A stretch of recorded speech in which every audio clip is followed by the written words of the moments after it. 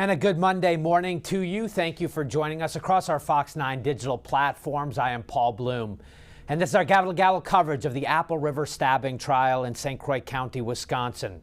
We are getting started a few minutes early, as we do, to get you ready for Monday's witness testimony, the start of the second week in this high-stakes trial as we enter an absolutely crucial phase in the case.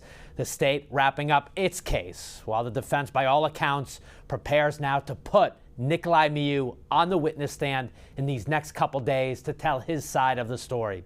Court is scheduled to resume at the top of the hour, and we will take you right out to Hudson, Wisconsin once it does. We are monitoring our courtroom feed to ensure you do not miss a moment as prosecutors continue to make their case that these stabbings on the river, July 30th, 2022, were a senseless, avoidable, and intentional act to kill and injure. Miu is now 54 years old. He's been jailed for nearly 2 years. He's facing 5 total counts, all of them on your screen here. First-degree intentional murder for the slaying of 17-year-old Isaac Schumann, as well as 4 other counts of attempted first-degree murder for the 4 others stabbed that day: Riley Madison, A.J. Martin, and brothers Tony and Dante Carlson. Miu and his legal team arguing self-defense here, that the others were the aggressors, antagonizing and provoking this encounter, and that Miu only lashed out to protect himself from death or great bodily harm in the river nearly 2 years ago now. Miu's legal team has to come into this week feeling good about the witness testimony they got on Friday, specifically from Miu friends and fellow tubers Ernesto Torres Chaguez and Ariel Chaguez. Ariel telling the jury on Friday from his perspective, walking down the river towards the violent confrontation, he saw a woman striking Miu, and that he believes Miu was defending himself. A reminder now, Chaguez testified with the assistance of a Spanish interpreter. We'll go back now to his critical testimony Friday afternoon. What did you see next after Nick had fallen into the water? Creo que alguien lo estaba como que hundiendo, echando por abajo. I think that somebody was kind of like pushing him down. Pero todavía sigo yo acercándome, pero iba yo prácticamente caminando. But I was still getting closer, but I was basically walking. As you got closer, what did you see next?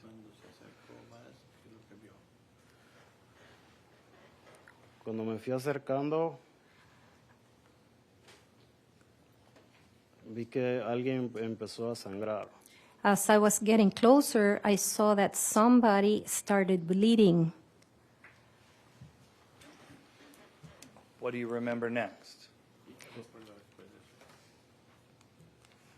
Después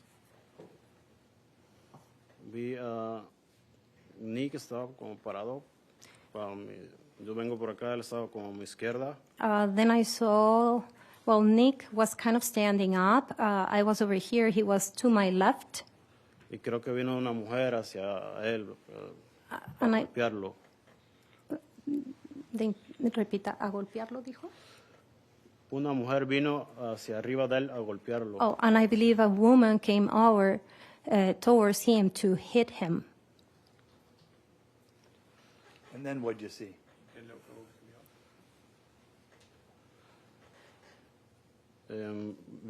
Nick respondió, se defendió. Nick responded. He defended himself. Ya había muchas personas alrededor There were many people around, y fue muy rápido lo que vi. and what I saw was happened really quickly, really fast. Entonces, creo que llegué después donde estaba Nick. And I think later I went to where Nick was, or I got to where Nick was. And when you got to where Nick was, what'd you do or what'd you see?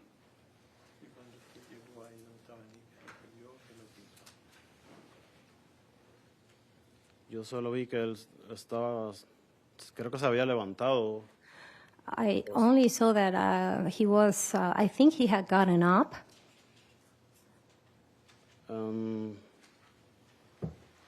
Yo le topé el brazo a él, I touched his arm, pero en ese momento ya había mucha sangre frente de mí de las otras personas. but at that moment there was a lot of blood right in front of me, blood that belonged to the other people. So, esto pasó muy rápido, solamente estoy tratando de decir lo que más recuerdo. That happened very quickly. I'm just trying to say what I remember the most. Entonces nos regresamos. So we went back.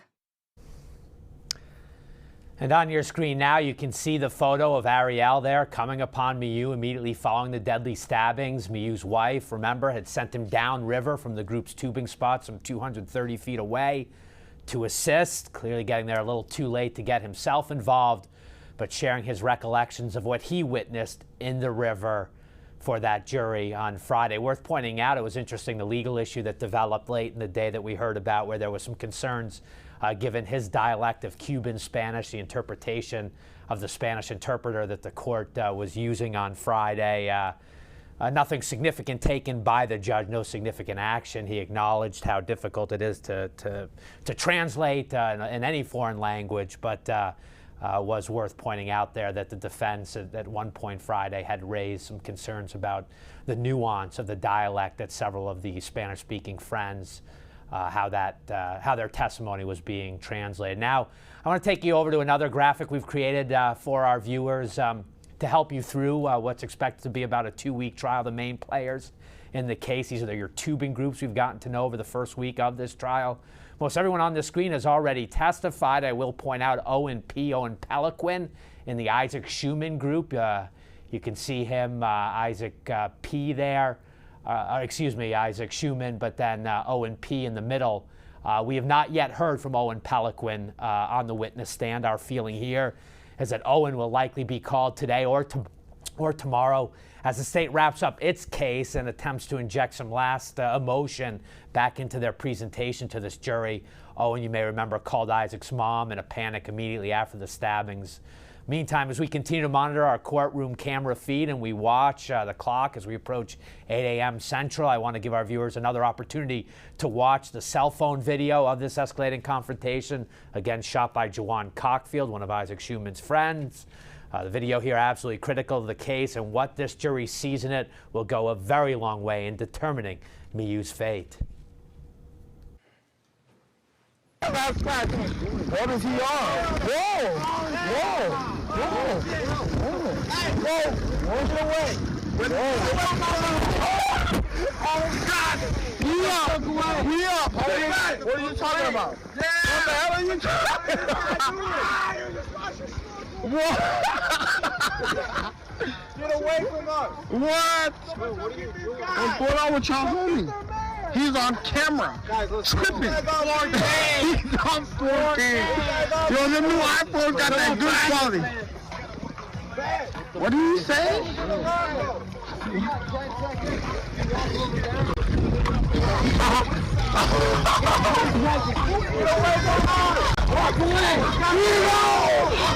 Yeah, what the hell? Who is this?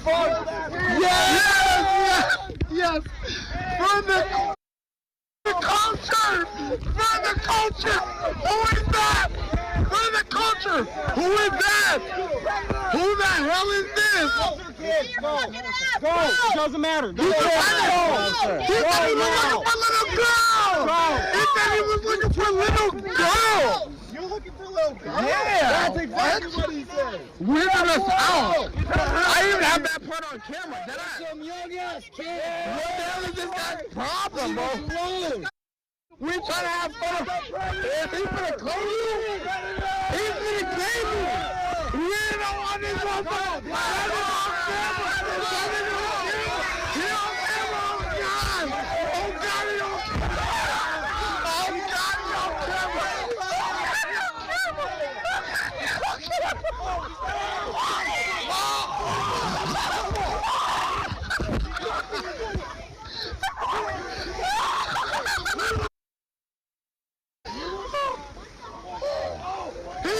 woman? He hit a woman? You hit a woman. He hit a woman. You got him.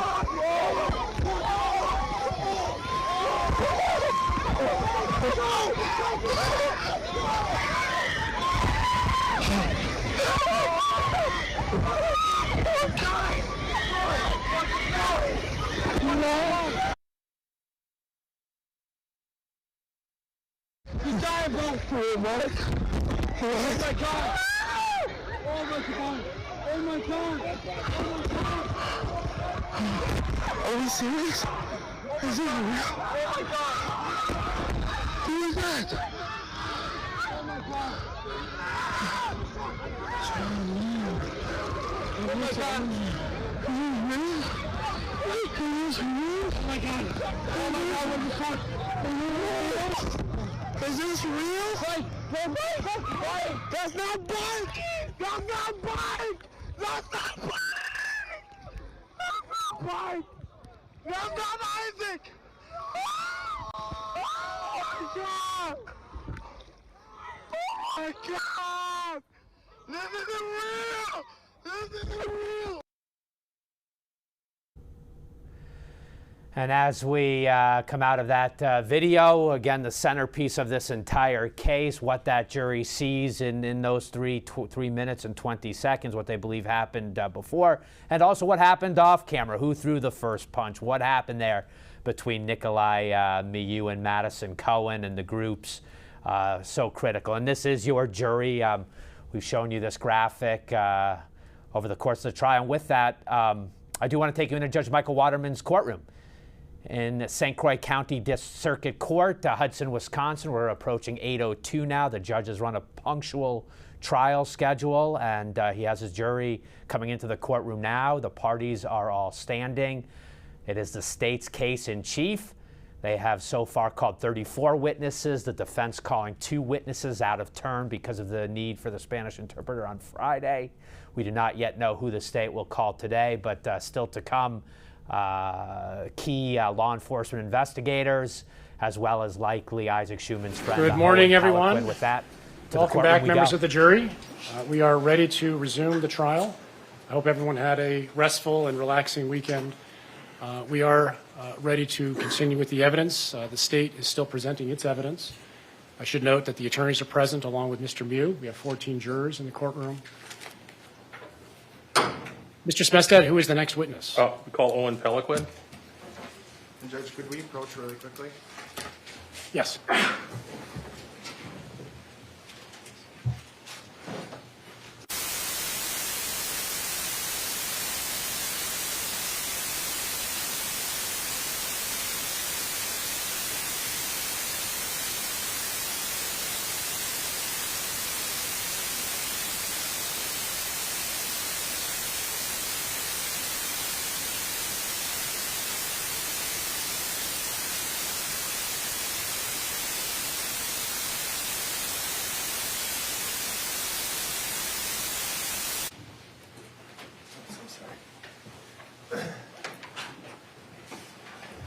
Sir, please come forward.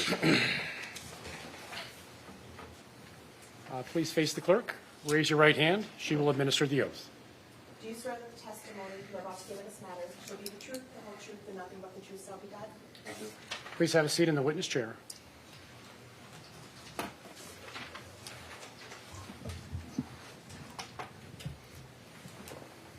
right, Mr. Smestad. You state your name for the record, please. Owen Peliquin, How do you spell your last name? P-E-L-O-Q-U-I-N. Owen, how old are you? I'm 19. All right, and what do you do for your living? Are you going to school or? Right now I'm a barback and I do snow removal and landscaping. What town do you live in? Afton. Did you know a person named Isaac Schuman? Yes, I did. He was my best friend. How many years did you know Isaac? A lot, probably 5 or 6 years. Did you go to school together? Yes, we did. Were you with Isaac back on July 30th of 2022? Yes, I was. Were you with him on the Apple River? Yes, I was. And were you with him when he was killed that day? Yes, I was. Back on July 30th, 2022, how old were you then? I was 17. Had you finished high school yet? No, we haven't started senior year yet. Was that the summer before your senior year? Yes, it was. Had you ever been on the Apple River before? No, that was my first time. All right. Did you ride to the river with Alex Vang? Yeah, we all rode together in Al's van. You ran tubes, Yeah. got on the river? Mm-hmm. Is that a yes? Yes, that's a yes. Were you drinking that day?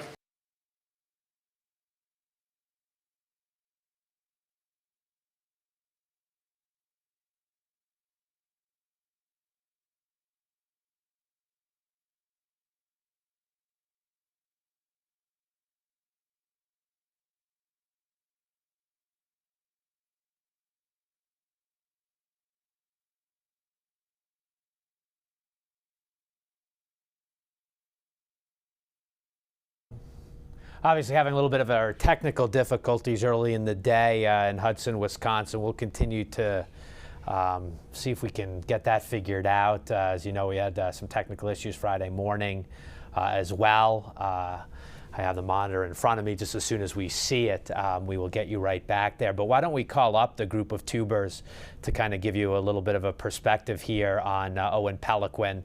I did suggest this morning that he was likely to be one of the last witnesses called by the state. He is their 35th witness by my count. It looks like now we do have that feed back up, but of course, again, Owen Peliquin, a good friend of Isaac Schumann, he is on the stand right now. It was like ankle high, like nothing more than probably 10 inches. Was he in a tube? No. Was he with anybody else? No, he was not with anyone else. Were you ever able to determine if he was with the group? No, I never saw anyone else with All him. right. Did you ask him what the heck he was doing standing in the river? Yes, we did, yeah. Did he say to you something about looking for a phone? Not that I can recall. All right. Do you remember talking to police about this the day that happened? Yes, I do. Do you remember telling the police that he said he was looking for a phone? I don't, no. All right. If it's in the transcript, is that something that you would have said? If it's in the transcript, yeah. As you sit here today, you don't remember that? No, I don't remember saying that ever.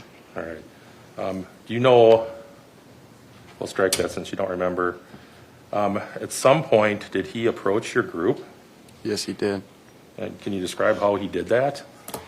He just weirdly like sprinted at us, like just made us all super uncomfortable. It was. Were you sitting in the tube when that happened? Yeah, we were all sitting. All right, we're going to play some video for you here, Owen.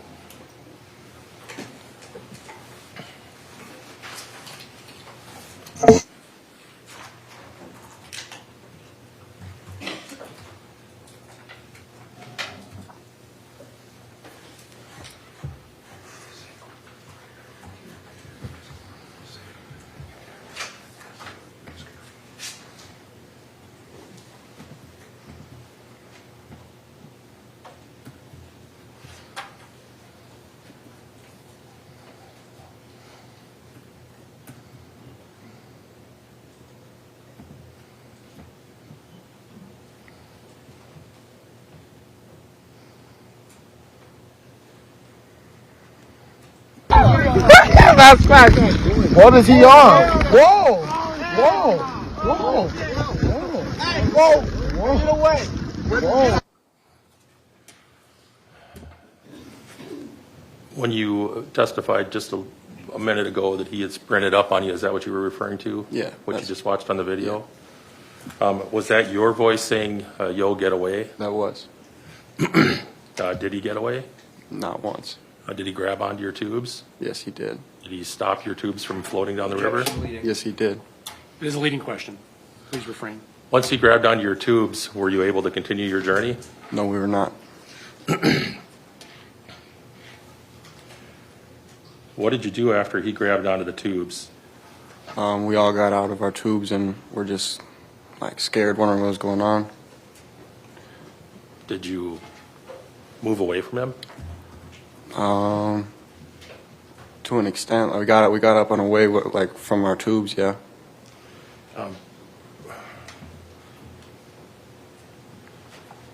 Other than saying, yo, get away, did you say anything else to him at that Yes. point? Yeah. What did you say?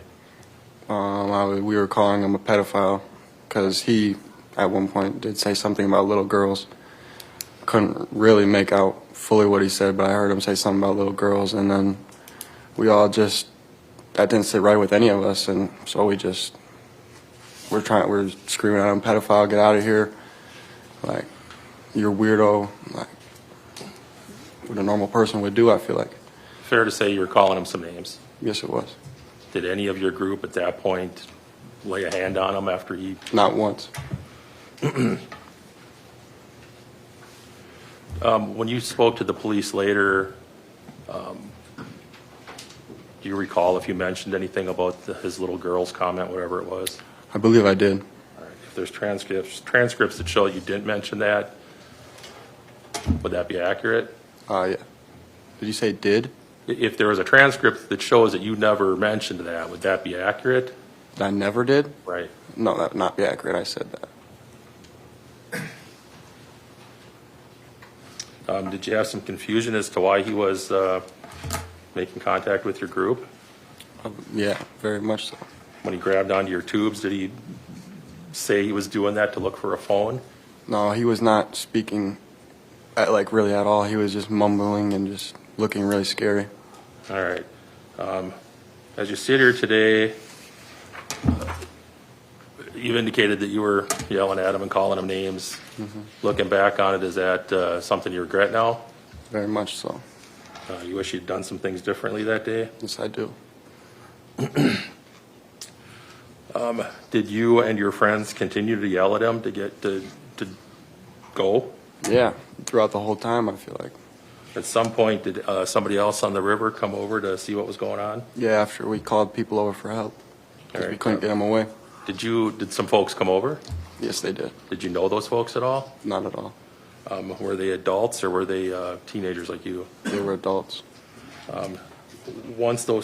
So the first, if you remember, who was the first person to show up in response to your yells? It was a blonde girl. All right, and eventually did some other folks come over too? Yeah, her whole group. All right. The folks that came over, were they male or female or both? Both. Once the blonde lady came over, did she also tell Mr. Mew to leave? Yes, multiple times. Did he leave? Not once. At that point, once these other folks came over, is it fair to say you and your friends were less scared? Yeah, definitely. At that point, were you laughing at them? Yeah, we kind of just thought it was all fun and games at that point because we thought the adults would handle it. I'm sorry, I missed that last part, Judge. Would you repeat your answer? Sorry, could you ask the question again? Sorry. Were you less scared? And I think your answer was Yeah. you were. Yeah, I was way less scared when I saw the adults. The adults made me feel way more comfortable. All right. Did Mr. Mew say anything about why he didn't want to leave where you guys were, the area where you were? He was not speaking. Were you able to see his face as the blonde lady was yelling at him? To an extent, yeah. His face was just emotionless, like if you looked at him, it looked like he was looking straight through you. Did he look scared? Did I look scared? Did he look scared? No, not once. He looked like he was like somehow kind of having fun. Objection, speculation. Sustained. Did you hear Mr. Mew call out for help at any time? Never. Now, at some point, as he's talking to the blonde lady, did you see him have a knife? Yes, I did. Can you describe how that all happened? It's kind of blurry, but I just remember we were all in like this, we were all together. And then I just remember like looking at him and then looking down at his hand, and his hand was just gripping a knife. And then, yeah. You know where he got the knife from? Yeah, it came out of his right pocket. All right. Had you seen it in his pocket prior to? I saw the clip, yeah. And did you describe the knife to the police? Yes, I did. Did you see him take the knife out of his pocket, if you remember? It's really blurry. I can't really give you an answer. We're going to show you some still frames from the video Okay, pardon me, we're going to play the video. Before that, I have one question. When you saw the knife, did you say something to your friends about the knife? Yes, I did. What did you say? I said, bro, he's got a knife, and I tried to pull some people back. All right, we're going to watch that video right now.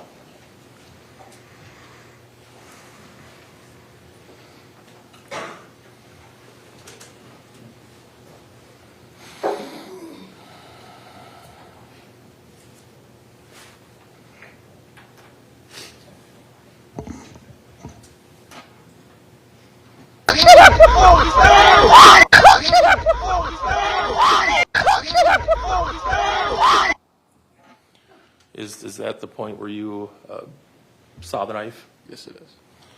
We're going to go through these, through that section of the video slowly. As it was playing, did you hear your own voice saying something about the knife? What was that, sorry? As that video was playing, did you hear your voice saying something? Yes, I did. What did you say? I said, bro, he's got a knife. Once you said that,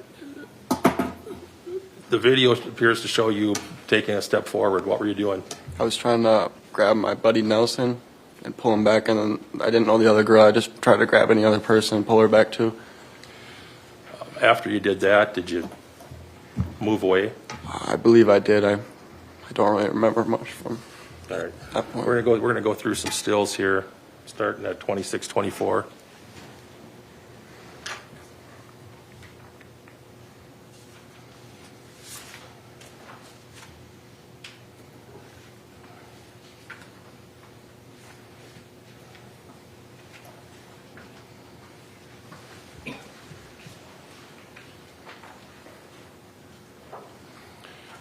Starting at 26, I guess it's 26:25. Do you see yourself in that picture, Owen? Yes, I do. Oh, is that you in the pink and blue shorts there? Yes, it is. All right. If we can back up, please. Go forward one frame. Owen, can you describe what the expression on your face is at this point? Just pure shock. What was that face? Why were you making that face? It's because I saw the knife. All right, move forward.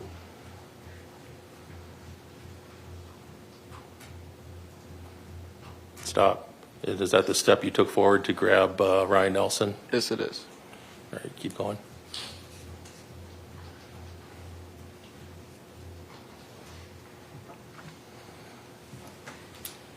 All right. We stopped at 26:52 for the record. Now, when you saw the knife, which hand was he holding it in? His right hand. All right. Did you, as you were standing there, did you see him strike anybody? I did not see him strike anyone, but I heard it, and I watched her stumble backwards. All right. Were you looking at the knife when that happened? I don't know exactly what I was Sorry. looking at. Sustained. Where were you looking at the time that you heard what you thought was a punch? I really don't know exactly where I was looking. But fair to say you were not looking at the blonde lady? No, I was not. I believe you testified, okay, strike that. After you heard something, did you see the blonde lady have a physical reaction to what you heard? Yes, I saw her stumble backwards. All right. Did you see whether she ever went down in the water? She didn't like fully fall down. She like stumbled back and kind of like caught herself. All right. At that point, what did you do? I don't really know. All right. Did you see anybody strike Mr. Mew? I didn't really see the strike, but I did see Mr. Mew fall. Did he fall in the water? Yes, he did. Do you know whether or not he still had the knife in his hand at the time that he fell? Do not. Did you see anybody else with a knife? No. Did you have a knife? No. Did you see, once Mr. Mew was in the water, did you see anybody hit him in the water? No, not in my memory, no. Not in mine. Memory? No. Did you see Mr. Mew cut or stab anybody with the knife? No, I was also quick. I didn't see any of it. Did you yourself ever lay a hand on Mr. Mew? No, Overruled. I didn't know. At some point, did you see Mr. Mew get up out of the water? Yeah, I saw him stand back up. All right, we're going to show you a still from the video. It's 29:29.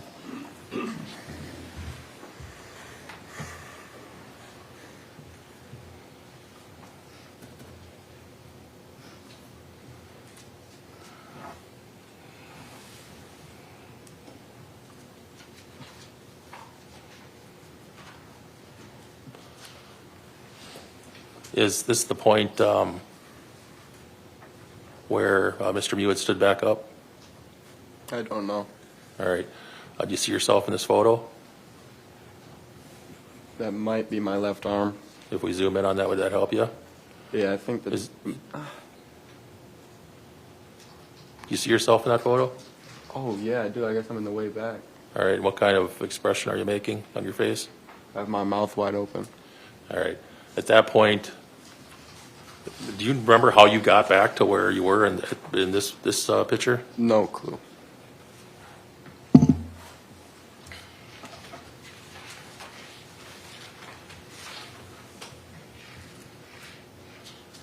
At some point, did you realize that Isaac had been stabbed? Yes. Did you see that happen? I didn't see him get stabbed, but I saw him fall into the water. And my buddy Alex was calling my name to come and help. Were you fairly close to, we'll strike that. Did you go over to where Isaac had fallen? Yes, I did. What did you do when you got over there? We picked him up and brought him to the shore. Were you able to see that he had a significant wound? Yes, I was. Where was his wound? He was on his chest. What did you do to assist Isaac? I tried my hardest to stop the bleeding.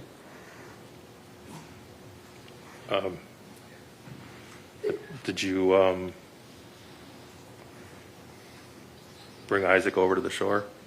Yeah, with Alex's help. At some point, did some folks stop to help? Yeah. After they stopped to help, well, let me ask you this. Did you have a phone on you at the time? I think my phone was in his bag.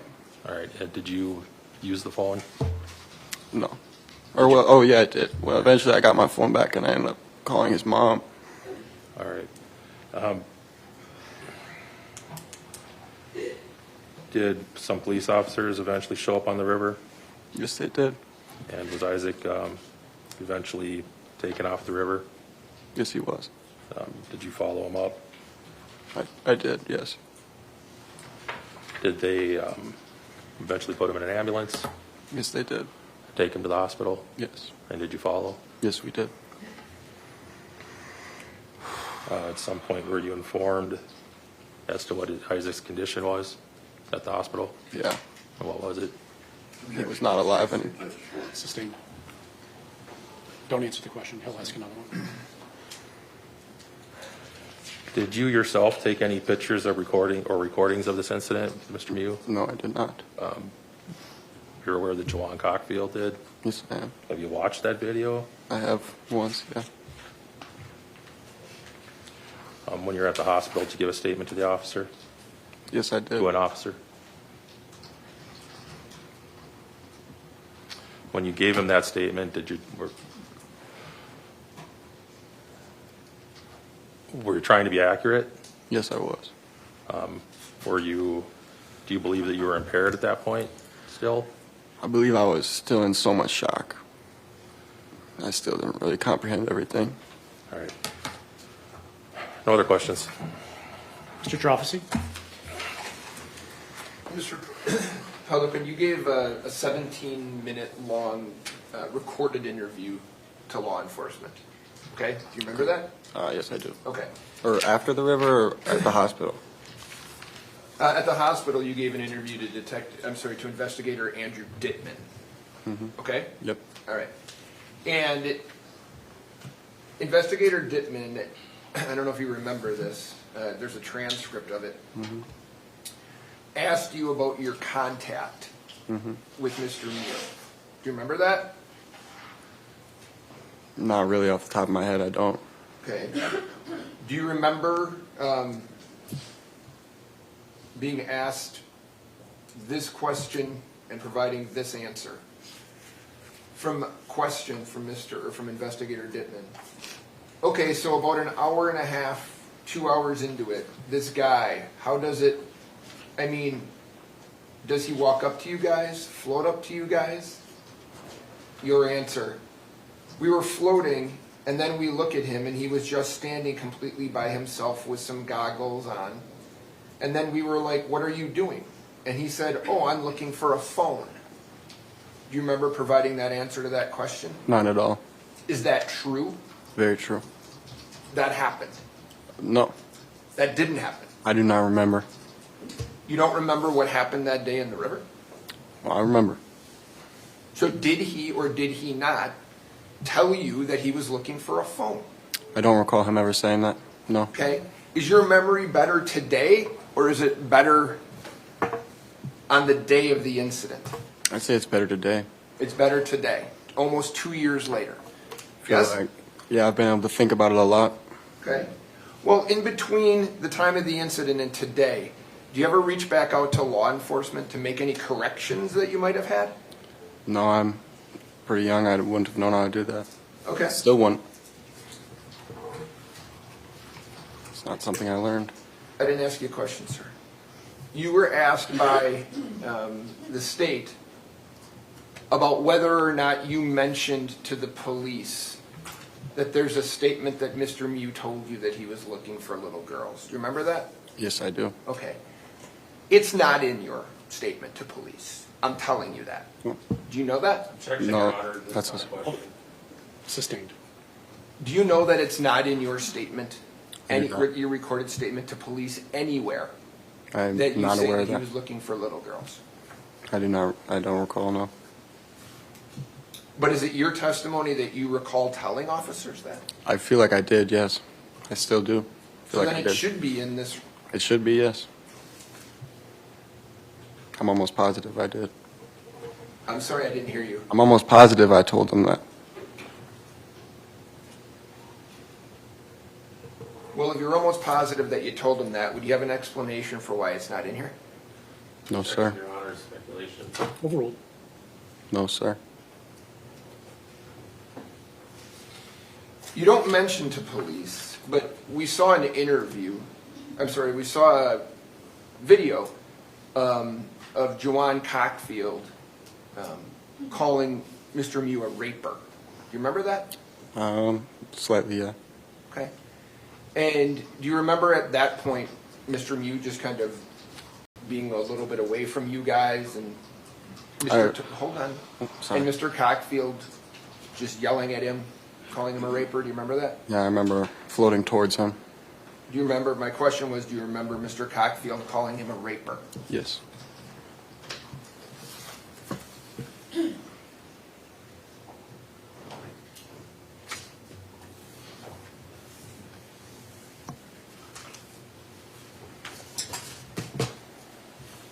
At that point where Mr. Cockfield calls Mr. Mew a raper, has your group had a conversation with him?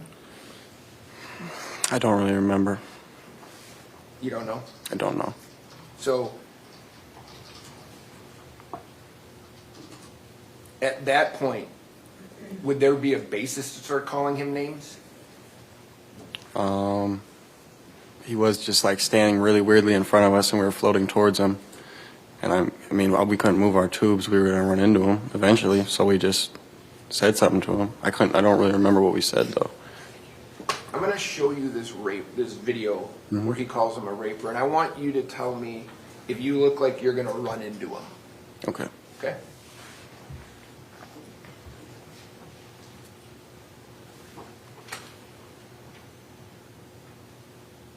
Okay.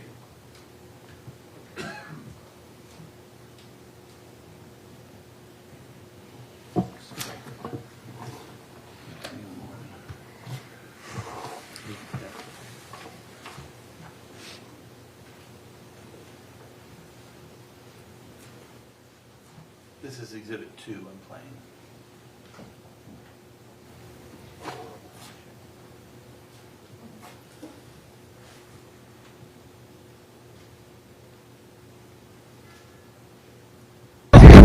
hell trying to have sex with little girls? What the hell? What the fuck? Out! He's a raper! Whoa. You look like you're in danger of running into him at that point?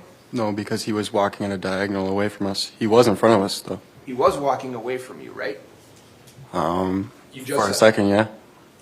And at that point, so he's not impeding your path at that point, true? True. Okay. And Jawan Cockfield is holding a phone, is he not? Yes, he is. Okay. And do you know, you tell the police that you're calling Mr. Mew a pedophile Mm-hmm. because he's looking at you, right? Because he was looking really weird, yeah. And we were kids. You didn't say that you're calling him a pedophile because he said anything about kids, though, right? I remember like I did, but I must not have. You then see Mr. Mew come up to your tubes, right? Yes, very, very quickly. And at that point, I think you said that you were scared. Yeah, Is that true? I was definitely scared. Okay. You'd agree he wasn't confrontational with you guys, right? What do you mean by that? Well, you were asked a question. Was he confrontational with you guys? And you said no. So you'd agree he wasn't confrontational with you, right? Can you elaborate what confrontational means? It's telling you that officer asked you a question. Okay. And that question was he like confrontational with you guys? Your answer was no, right? Yep, if it's there, yeah. Okay, so he wasn't confrontational. He comes up to your tubes.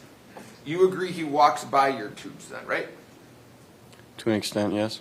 And he walks past your tubes downriver a little bit. True? Just a little bit, yep. Okay. You'd agree that you guys move in his direction, yes? Yes. Okay.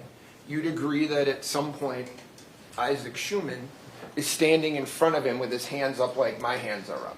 Yes, Right. probably trying to tell him to leave. Well, I'm not asking you what you think he's doing. What I'm asking you is you see Isaac Schumann with his hands up in front of him, right? Yes, I do. Okay. So your group is confronting him, yes? I wouldn't say confronting, I'd say trying to tell him to leave. Okay, but you guys are scared, Scared, yes. and you guys are telling him to leave, right? Exactly. Okay. And then you see, and now you know he's alone, right? Yeah, I never saw he was with anyone ever. Right. And there's at least at that point, the six of you. Yep. You see him walk toward the blonde woman, right? Yes, I do. Okay. So he walks out of your path, does he not? Yeah, for a split second, yeah. He's over there talking to the woman for more than a split second, right? Yeah. Okay. And you can go by, can't you? We could have, yes. But now you're getting braver because of the number of people that are around. Yes, right? because there was adults and we were trying to handle the situation. Right. You guys start to try to handle the situation instead of just going by, which is what you could have done, right? It was all so quick, and like I don't really feel like no one really leaving that situation says it was all so quick, and the commotion was just like everywhere. We were just young kids that were curious as to what was going on, and we wanted to finish what we were seeing. You wanted to see it finish because it was on tape, right? I'm not sure I understand your question. Jawan Cockfield's videotaping this entire thing, isn't he? Yes, he is. Right. You wanted to see how this tape played out. You wanted to see how this incident finished, right? I wouldn't say we ever did it just for like a camera, like a video. Well, do you remember him yelling for the culture? Remember that? I do not. You don't remember him yelling that? I don't. Okay. Do you remember somebody in your group yelling or saying to somebody, you got 10 seconds? Remember that? You don't recall that? Did you say that? I did not. Okay. So Mr. Mew moves over to the blonde. You agree there's a path to go through, but you want to see this through, right? Yeah. Okay. What do you want to see through? Just the commotion. I don't know. We were just watching. None of us touched him. None of us did anything. Right. You want to see you want to see how the commotion. And we didn't want to leave. Also, the two girls that were talking to him alone. Like, I mean, there's just so much stuff. Like, you couldn't really say like we should just leave, because I don't know who would just leave in that situation. Because it was all so quick. People who were scared might want to leave, right? Objection, Your Honor. It's a question. What's the question? Overruled. Right? Could you repeat that? People who were scared might want to leave, right? Yes, but when we saw the adults, we felt more comfortable. Oh, you guys began to call him a pedophile and a predator, right? Yes. You guys are taunting him, aren't you? I wouldn't say taunting. I'd say just telling him how it was, and he made us feel that way, and he scared us, and So you were paying him back. I wouldn't say paying him back, no. Well, would you agree you guys are around him? All No. pointing, hold on, all pointing at him, chanting at him, right? We weren't really all around him, no, but we were chanting and saying, pedophile, get him, like, he's weird, all that stuff. I'm going to show you a photograph.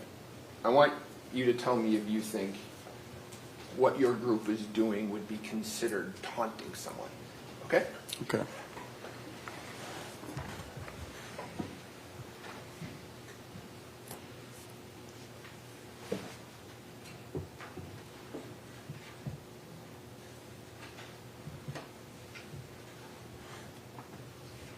Back it up one or two.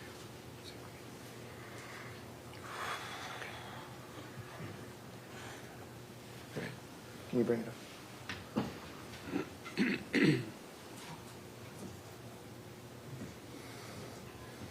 Mr. Pelican, that's your group kind of behind Mr. Mew, right? Yeah, on his right shoulder, yeah. And you guys are doing what I'm doing with my hands, which is you're raising your arms pointing at him, right? Yeah. Okay. We're just going to play through it. It was at 2373, I think. We started 2386. 2386.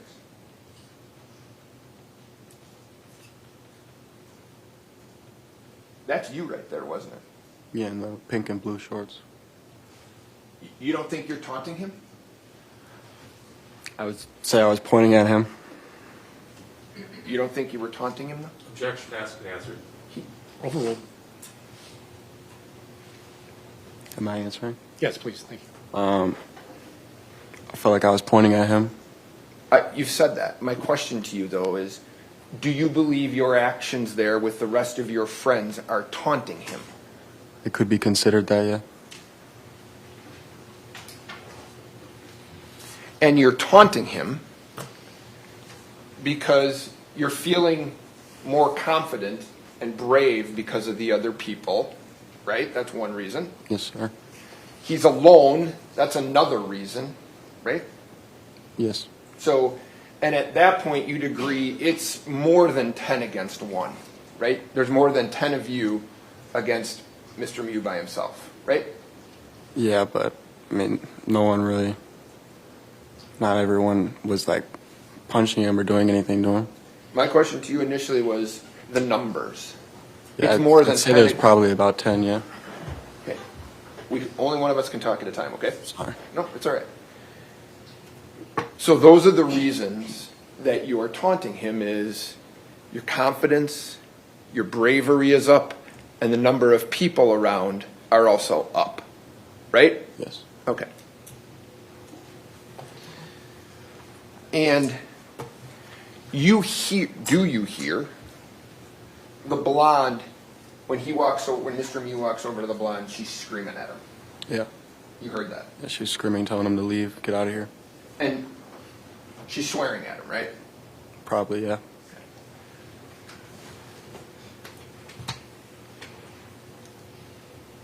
She's in his face, isn't she?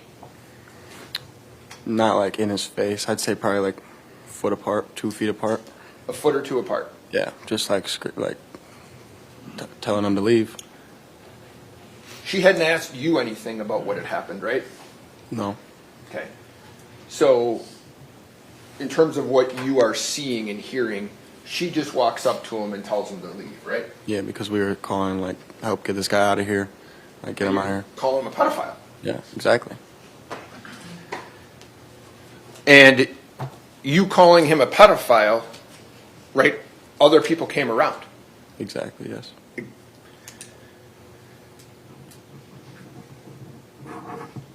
Would you agree the more that you guys are calling him names, pedophile, predator, the higher the temperature is getting, meaning the more aggravated people are getting? You'd agree with that, right? Not that I know. I don't know other people's feelings. No, what I'm saying is what you observed. I couldn't really tell you for sure or not.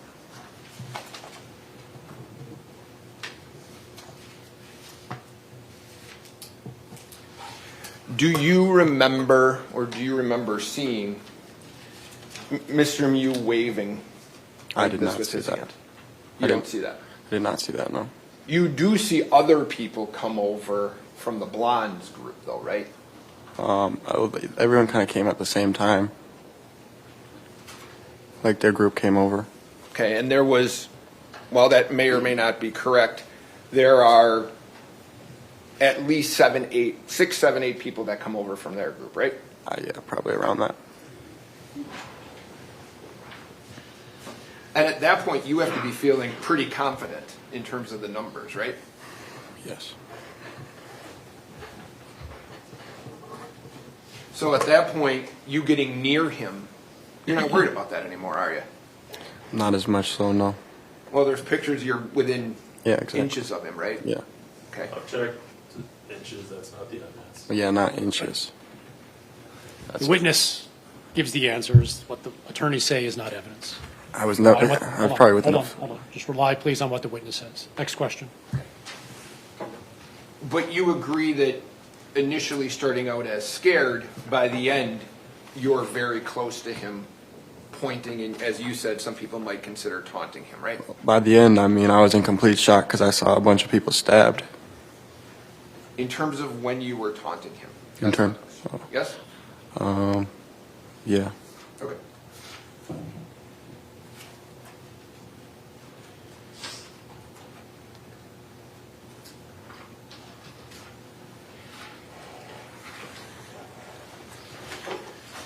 Now you see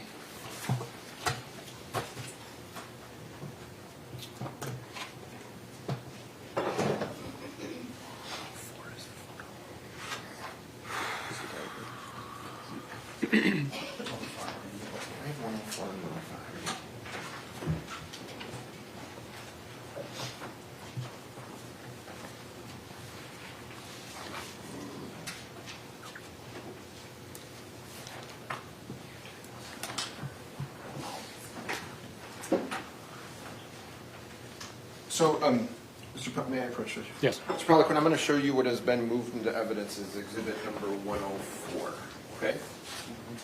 I'm not trying to trick you, so I want to make sure you and I are on the same page on this. There are initials here. Do you see those? Okay. So, for example, OP would stand for your name, right? And Ron Nelson. That's his last name. right, it's right. Okay, so it's supposed to be Landon Weir. This is Isaac. Right. Okay. And this is kind of G1 is kind of where your tubes were in general. Okay.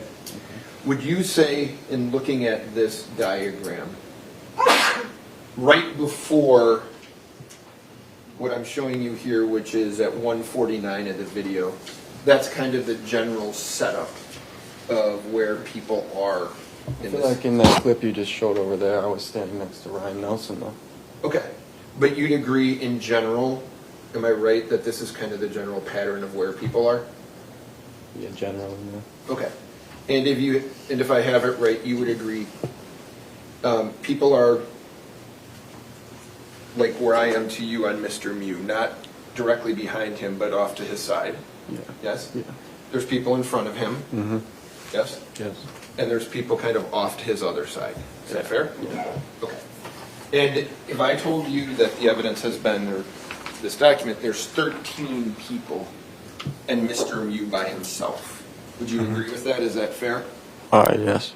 I'm sorry? Yes. Okay.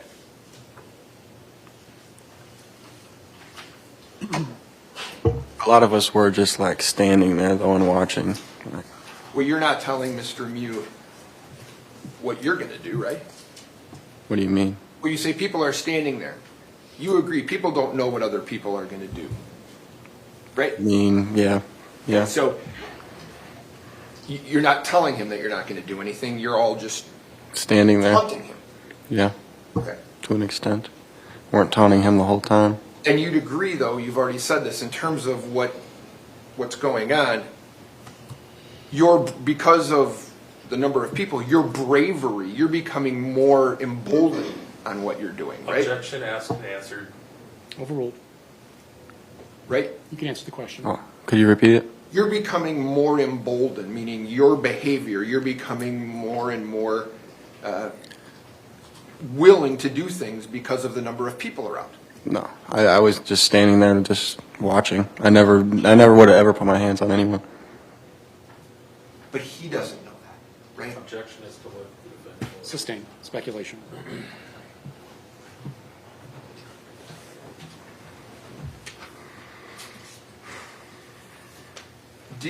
I want to make sure I understand this right. Did you see what happened between Mr. Mew and the blonde person, the blonde girl? No, I did not see, but I heard the fist hit her face, and then I saw her stumble backwards. I want to make sure I got it right. You said you heard his fist hit her face. Exactly. If you didn't see it, how do you know he hit her? Because he was the only one doing anything to anyone. You didn't see it. I could clearly make out that that's what happened. How? You just said you couldn't see it. Just because, I mean, he was standing right in front of her, and he looked like he had a crazy look on his face, and she stumbled backwards, and she was standing right in front of him. Clearly, I could make out that he hit her. Clearly, I could. How? You didn't see it. By using my brain and putting the pieces together, I could clearly tell that he hit her. And, I mean, he clearly hit her. I mean, there's no denying that.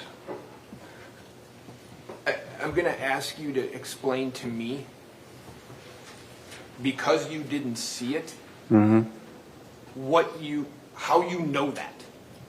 How I know what? You said he clearly hit her. Because I heard it and I saw her stumble backwards. You heard something, right? I heard a fist hit a face. I mean, have you ever heard a punch? The punch makes a noise. I heard that, and he was standing straight in front of her, and she stumbled backwards. I could clearly use all the context clues to put together that she hit or he hit her. Okay. So you believe that he hit her to the point where there was a noise like this? Yes, there was. Okay. Do you know which hand he hit her with? I could not tell you, no. Do you know which way she fell back? She kind of like stumbled back like a little bit, like to her like right. Like she like stumbled back like at a diagonal to her right just a little bit. Okay. So So she stumbled. If I'm looking at you, she stumbled this way. Yeah, like that way. Okay. So would that make sense to you then, that if there actually was a punch, it would have come and gone this way to knock her? So it would have come and hit her left side to make her go to the right? I'm not exactly sure. I just heard it and saw it. Okay. Does she fall down? She stumbled. I wouldn't say like fully fell down though. She like caught herself a little bit. Okay.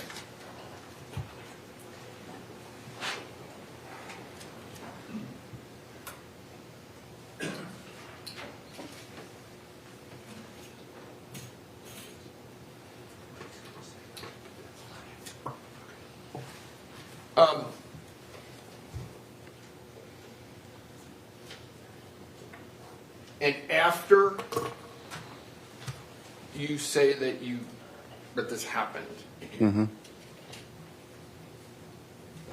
you say everyone got on his ass and started punching him, right? I said that? Yeah. I mean, in the video it clearly shows not everyone got on his ass and started punching him. I must have just said that because I was just In shock still. What I'm asking you, is that what you said? I don't recall exactly saying that, but if it's on the paper, I'm sure I said it. Okay. You see a person, you don't know the person, but you see the person punch him in the face and knock him in the water, right? I didn't really see the punch, but I saw him fall into the water, yeah. Okay. Do you hear or see the person run around him and crack him across the side of the face? No, I did not see that, no. Okay. Did you see the guy in the yellow shorts come up behind him and shove him from behind while he's in the water? No. At that point, like, I was in complete shock already. I don't remember much from that exact moment. What were you in shock about at that point? The knife. Seeing the knife.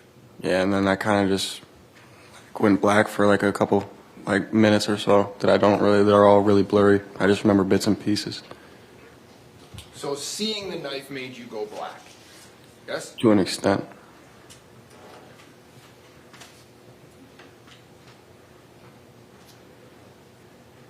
You'd agree if your memory, if you remember this. Yeah, if I remembered anything, I would agree. There's a question. Mr. Mew doesn't hurt anyone with the knife until and after he gets punched in the face and knocked in the water, right? Yeah, only because he punched a woman. My question to you is, the only time anyone gets injured with a knife is after Mr. Mew is repeatedly punched, slapped, and pushed. Yes? I mean, I don't really know. I didn't see it all. I didn't see a punch, a push, and a slap. I did see him fall at the beginning into the water. And then, by your statement then, people got on his ass. What does that mean to you? It means just, after anyone punches a girl ever, there's obviously going to be a consequence. That's not okay. That's not what I'm asking you. What are you What asking? I'm asking you is, what does it mean to you when you say everyone got on his ass? What does that mean? That means, people hit him, yeah. Because he punched a woman. People hit him, right? I couldn't tell you exactly how many, no, because I, once again, don't really remember. I know I didn't. You didn't touch him, right? Not once. And he didn't touch you, right? He did not. Thank the Lord.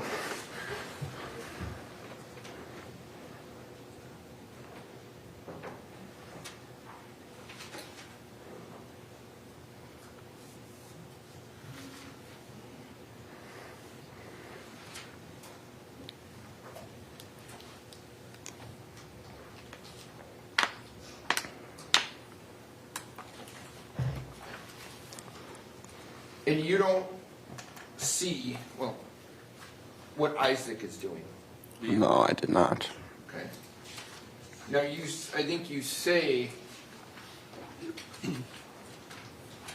to police,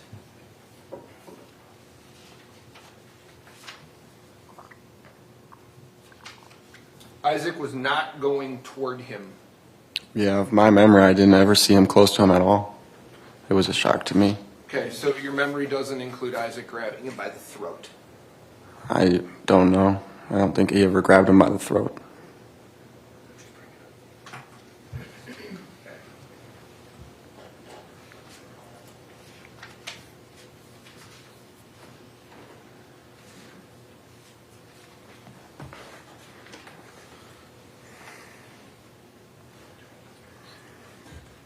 Just up to the...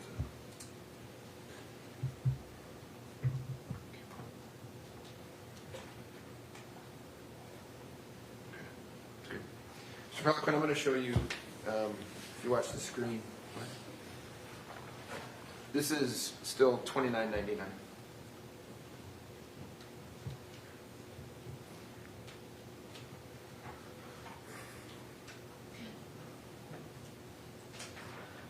Does that appear to you that Mr. Mew's, somebody's got their hand around Mr. Mew's throat? Yes, it does. Can you tell by the gold bracelet on the left wrist that that's Isaac Schumann? I don't really know whose bracelet that is. You don't know that that doesn't refresh your memory, or that you're not able to say who that is, right? No, I can't. But you are able to say that that person's got him around the throat. Yes? Yeah, it does look that way. Okay.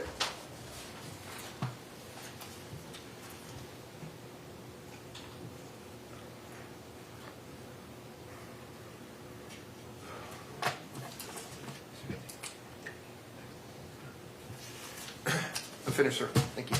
Mr. Smestad? Nothing further. All right, thank you, Mr. Peliquin. You can step down. Please see the witness coordinator in the back, and she'll tell you where to go next.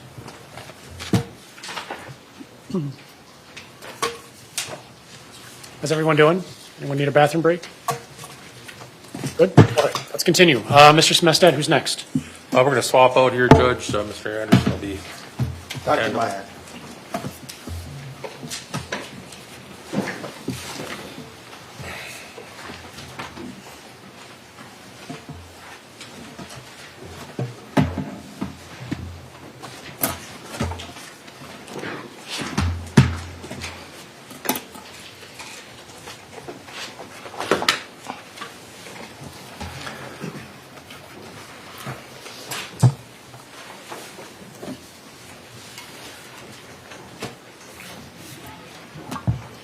Dr. Meyer, please come forward.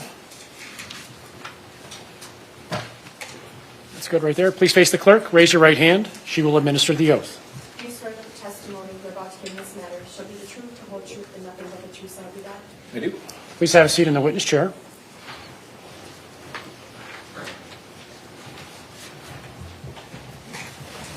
Mr. Anderson. Can you please state your first and last name and spell your last name? Brian Meyer, M-Y-E-R. And how are you employed? I am employed by Gruth Help Incorporated, which is the physician employment group for Health Partners. And what's your position? I am an acute care surgeon. What kind of education and background do you have for your position as a surgeon? Sure. So I went to medical school at Albany Medical College, completed my MD there, then went to Eastern Virginia Medical School for my surgical residency, which was 5 years. Then went to Shock Trauma, University of Maryland, for a surgical critical care fellowship. There is no actual fellowship for trauma per se. That's the training that you get for trauma. And then stayed and did a second year for acute care surgery fellowship at University of Maryland Shock Trauma as well. And so is your position specifically a trauma surgeon, or do you do scheduled surgeries too? I don't really do much in the way of elective surgery. I do surgical critical care, emergency general surgery, and trauma surgery. Okay. And were you working on July 30th of 2022? I was. Where were you working? At Regents Hospital. And on that day, were you involved with the evaluation and or treatment of Riley Madison, Dante Carlson, and Alexander Martin? Yes, sir. Who was the first patient that was brought in? That was Riley. And what was Riley's condition when she got brought to the hospital? Just to clarify, what do you condition? What was her injury? So she had a wound, open wound to her abdomen. We'd call it a thoracoabdominal wound, so it's right between, close enough you can't tell if it's in the chest or in the abdomen, or both. And in her case, there was clear evisceration of the omentum or fatty apron that we have in our belly. And was that exposed? Yes. And what was your response after you noted the injury? So when you have penetrating trauma like this, you don't know what all is involved, and so this patient needs an exploration. And so we immediately called the OR to bring her upstairs and go proceed with that exploration. What was the result of the exploration? Did she have internal injuries? She did. Just for clarification, I took her to the OR as we were about ready to start the case was when I got notification of a second more critical patient. And so my chief resident started the case. As a level 1 trauma center, we have a backup surgeon that is always available, and so I called my backup partner to come in to complete that surgery. And so I did not do the surgery itself, but she ended up having 2 injuries to her stomach as well as an injury to her diaphragm. And when you say injuries, to the stomach and diaphragm, can you just explain what you mean? Sure. So with a penetrating injury like this, there was a full thickness injury to the stomach in 2 areas. So the stomach had a full hole in it, and then also there was an injury up in the diaphragm as well. And she required emergency surgery? She did. What's the danger of a cut through your stomach? Sure. So if your GI tract is meant to keep everything inside where it's supposed to be, and if that leaks out into your belly, you can get sick from that. Untreated, that would lead to sepsis and progress likely onto something like septic shock, where your blood pressure would get low and you could get an overwhelming infection. For the diaphragm injury, if you have an infection that then goes from your belly where it would otherwise be contained and moves up into the thoracic cavity, that can create its own extra issues. And long term, if you don't fix a diaphragm injury, you can get a hernia through that where the bowel or the spleen or anything in your belly that lives in that left upper quadrant can move up into that area, lose its blood supply, and then lead to another emergency surgery. And did the hospital do blood work on Riley? Yes. What was her BAC? 0.09. And you said that once after you did the evaluation of Riley, you got word that another more critical patient was incoming? Correct. And who was that? That was AJ. And what was AJ's condition when he arrived? So AJ was critically ill. We received word that as he was being flown to us that his heart had stopped. And so based on the records from, we didn't have all these details at the time, but based on the EMS records from LifeLink, he went into PEA or pulseless electrical activity cardiac arrest for 9 minutes. They were able to get return of spontaneous circulation as he rolled down to our ED, and we quickly assessed him there. The cardiac arrest for 9 minutes, does that mean his heart stopped for 9 minutes? Correct. Did his heart stop at all at the hospital? It did. So he was only in our trauma bay and up into the OR within 5 minutes, and as we rolled to the operating room with him, his heart again stopped on the monitor as we were rolling him into the OR. And did AJ require emergency blood transfusion? He did. He received transfusions prior to his arrival, so LifeLink transfuses blood in their helicopter. And then we had activated what we call a massive transfusion protocol, or MTP, to have lots of blood products available and continue to infuse those upon his arrival to us.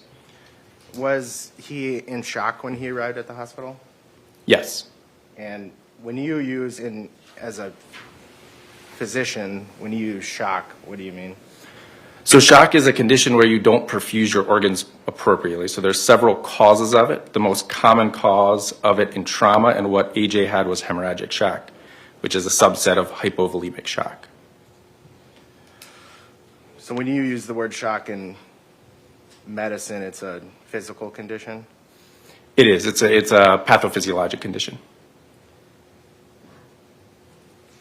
And can you describe what you had to do as far as surgery and what damage you found?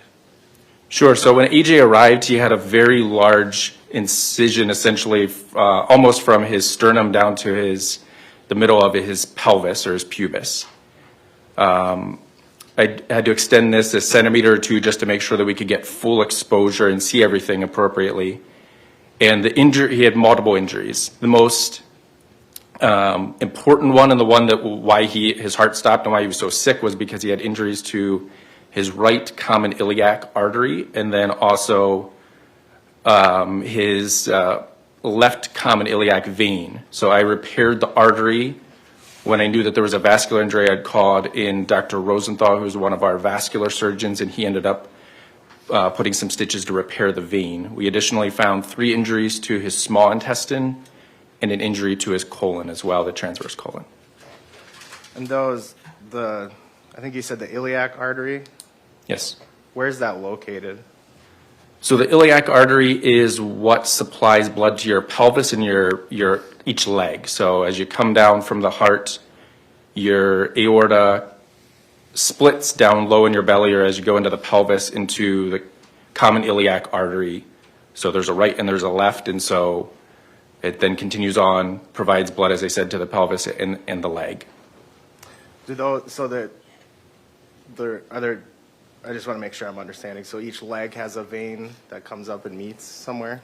So this would be up in the torso itself, not into the leg. So as it goes on, it then branches into an external and internal iliac artery. The external is what would continue on to go down into your femoral artery and then be the blood vessels that go down into your leg.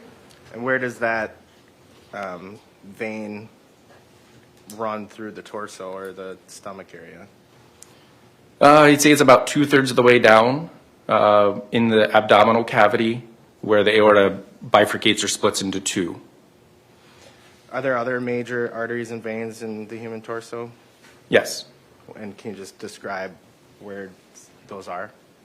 So as I mentioned, the aorta would be the biggest one. It gives off branches to your mesenteric vessels as you come down through the abdomen, and then the big branches are the iliac arteries, and then into the external and internal.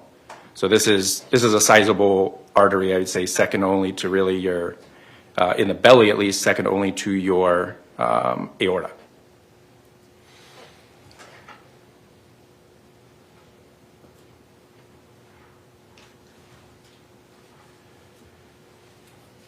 Was AJ conscious for the surgery? He was not. He had been intubated prior to his arrival. And may I approach? Yes.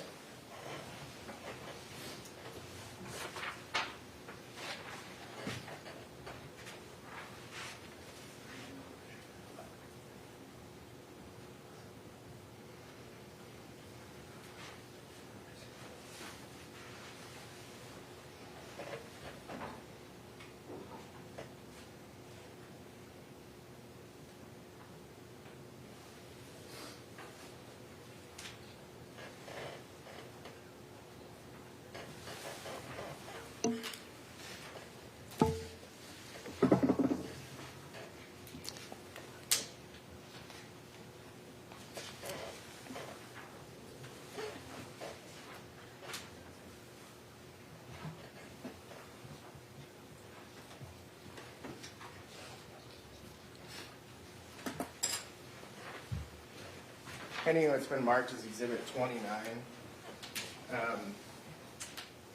What does that photo show? So that is AJ. You can see he has a nasogastric tube in his nose, and below his gown you can see his abdomen exposed, and there's what we call an abthera. So when someone is ill enough or has a reason why we would leave their belly open and not complete the surgery all in one setting, and in his case he was sick enough that that was the reason we did it, we put this special dressing on which has a vacuum in it and an area to protect the internal contents of the abdomen, and then leads to a nice closed system so that any fluid that is in the belly can drain out, and then in a delayed fashion we take patients back and re-explore them in the next day or two. And did AJ require follow-up surgeries? He did. He had multiple. So the wound that's visible in that photo, I think you said you opened it up maybe another centimeter or two? Correct. Both at the top and the bottom, it would have been a centimeter or two. Okay. So other than that, that's the centimeter or two on the bottom, centimeter or two on top. That's the wound, the size of the wound you came in with? Correct. Judge, I'd move to publish 29, and I'm just going to hand it to the jury and put it on the screen. Any objection to 29? All right, you may publish.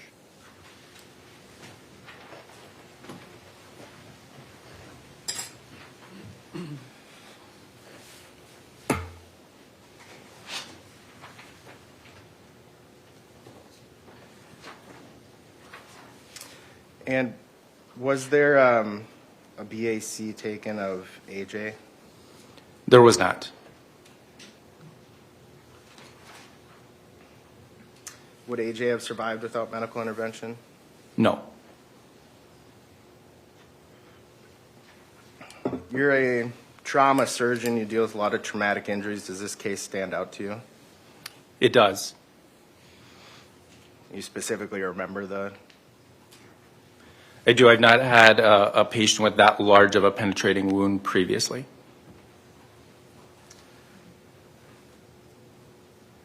And then Dante Carlson, how was he transported to the hospital?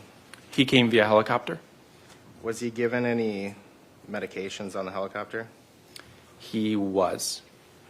Do you recall offhand what those were? Fentanyl, and if I can look at the record here, I think it was ondansetron or Zofran. What's fentanyl used for? It is both used for pain as well as for sedation, depending on the clinical scenario.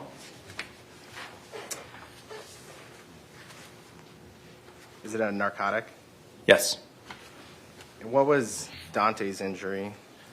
So he actually ended up having nothing internal, but as I had said earlier, one of the issues with penetrating trauma is you don't know how deep anything goes and what is injured until you actually look at it. So in his case, it was early the next morning. We took him to the operating room, did a diagnostic laparoscopy, confirmed that there were no injuries beyond his abdominal wall. So his injury was a traumatic hernia that we repaired. And why, if there's a penetrating injury in the torso or stomach, you said you got to, so did you use a camera or how did you? Yes, so we used a camera, put air into the belly so that we have space to do it through little incisions, and then evaluated the intraperitoneal space to make sure there was nothing injured. And you said you have to do that to make sure there's none of those vital organs or arteries or anything else damaged inside?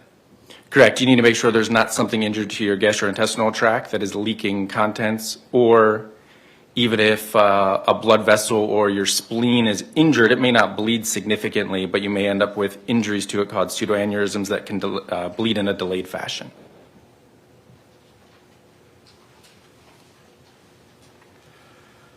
And what was the Dante's blood drawn and tested for BAC? It was. What was his BAC? 0.09.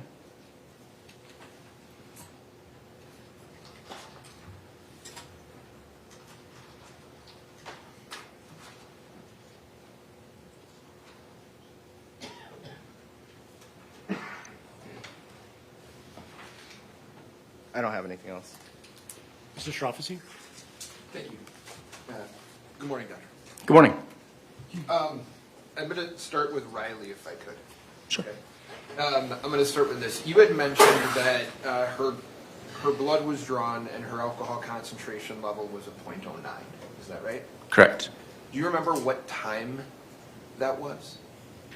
That would be obtained. I can look and find the minutes if you need that. It would be when she first arrives to the ED. We take blood from most patients and send it off as part of a rainbow draw that every lab that we get available, and then we send it to the lab and select what we're going to choose. Okay. From there. And you're free to look. I'm not here to trick you. If I told you that it was drawn at about 4:55, that makes sense? That would sound about right. Okay. And I don't want to interrupt you while you're looking. Do you recall on the records that you have what she weighed about? I do not. Okay. I think there's been testimony. I think 115 is what she had said. Is that That sounds ballpark about correct. So you would agree that if the draw's at 455, she's an 09 at 455, right? Correct. That doesn't mean that's what her alcohol concentration was when this incident happened. True? I'm not a toxicologist, so I'm not going to, I don't know that I have the expertise to get into specifics on that, but common sense would say yes. Okay, so, and again, I'm not going to ask for your expert opinion on anything. What I'm going to ask you is, do you, whether it's personal experience, training and experience as a medical professional, you understand that alcohol absorbs and eliminates at different rates, right? Correct. Okay, so if this is alcohol, this water bottle, and I drink it, it's not fully absorbed into my body immediately, right? Correct. It would take some period of time to do that. Yes? Correct. Okay. So I'm assuming, well, tell me if you can answer this. Do you have any information that after she was injured, she was consuming any alcohol? I do not. Okay. So the blood draw is about an hour and change before the incident. Her alcohol concentration, based on what you know, based on your training and experience, is not an 09 at the time, likely, correct? Most likely. Okay. And you, I want to just make sure I have this right. You had said that if Riley's injuries were left untreated, sepsis, other types of infections, I don't want to discount what you're saying, I was trying to write as fast as I could. Other infections and a hernia, is that right? Correct. Okay. And can I approach you? Yes. So I'm going to talk to you about AJ for a minute. Okay. Okay. And you said that his injuries were kind of, is the belt line or a little bit lower than the belt line kind of? No, higher than that. Okay. So the belly button? Below that. Okay. Right between those two. The belly button and the belt. All right. Can I ask you this? All of us here have seen the video of kind of what the injury to AJ Martin looked like. Okay, I'm not saying you did. I'm just saying we all have. Mm-hmm. Okay. Can the trajectory of the injury, meaning what it ends up looking like, change based upon what the person who's being injured does? Do you understand my question? Well, sure. I mean, penetrating trauma is all about what the trajectory of of the object doing the injuring does, and our job is to figure out what that trajectory is. So if someone moves as the penetrating object is going through them, mm-hmm. that would change the trajectory and what the injuries would be. Right, fair enough. So if, for example, I stabbed you, and when I stabbed you, you were shoving me and actually knocking me backwards off my feet, okay? That could change, like, my arm angle and what ends up happening to you as a result of that. Is that fair? It's a dynamic process, so the two would be affecting each other for sure. Sure. So something that looks like a stab wound that's going straight, right, that's kind of going in, that might not certainly have the same impact of taking an injury from your navel area up to your chest area as it would be if that same penetrating wound happened and the person got shoved and the knife got moved. Is that fair? It would, although I would worry at AJ he would have had a worse injury if it went deeper and it didn't go up. Okay. Can you say that again for me? So you're saying if the force is that someone gets pushed and instead of the knife going straight, mm-hmm. it comes up. In his case, that would have actually been a better thing because his deepest injury was that lowest part. And if that knife went deeper, it would have had a bigger injury and he probably would have never made it to the hospital. Okay. But in terms of what, the jury has seen this photo of his abdomen area. I guess I just want to make sure that I understand. For example, Riley suffered a puncture, if that's fair, a puncture wound. Her abdomen or her side here didn't open up like that, right? It was wide open. It just wasn't as large. Right, understood. And that could be, meaning what it looks like, I think you said this, could be based upon what the person's body is doing when the injury is occurring.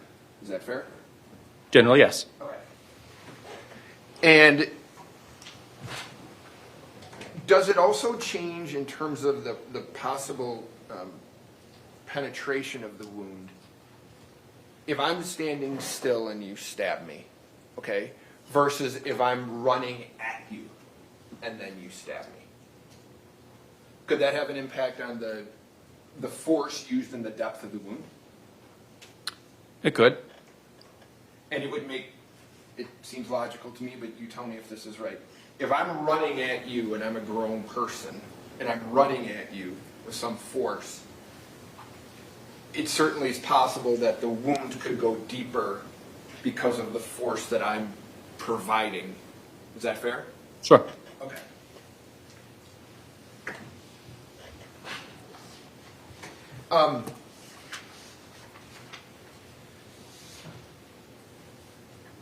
Was it, it's not a criticism, it's a question. A.J. Martin's, because of the transfusions, his blood couldn't be tested for alcohol. Is that fair? No, the reason we did not hang around long enough to get blood specimens in the trauma bay. Okay. We moved so quickly to the OR that he did not get the normal labs drawn in the ED. And our anesthesia team who takes over the resuscitation in the operating room, that wouldn't be part of the order set that they would send off because it wouldn't have affected his care. Okay, very good, thank you. And Dante Carlson, just the same, he has a test result of an 09, but that's also at a later time, right? Correct. Okay, so it certainly may not be what his test result was at the time of the incident, true? It may not be what his level was at the time of the instance, yes. Right, okay. And I think this is fair, and you tell me, what you ended up doing for Dante Carlson was repairing a hernia. Is that fair? Correct. Okay. That's all I have. Thank you. Mr. Anderson, do you have more questions? As far as what people's movements contributed, you don't know, you can speculate or say it could affect it, but is that the extent of what you're able to say? Correct. I mean, physics is physics, and it's a very dynamic thing, and movement of two objects that are interacting is going to lead to different outcomes. I don't have anything else. Mr. Shirafisi? All right. Thank you, Dr. Meyer. You may step down.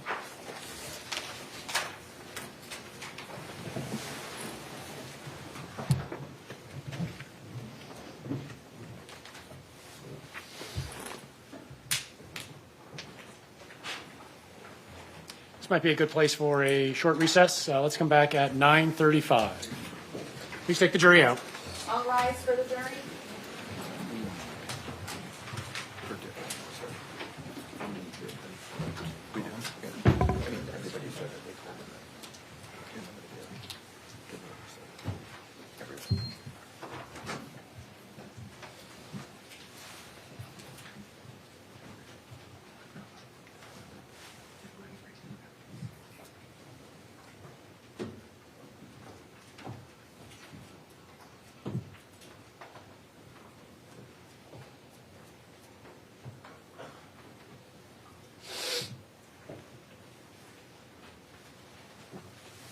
We're in recess. 10 minutes. Carl, you have a quick second? Yeah.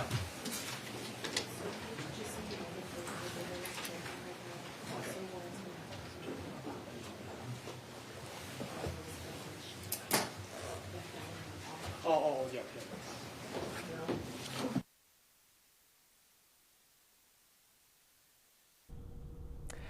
And good morning again from our Fox 9 streaming center. You've, of course, been watching Gavel to Gavel coverage of the Apple River stabbing trial across our Fox 9 digital platforms. Monday morning, we are into the second full week of this high-stakes trial. Nikolai Miu, his fate soon lying in the hands of the St. Croix County jury, facing 5 total counts: first-degree intentional homicide, 4 counts of attempted intentional homicide. We just heard there from the Regents Hospital surgeon, Dr.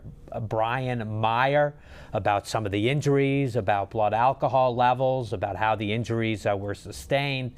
The doctor there saying this is a case he will remember just based simply off of the severity, if you will, the deep penetration of the knife into victim A.J. Martin. He also tended to Riley Madison.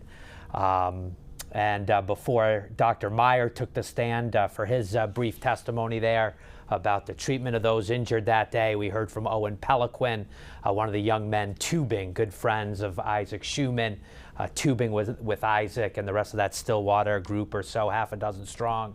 They of course, engaged with Nikolai Miu. He did admit taunting Miu at times, but Owen certainly describing being fearful, Miu not saying anything, staring, and that while the defense did ask him, could the tubers have gone past him, he seemed to indicate they could have, but in that moment, he just did not feel they should. He was interested to watch this whole entire encounter play out as the young adults from the Carlson tubing group came in, and we now know the stabbing would unfold. With that, I want to bring in a friend of Fox 9 here, criminal defense attorney Marsh Hallberg Criminal Defense. He's joining us via Zoom. He has been monitoring much of this trial, including all of the testimony this morning. Marsh, thank you so much for joining us this morning. Just wanted to get your knee-jerk reaction to what we've heard this morning so far. Yeah, thanks. It's an interesting morning. You kind of wonder how they plan to finish this whole thing up. We're already kind of thinking at our end going, because you always want to finish on a high point emotionally and where the prosecution and what order they've lined their witnesses up in. So we're kind of second guessing that a little bit or wondering how they'll play that out. We thought Mr. Peliquin might come later in the in the parade, so to speak, but I appreciate they started with him. Few things I think for viewers to recognize is if you're ever called as a witness, I don't care how smart you are, I don't care how witty you think you are, you generally don't want to try to debate the other lawyer on the stand. They get to ask the questions, they control how you answer, when you answer, what the question is, and that's usually not easy to do. So sometimes it's easier just to give up the obvious. For example, when they asked Mr. Peliquin, were you taunting him? He goes, well, no, I wasn't. And they showed the photographs of him doing this kind of a thing. And clearly that was that. He said, well, I guess some could. So that's just kind of that thing. I thought he could have been a little less argumentative. But again, he's a young man and, he's confident in himself, which most young men are. So you kind of take that for what it is. So I thought I really have appreciated through this whole trial the very professional, polite style that the judge is also bringing to this courtroom. We've all seen trials or clips of trials where it gets out of control or the attorneys are playing more to the TV camera than they are to the jury, and that's not happening here. I think the style of cross has been extremely polite.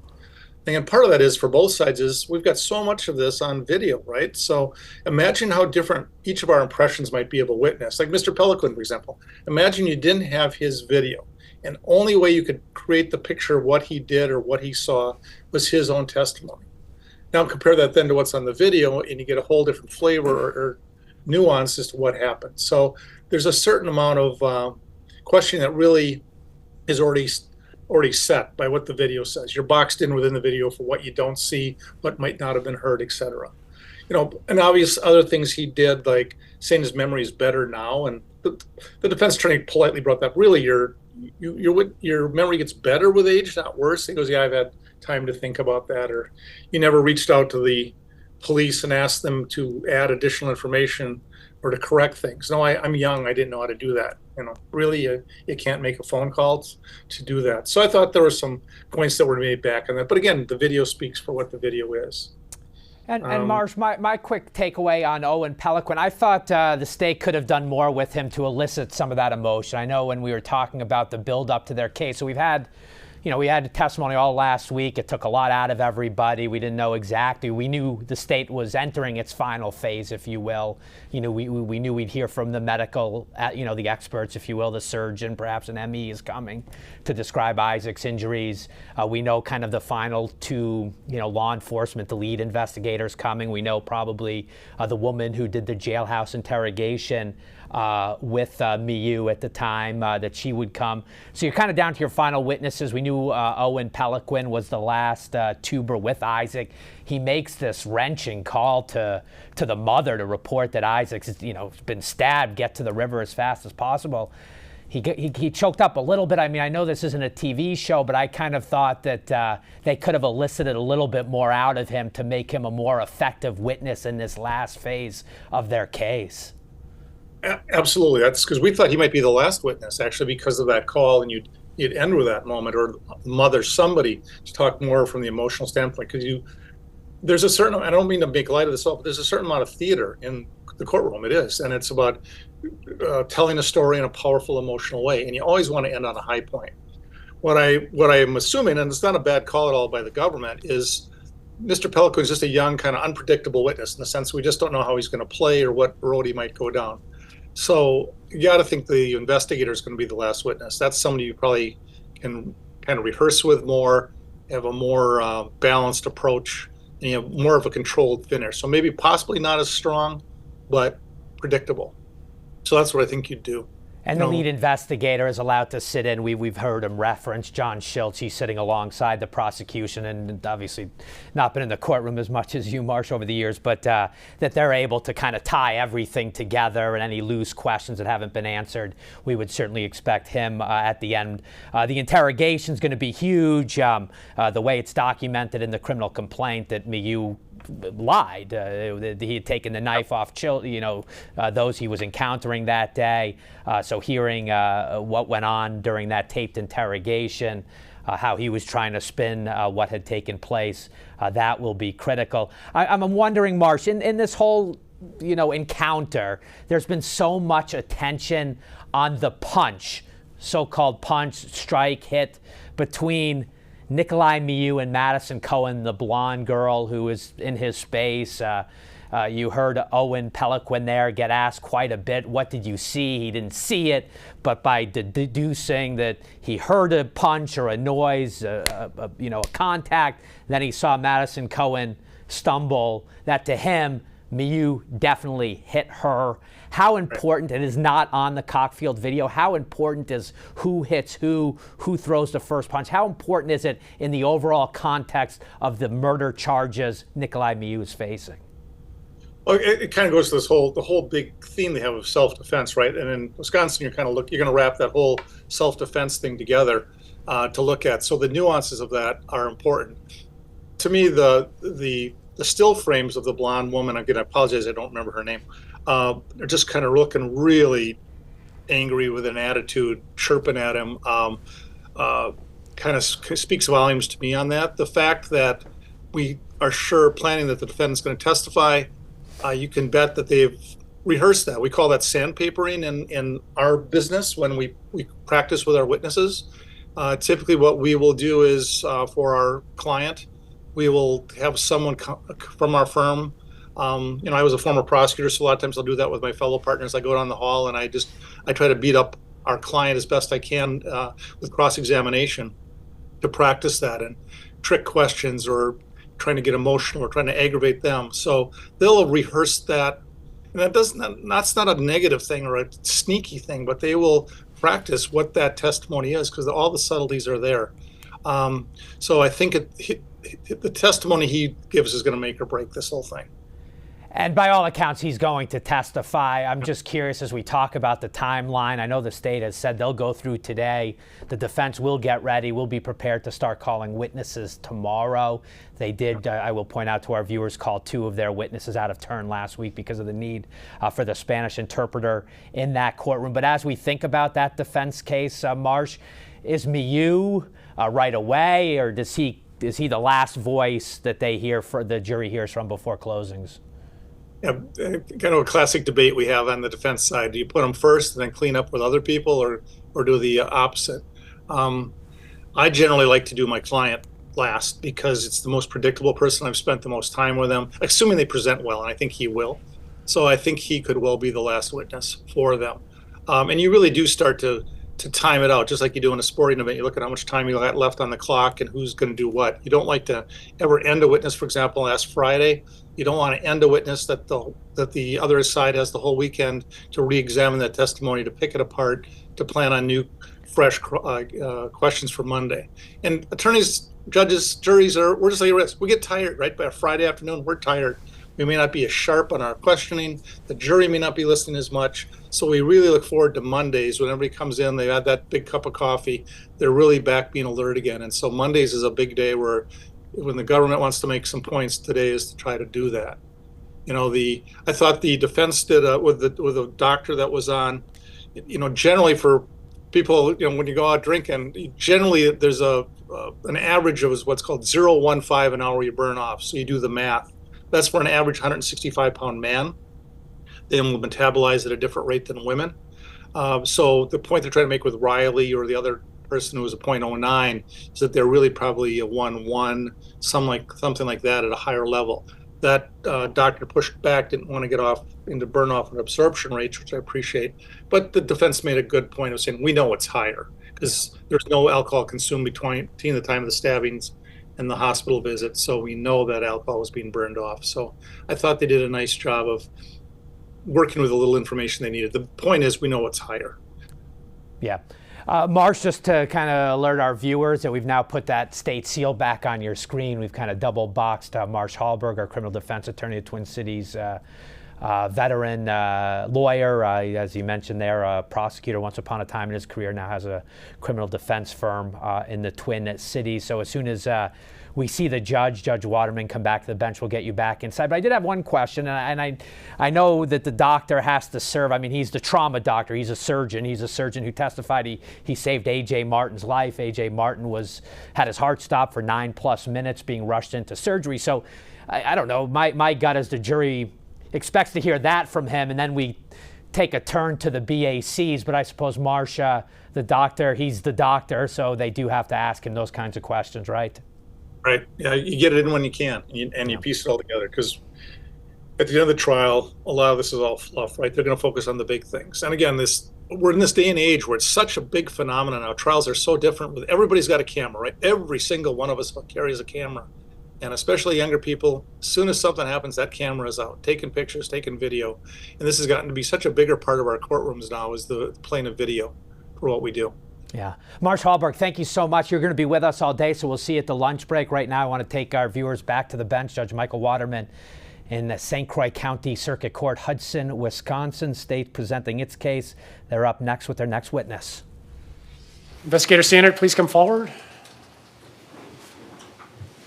Please face the clerk, raise your right hand. She will administer the oath. Do you swear that the testimony you are about to give in this matter shall be the truth, the whole truth, and nothing but the truth, so help you God? I do. Please have a seat in the witness chair.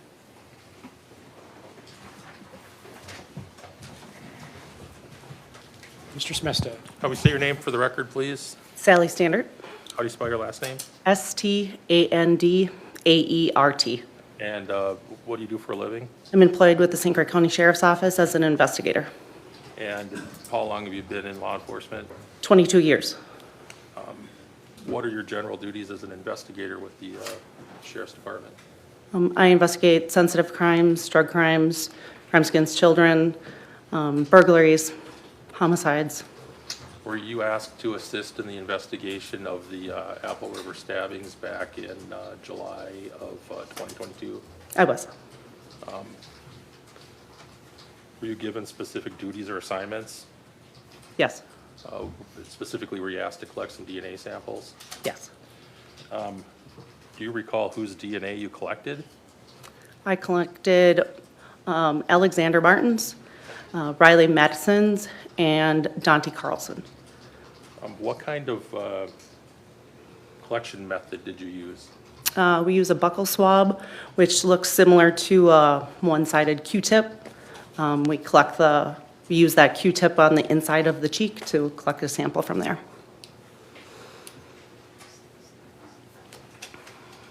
Are the swabs sterilized or come in sterile packaging when you're using them for this collection? They do. Do you recall when you took the buccal swab from A.J. Martin, was that here or at his home or somewhere else? At his home. What day was that, if you remember what date? September 1st, 2022. Did you drive over to his house? I did. Collected the swab? I did. What did you do with the swab after you collected it from him? I packaged it, logged it in our computer system, and then placed it into evidence at the sheriff's office. Did you collect the same type of buccal swab from Riley Madison, Tony Carlson, and Dante Carlson? From Riley and Dante, I did, and then Investigator Schultz collected it from Anthony. Where was that done? Here at the Government Center. All right, and did you use the same process with Riley and Dante? I did. What'd you do with those swabs once they were collected? I packaged them, logged them into evidence, and placed them in the evidence room at the sheriff's office. Were you present when Investigator Schultz took Anthony Carlson's buccal swab? I was. What happened to that swab? I also packaged that one and logged it. Do you remember the day that happened? September 2nd, 2022. When you say you placed them in evidence, is that a secure facility at the sheriff's office? Yes. And were they kept in that secure facility until transported?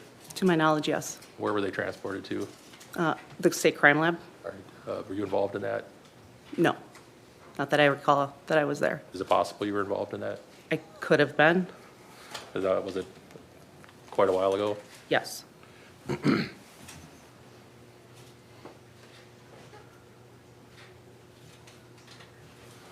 Is there another Sally Standard who works for the sheriff's office? No. If the crime lab paperwork says that the samples were dropped off by Sally Standard, would that have been you? Yes. What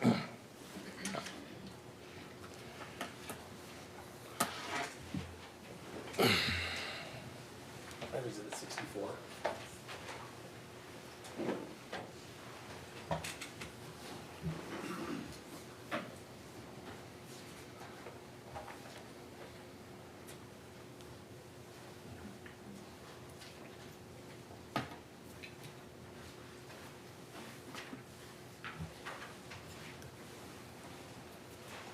Sorry, question, what is yours? Yes, you may.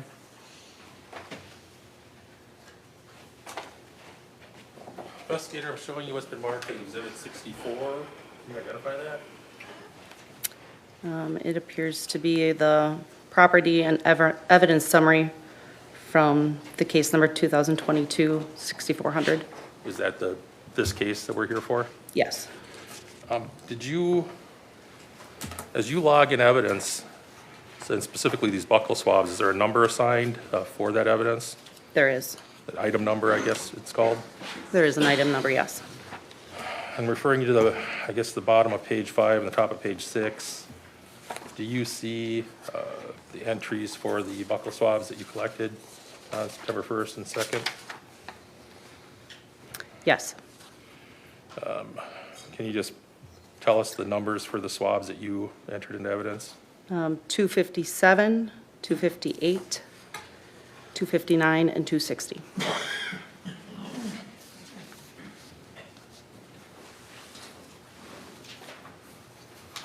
I don't have any other questions. Mr. Shirofisi? Just very few. So investigator, when you get the buckles, and I think you said you got them on September 1st and September 2nd? Correct. Okay. You log them into evidence, right? I do. Okay. And when are they transported to the crime lab? The date that they were transported, I don't know.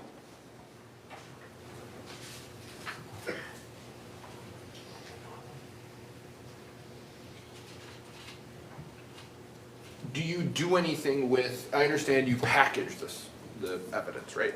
Correct. Do you do anything with the DNA evidence, meaning do you refrigerate it? What do you do with it? Once the buccal swab is collected, it's placed in an evidence box and then also a bag. The label is placed on that, and it's placed in evidence. There's no refrigeration that happened with that when I placed it into evidence. I'm sorry, you said there was no refrigeration? Is that what you said? When I place it into evidence, it's in a locker. Okay. And in this particular case, not being critical, you don't know how long it's there before it's transferred? Correct. I'm not the evidence technician. Okay. Do you transfer it? Do you drive the evidence to the crime lab? We can at times. We may go with the evidence technician. Okay. You don't have a recollection of that in this case? I don't. Okay.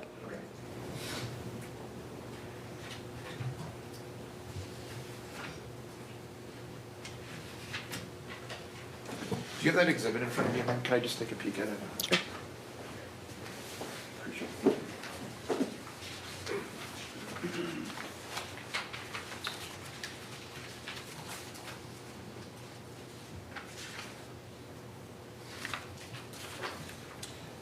And to be fair, the information on here doesn't say who transferred it or when, right? Not on that form, no.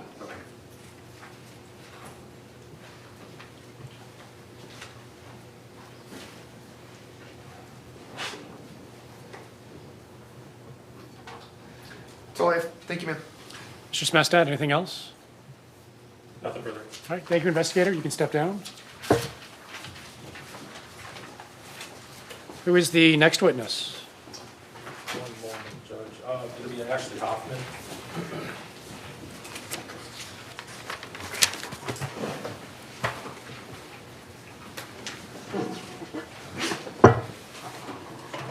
She may appear on the witness list as Ashley Price, Your Honor. She's had a name change.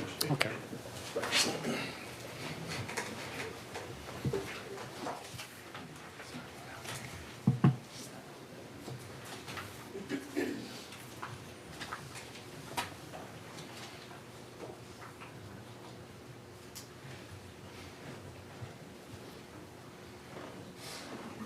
Ms. Hoffman, please come forward. Keep coming. Right down the middle. That's good. Please face the clerk, raise your right hand. She'll administer the oath. Do you swear that the testimony you're about to give in this matter shall be the truth, the whole truth, and nothing but the truth, so help you God? Yes. Please have a seat in the witness chair.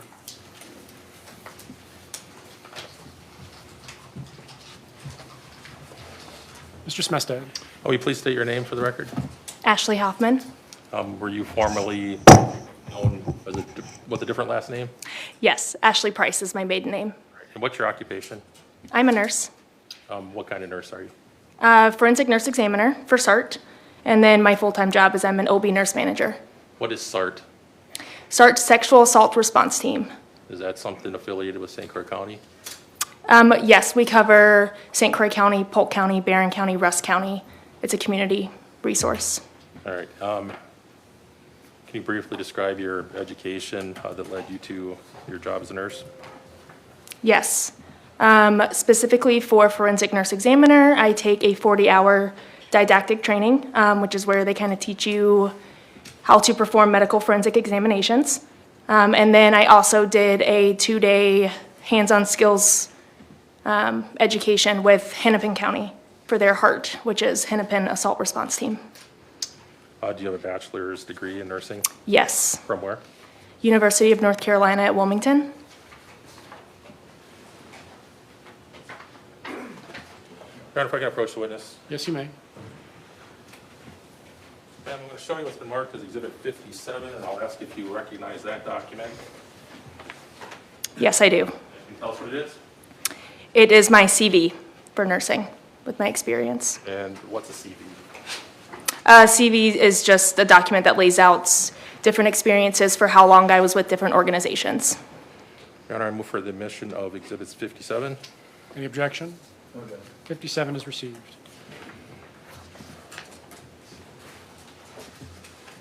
Now, you've testified that you are involved in a number of different roles in your job.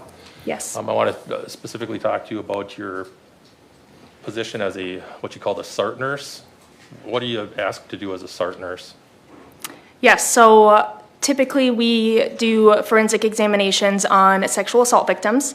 It also spans across to suspects of assault cases, including sexual assault, homicides, anything where evidence collection would need to be done. Does part of your duties include responding to the St. Croix County Jail when requested to examine folks in the jail? Yes. Do you recall July 30th of 2022? Yes, I do. Were you on duty that day? Yes, I was.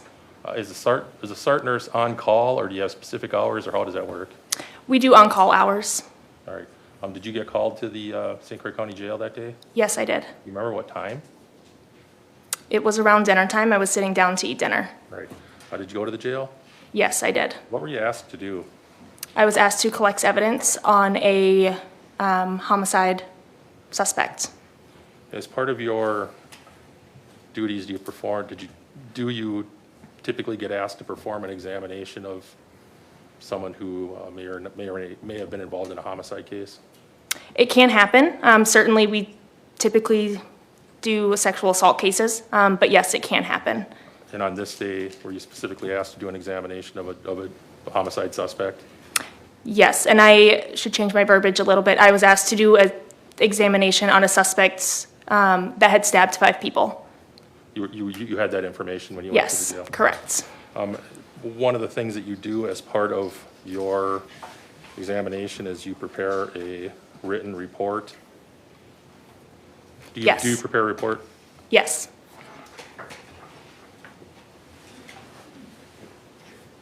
Right, if I can approach. Yes, you may. Ma'am, I'm showing you it's been marked as Exhibit 55. Do you recognize that? Yes, I do. Tell us what it is. This is our suspect evidence collection examination form. Is that the report you filled out on your examination with Nikolai Mew? Correct.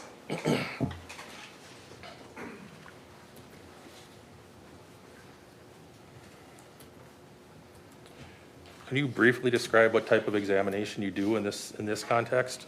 Yes. So generally, whenever I first arrive, I speak with law enforcement and kind of get a brief description of why I'm there, why I've been asked to be called and collect evidence. They briefly tell me a little bit about what happened.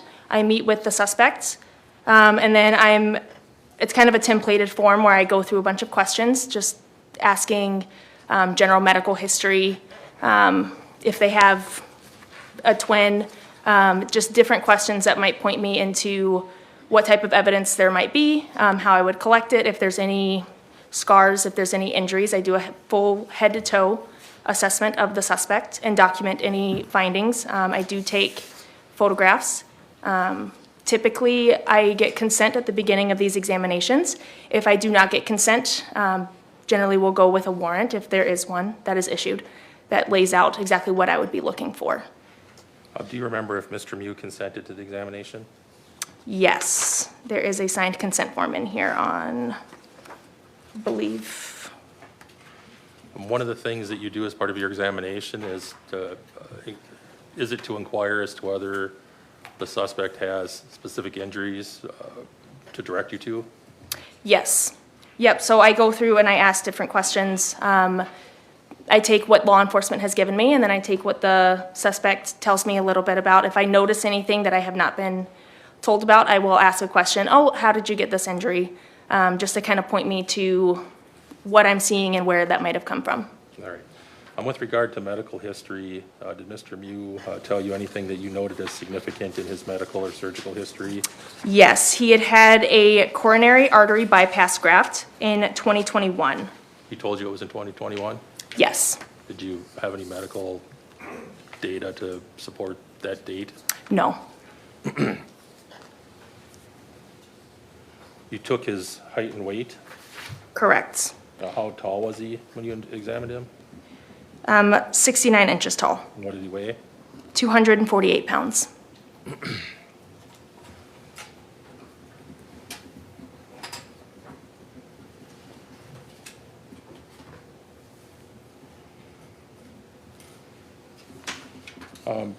Mr. Mew reported some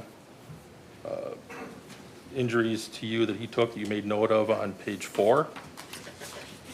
Pardon me, page 5. Here at the top. Yes. What did he report as being the injuries? He reported getting hit in the back of the head and in the back. Did not have any pain when I was talking with him. The only pain was on his butt from hitting the stones on the river. Did he report any kind of injury to his ears? He had reported that someone told him there was blood on his ear.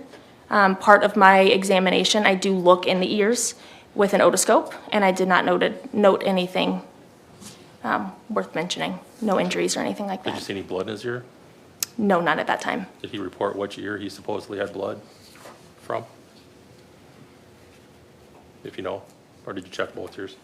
I checked both ears, but I do not remember which ear specifically. Down at towards the bottom of page 5, there's a category that indicates statements made by a suspect during the exam. Yes. Did you fill that part out? Yes, I did. What kind of statements did Mr. Mew make to you during the exam? One statement was, there were about 7 people on top of me, hitting me in the back of the head and on the back. I don't know with what. A second statement made was, they just attacked me, they called me a child rapist. A third statement made was, a guy pulled a knife on me, I took his wrist and turned it into his belly. When he was reporting his injuries to you, did he make any mention of being struck in the face? If you recall? I do not recall directly. Did he make any mention of being strangled? Not to my recollection. Right, and if he had, would you have noted that? Yes. Did you examine his neck and throat area? Yes. Did you find anything that would indicate that he had been strangled?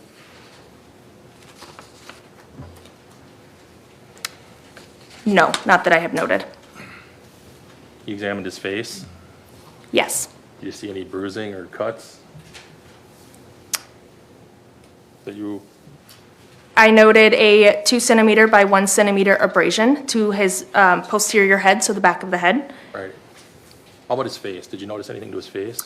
Nothing to the outside of his face. On the inside of his left cheek, there was an abrasion. All right. On the outside of his face, did you see any puffiness or swelling? No, not that I recall. Any red marks of any kind? No, not that I recall. You did talk about an abrasion to the inside of his cheek. Did he tell you how that happened? Yes. What did Said, he tell you? I bit it when I was attacked. With regard to the abrasion on the back of his head, is that at the top of his head or at the lower part of his head? It's at the base All right. of his skull. Was his hair covering it, if you know? I do not recall. Where I have it drawn is kind of right where that hairline would be. All right. And did he tell you how he received the abrasion to the back of his head? Yes, he said I was hit back there. All right. Did you note any swellings or bleeding on the back of his head? No.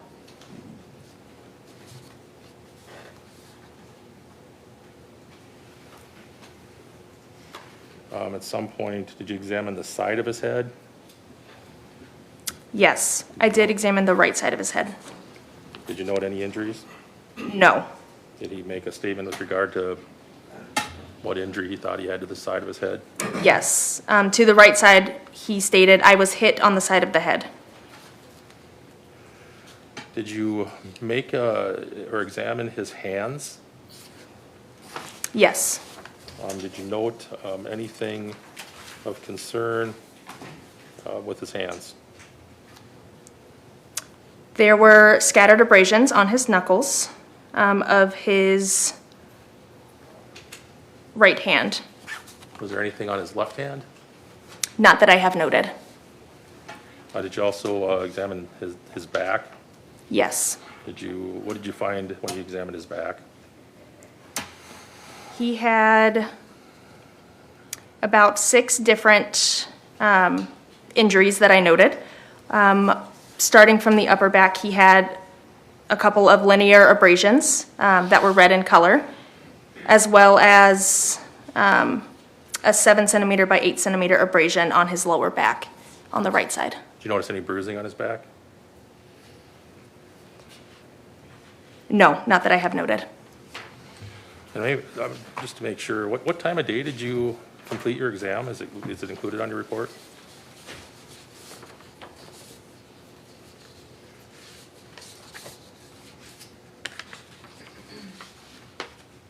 Yes, it is included on page 3. Time was 21:03, so 9:03 p.m. Understood.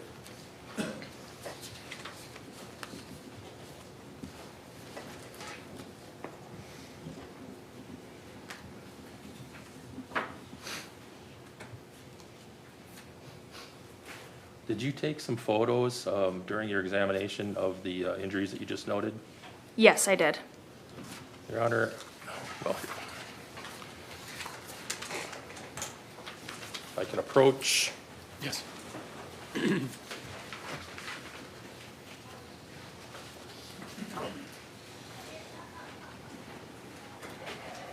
First off, I'm going to show you what's been marked as Exhibit 56. Do you recognize that?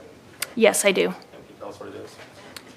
Yes, this first image is a photo identification card stating my name as the photographer, who the law enforcement was involved, date of the photos, and patient name and patient birth date. And is the rest of the exhibit the photos that you took? Yes. And then the last page, what is that? Or is that just a duplicate of the page? Of the first page? The last page, I take a picture of the photo identification card at the beginning as well as at the end. All right. On your photo identification card, are you using your former maiden name? Correct. Your Honor, I'm going to ask for admission for Exhibit 56 and ask permission to publish to the jury. Any objection to 56, the photos? No, did we publish 55 as well yet, or? No. 55 has not been offered. Okay. So 56 is received, go ahead and publish. Well, Your Honor, I will offer 55, which is a report, but I wasn't intending to publish it. Any objection to it being received as evidence? No objection. All right, 55 is received. We're going to publish digitally here, so if you give us a second. We're ready.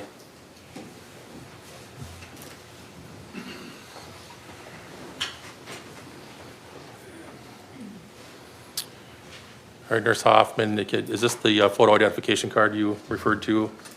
Yes.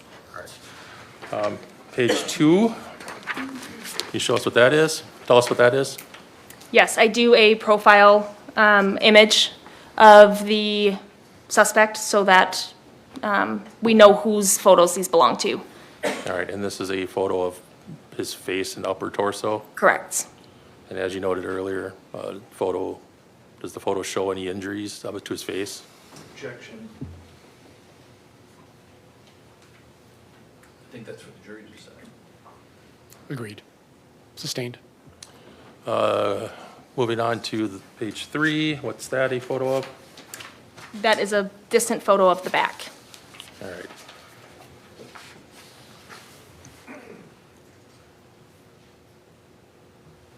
Did Mr. Mew make any comments as to how he got the abrasions on his back, if you remember? No, none that I have noted. All right, all right, we'll move on. Page 4. Tell us what that is. That is an up-close abrasion injury to the upper back on the right side. All right. Photo 5, page 5.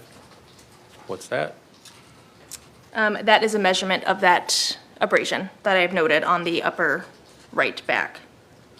And what was the, go back, what was the, 2 centimeter linear abrasion. all right, next page. What's that? That is a photo of more abrasions to the left side, or to the right side of the first noted abrasion, with measurements as well. So that was a 1 centimeter linear abrasion. And that's what the next photo shows? This Yes, photo here? correct. All right, move on, one more. And what is this? I guess it's listed as image 251. That is an up-close photo of an injury further to the right side. All right, what type of injury is that? It is an abrasion. And then next slide, is this you again measuring it? Correct. And how big was? 1 centimeter. The next photo, can you tell us what that is? Yes, that is an abrasion further down on the upper right side of the back. Next photo. Can you tell us what that is? That is a more up-close photo of the same injury. And is that one also measured? Correct. That is a measurement, 3.5 centimeter linear abrasion. All right, and the next photo, what does this show? So that would be a picture, a distant picture of the abrasions, a little bit further, kind of mid-back on the right side. All right. Next photo. It's a more up-close image of the same injury. Understood? You measured that as well? Correct. And this photo that you're looking at now, does that show the measurements? Yes, they were 2 0.5 centimeter abrasions. This next photo, is that tell us what that is. That is a red and linear abrasion on the lower right part of the hip.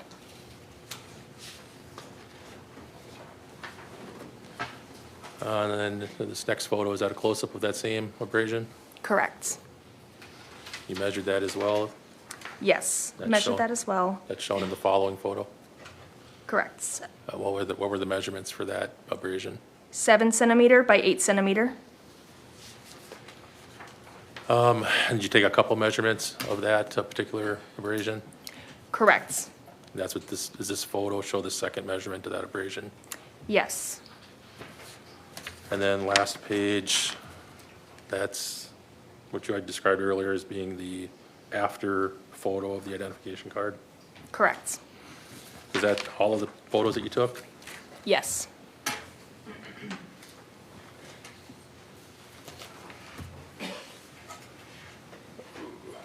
As you're examining Mr. Mew, was he interacting with you, talking with you? Yes, he was answering any questions that I had. Do you remember what his demeanor was? He was very cooperative. All right.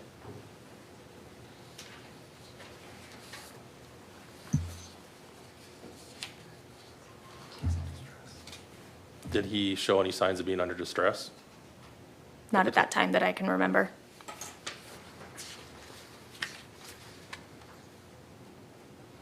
Did you take his pulse? Yes. And do you remember what it was?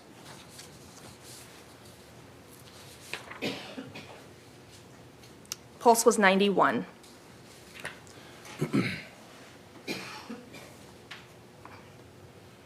As you were interacting with him, did you observe any indications that he was under the influence of any drugs or alcohol? Not that I can recall. Right. Did you draw any blood? I did not.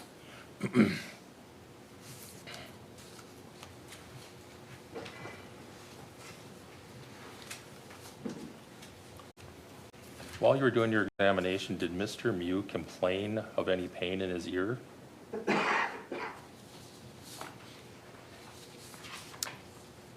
Not that I can recall.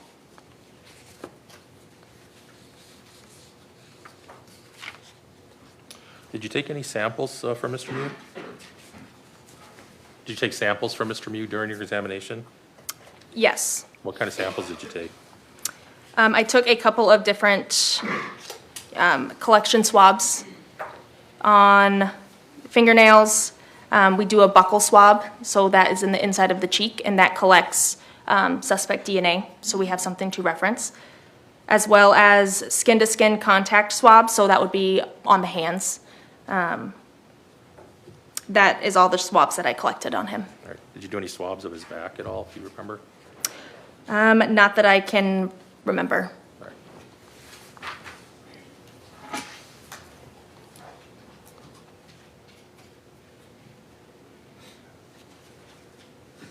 What did you do with all this material that you gathered? I mean your report, the photos, the swabs, the samples?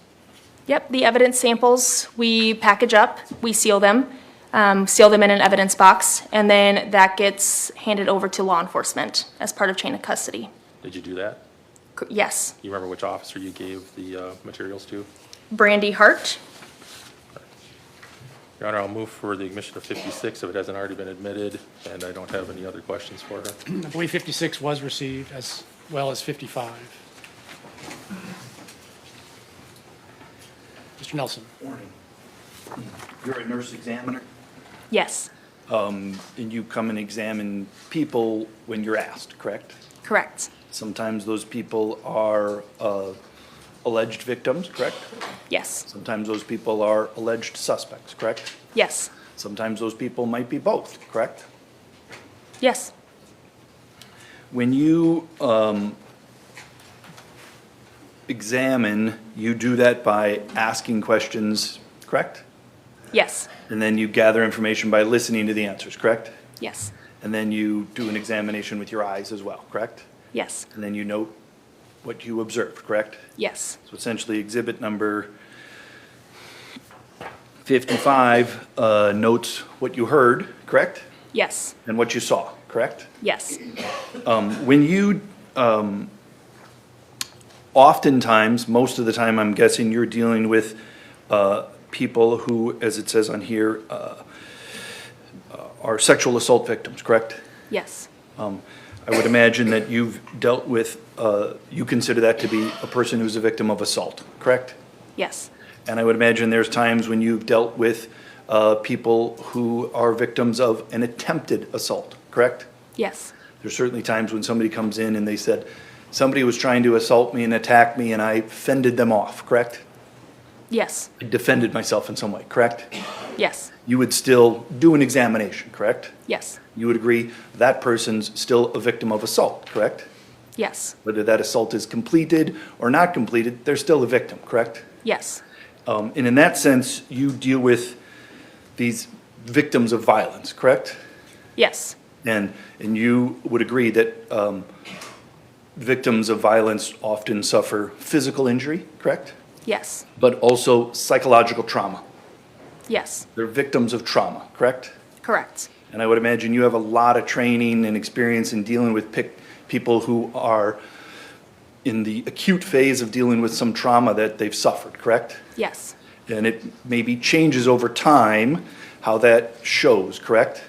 Yes. I would imagine you've seen some people within minutes, if not within an hour, of the trauma that they've suffered, right? Yes. And then you've seen some people maybe 24 hours or later, correct? Yes. And how people, the signs that they might show of that trauma might depend upon when you see them on that time continuum, correct? Yes. As somebody is closer in time to the event, their trauma might be more acute, correct? Yes. And as somebody, time goes on, that might be harder for you to observe, correct? Yes. Because obviously a lot of the psychological trauma is internal, correct? Yes. You're noting physical injuries, right? Correct. But it's hard for you to know what's going on inside that person's brain or body, right? Yes, unless they tell me. Unless they tell you, correct? And I would imagine sometimes in those positions, people who are victims of violence, victims suffering from trauma, they may not be in the best time to fully disclose the trauma that they've just suffered, correct? Correct. One of the things that I'm sure you're trained on is how to get that information from somebody, correct? Correct. Because sometimes that's difficult to do when the person has just suffered some life-altering trauma, correct? Yes. And it's not unusual for you, in your experience, to know that these victims of violence may not be in the best position to tell you things right away, right? Correct. Because the trauma, it impacts that person, correct? Yes. It impacts how their body functions, right? Correct. And in fact, in here, you took a pulse of Mr. Mew, correct? Yes. And his resting heart rate was 91, correct? Correct. You would agree that that's elevated, correct? It depends on the person. Some people do have more elevated resting heart rates. So I would not, at this first meeting, be able to determine if that was elevated or not, as I had not received any other medical history about Mr. Mew. Sure. You're a nurse, though, right? Yep. You've taken people's heart rates quite a bit, correct? Yes. Would you agree that a resting heart rate of 91 for a 52-year-old male is outside the normal range of what you would expect for a resting heart rate? Yes. It's elevated, correct? Yes, slightly. So there's other things that might happen to a victim of trauma to their body, correct? Yes. The one thing, again, that you were able to measure is heart rate. That's all, correct? Correct. You could, and again, I'm just trying to figure out what you did. You could take blood pressure, correct? Yes. Is that something you did? Yes. Was that elevated as well? Blood pressure was 144 over 97. Okay. Which, yes, is elevated. Then again, some people can have more elevated blood pressures normally, but yes, that would be more elevated than I would normally see. Other than those two measurements, did you do any other measurements of his body, not height and weight, but just like internal measurements, so to speak? Yes, so I collected a full set of vital signs, so that includes that pulse, that blood pressure, respiratory rate, which was 18 at that time, and temperature, 98.2 Fahrenheit. And you would agree that respiratory rate is, again, same thing, a bit elevated. Agreed? 18 is within normal limits for an adult.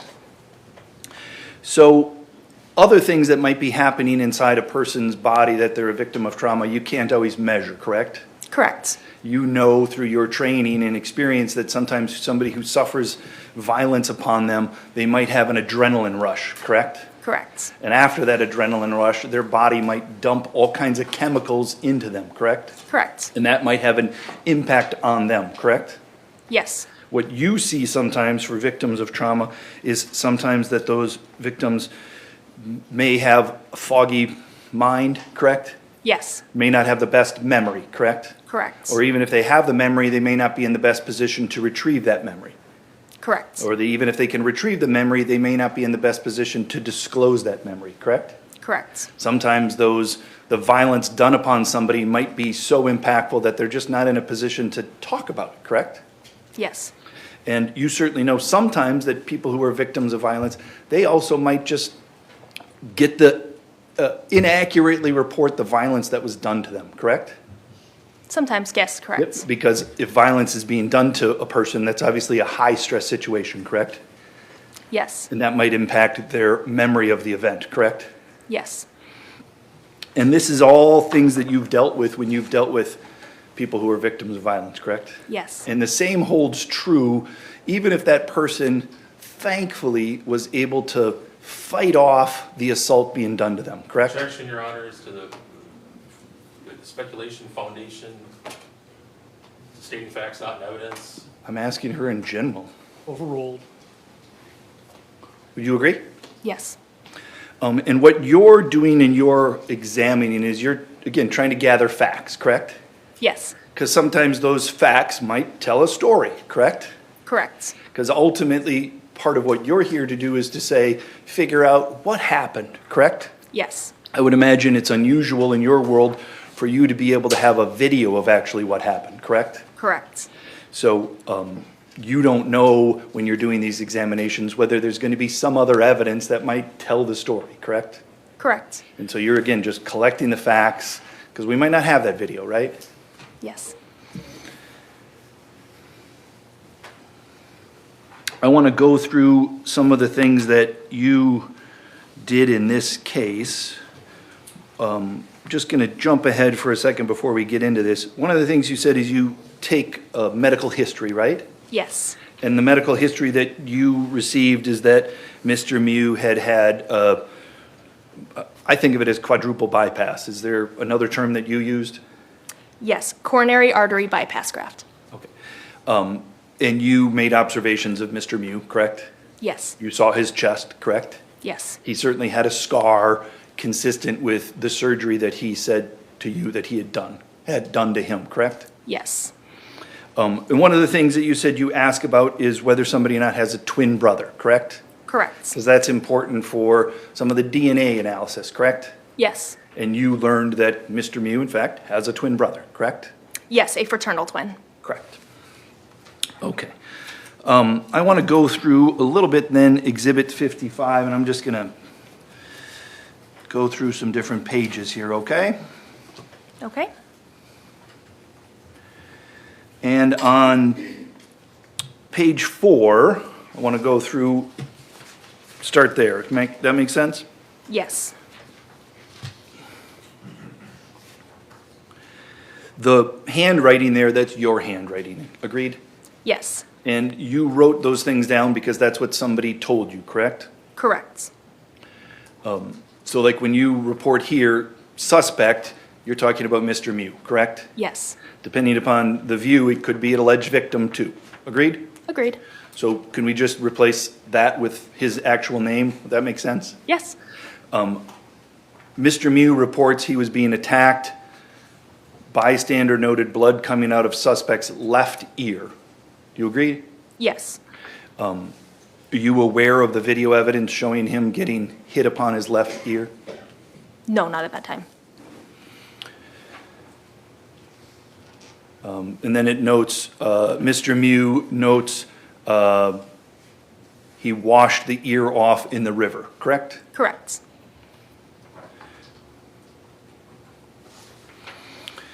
And of course, on your form, there's a note that says, post-incident actions, did somebody take a bath or a shower, correct?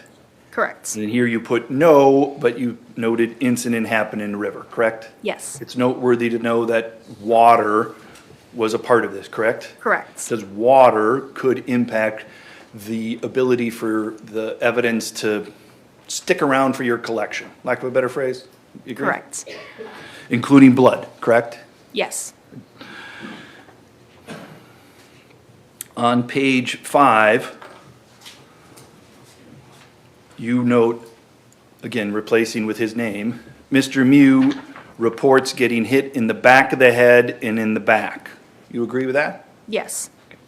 He said at that point there was no pain, only pain on his butt from hitting the stones on the river, correct? Correct. Did you ask him some follow-up questions about how it is that he came to be falling into the river? I did not. Did you ask him some follow-up questions to see the amount of force that was used against him to fall into the river?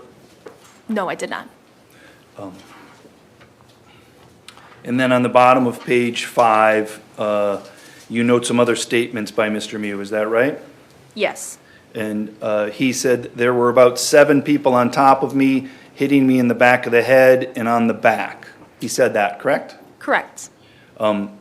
He said that he did not know with what they were hitting him, correct? Correct. And again, that's not unusual in your experience for a victim of violence to not know what it is that they're getting hit with, correct? Correct. Certainly if they're getting hit from the backside, they would just feel the impact, correct? Correct. Whether the impact is with open hand or a closed hand, it's just an amount of force that comes there, correct? Correct. And at the end of the day, an open hand can cause force just like a closed hand can cause force, correct? Correct. Mr. Mew also stated they attacked me and called me a child rapist, right? Yes. And then lastly, you noted, just so we're inclusive here, he also said, a guy pulled a knife on me, I took his wrist and turned it into his belly, correct? Correct. He was, in those statements, fair to say in summary, he said he was attacked, right? Yes. And then on page 6, you have, there's pictures of heads, correct? Yes. And that's again, looking at the front, the back, the left, and the right side of a person's head, correct? Correct. So we'll just note, we're just going to go through that, if I could. Yes. And actually, publish that, do you have that page there in front of you? Yes.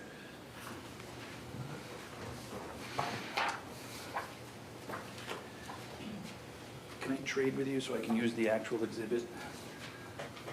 Permission to publish the exhibit, Judge? Yes. We're on page 6. Okay. Looks like it's on.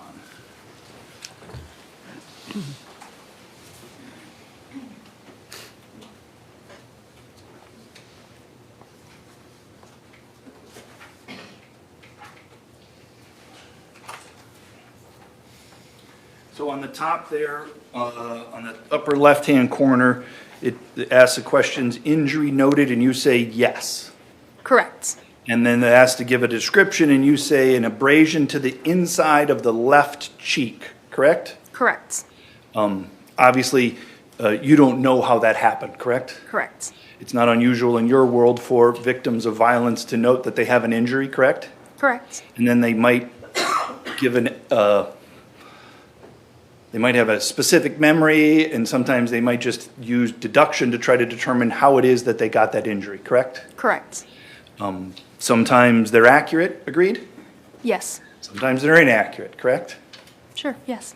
And what he noted is I bit it when I was attacked, correct? Correct. You didn't ask follow-up questions to say, did you bite it when someone was punching you in the left side of your face? No. You didn't ask that follow-up question. No, I did not. Again, and it sounds critical, I didn't mean it to be that way, it's just your asking a question, you get an answer, and then you kind of move on, correct? Correct. At that point, I would imagine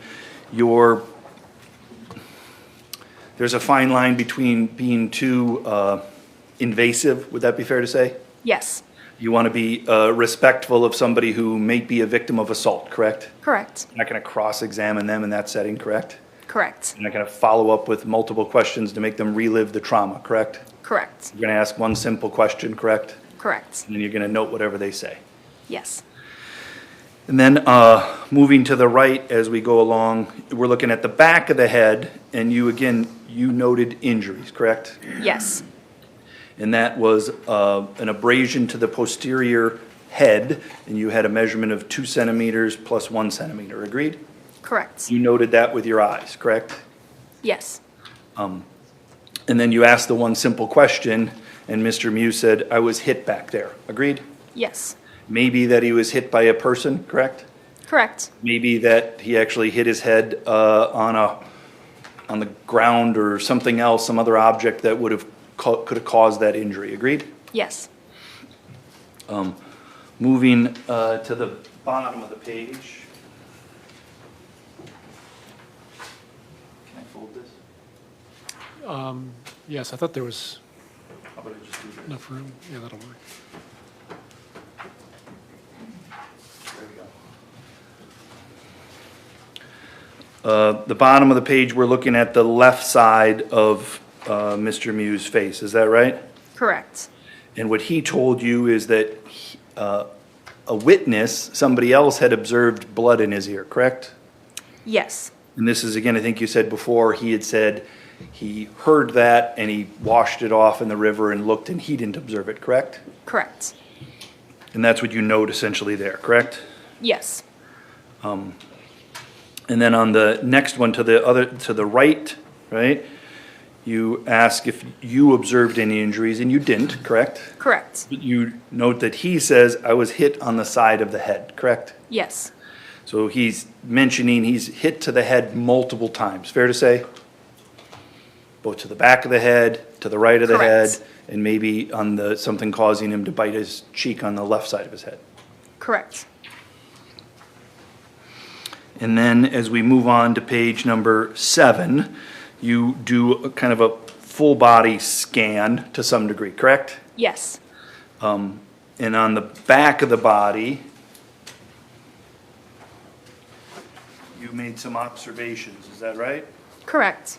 And you note those observations then by making a mark on the back where you saw that with your eyes, correct? Yes. And then you went through and took photographs of those areas, correct? Correct.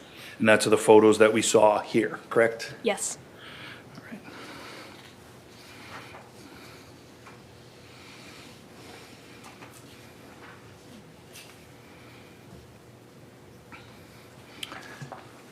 The photos that you took of Mr. Mew were photos of where you made observations of injuries, correct? Correct.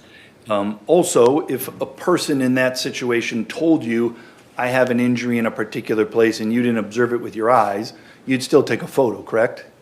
Correct. Because at the end of the day, it's not necessarily what you observe, it's like maybe somebody else sees it and I don't, correct? Yes. Typically, I only take photos of things that I'm measuring, seeing, so I can describe them appropriately. Sure. But if somebody told you, I got hit in a particular place and I feel pain in a particular place, you might try to document that one way or the other, correct? Yes. Even if you don't see it, you'd want to document it. What you see on that day, correct? Correct. And what Yes. the best way to document that is to take a photograph, correct?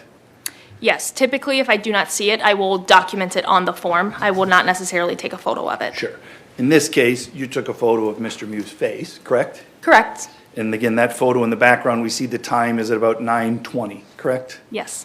And so if the 911 call was at 3:45 or so in the afternoon, this is more than 5 hours after this alleged event, correct? Correct. So 5 hours after whatever trauma it was that Mr. Mew said that he'd been the victim of, correct? Correct. And that might impact what state in that trauma he is going through. Agreed? Agreed.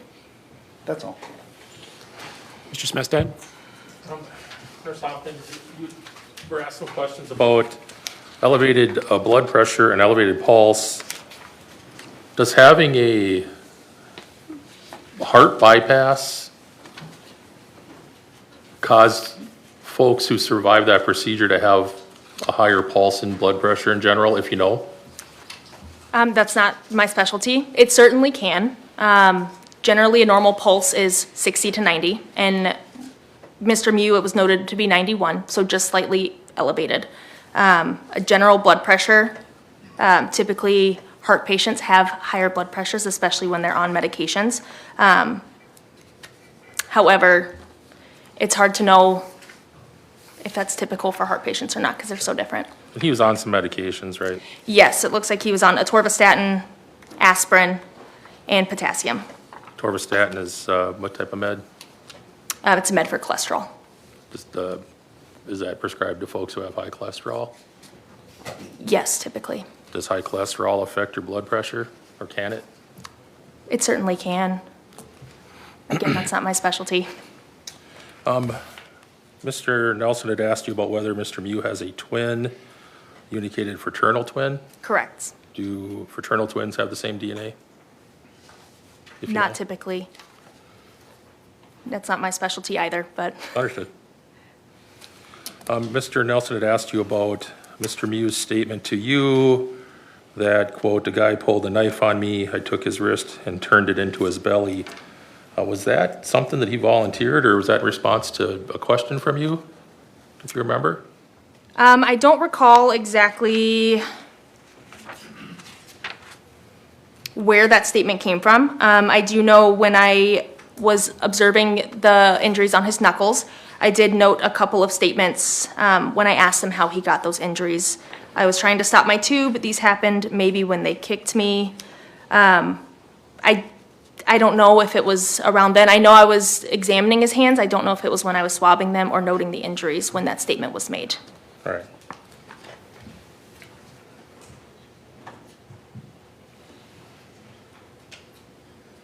Oh. Did you end up taking any photos of his hands? I did not. Do you know why? I do not. I wish I would have, but I didn't. You indicated that as you're examining Mr. Mew, he indicated that he had been kicked. Correct. When you were examining Mr. Mew, other than the bite on the inside of his cheek, did he complain of any pain in his face? No. All right, nothing further. Mr. Nelson? Just want to make sure we've got, I think, 3 brief areas here. One of them is medications. He talked to you about medications, correct? Yes. Did he tell you at that time, do you have any knowledge that at that time he was being prescribed Prozoin? No. Are you familiar with Prozoin? No, not particularly. Okay. Medication to deal with PTSD nightmares? Okay. Did he tell you at that point he was using that medication? No. Medications are something that a doctor has to give, correct? Correct. So you can't just go out and ask for some prescription and you get it, correct? Correct. No, Jack, this is irrelevant. You asked about If it's a medication, Hold on. it wasn't taken. Please come up.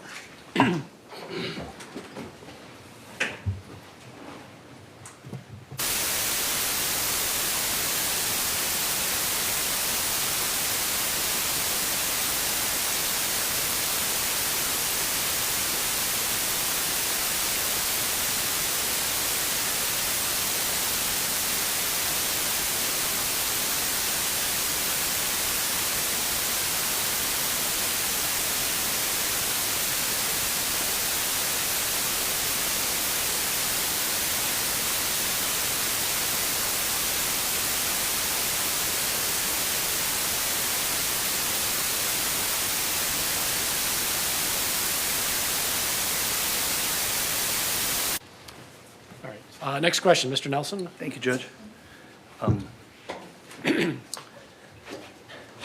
You were asked some questions about what he disclosed about pain. I want to follow up on that, okay? Okay. Again, in your experience dealing with victims of violence, in your experience, sometimes the pain is acute at that time, correct? Correct. And sometimes the pain might come later, correct? Correct. And some of that might be because of the body's response to the trauma that they suffered, correct? Correct. The body might be doing things to protect them from feeling that pain in that moment, correct? Yes. And the pain might come later, correct? Yep. Not unusual in your world, agreed? Agreed. And then lastly, you said he made some statements to you. He made some statements in general about what happened, correct? Yes. And then he made some specific statements about the manner in which he thinks it happened, correct? Correct. But what we know is in his general statements to you were, I've been a victim of violence, correct? Correct. Somebody attacked me, correct? Correct. Ask and answer, Judge. We've been down this road. Sustained. That's all. All right. Thank you, Ms. Hoffman. You are finished. You may step down. Thank you. Please see the witness coordinator in the back. She'll tell you where to go next.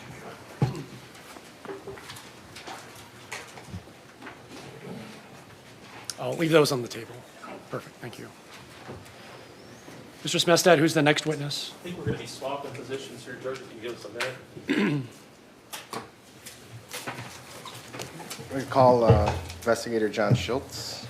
Investigator, please stand, raise your right hand and be sworn. Do you swear that the testimony you're about to give in this matter shall be the truth, the whole truth, and nothing but the truth, so help you God? I do. Please have a seat in the witness chair.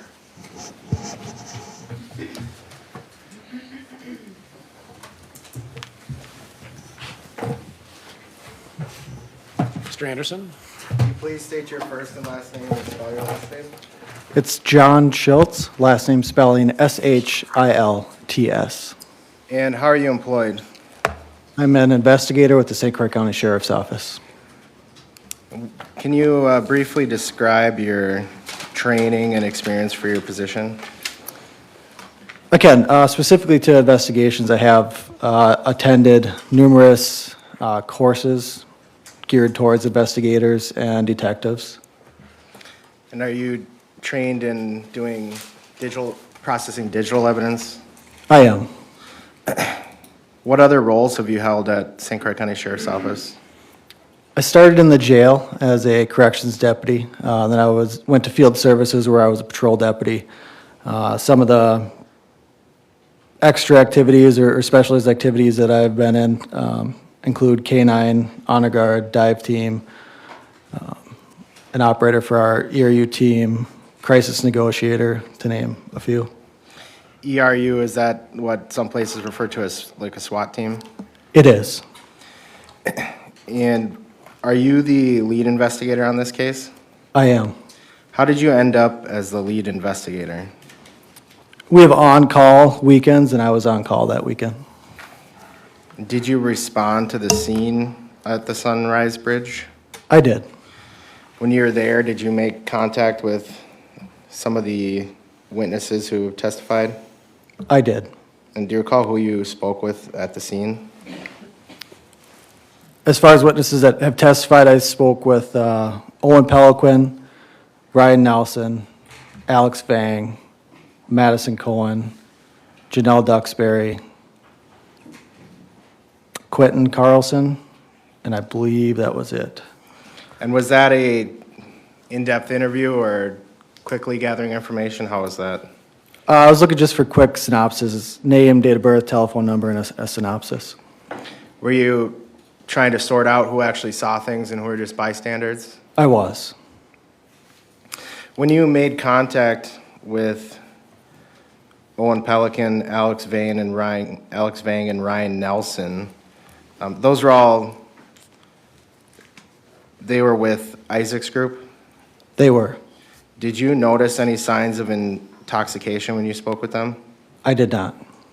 Did you notice any slurred speech?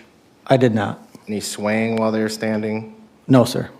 And that was on body cam when you were interacting with them? It was, yes. Did you get blood or breath samples for BAC for the witnesses you spoke with? I did not. Why not? I had no clues of impairment for any of them.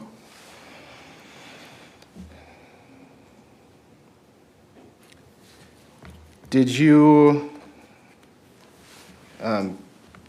you heard you were here for Sally Stander's testimony. Did you collect any buccal swabs? I did, from Anthony Carlson. And was that placed in evidence and secured in the sheriff's office? Yes. Have you ever been trained that you're supposed to put DNA samples in refrigeration? No. There's been some questions of witnesses about, have you seen the video? Did law enforcement ever show witnesses the video of the incident prior to interviews? No.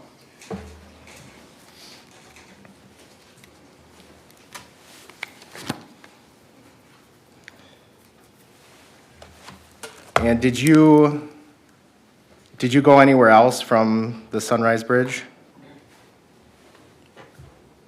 Let me rephrase. Did you do any more interviews that day? I did. And where were those done? At Regions Hospital. And who'd you speak with there?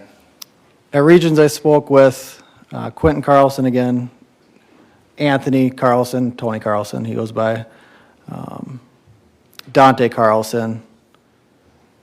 I believe that was it that day. I attempted to talk to Riley and AJ, but I couldn't because of their conditions.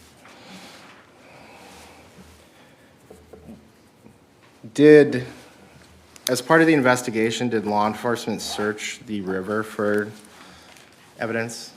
We did. Including actually in the water? Correct. How was that done? We utilized our dive team who came over and searched that area. Did that include metal detectors? It did. Did they find any knives? They did, yes. And can you describe those? I can. One was a corroded box cutter and another was a corroded pocket knife. And when you say corroded, do you mean looked like they've been in the water for a while? Yes, sir.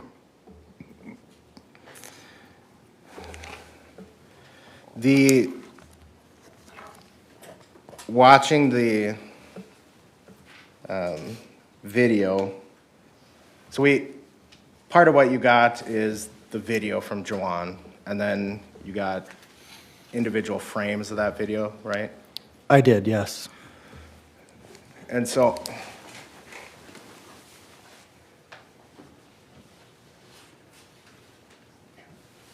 were you able to, by looking at the total frames compared to the total length of the video, figure out the frames per second for that video? Yes, it is 24 frames per second, on average. I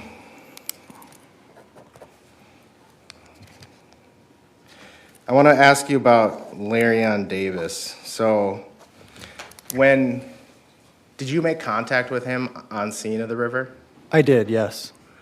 And did he mention something about having a video? He did. And did you get that video from him? I did, yes. And how did that happen? I asked him to email it to me and he thought it was going to be too big, so he texted it to me. And did you see it come through in your text? I did. Did you, and you were here when it was played in court, that video? Yes. And is that the video, is that how you received it? I believe so. And did you notice right away that it was all blurry? I did. After I started to review it, yes, I did. But right away when he sent it to you, did you notice? I did not, no. Did you follow up, did law enforcement follow up with Larion to try to get the original? We did, yes. And what was done to try to get the original unblurred or version? It was sent, well, first we recovered his phone. Is that what you're asking? I'm sorry. Yeah. First we recovered his phone. We learned that Larion's phone had water damage and that it was sent to an Apple facility in Indiana. We acquired a search warrant to obtain that. We did get that. I got the phone back. Part of my duties, I do extractions on electronics to include cell phones, and I was not able to get an extraction from his device. Because I couldn't do that, we also utilized other methods, including search warrants to his cell phone provider, Snapchat, as well as iCloud in an attempt to get that video. Were you ever able to get the original video? We were not. And did you do anything to see if you could try to get the video enhanced or cleaned up so it would go from distorted to more like how a normal video would look from a cell phone? Yes, sir. What was that? I was sent to MOCIC, which is, I believe it's Mid-States Organized Crime Information Center. They offer a lot of resources to a number of law enforcement agencies. They have a lot more resources than most agencies can afford. One of those things that they can do is assist law enforcement with videos, photographs, things of that nature. So I sent it to them. And did you get back another version of the video? I did. Did it look like a normal cell phone video? No.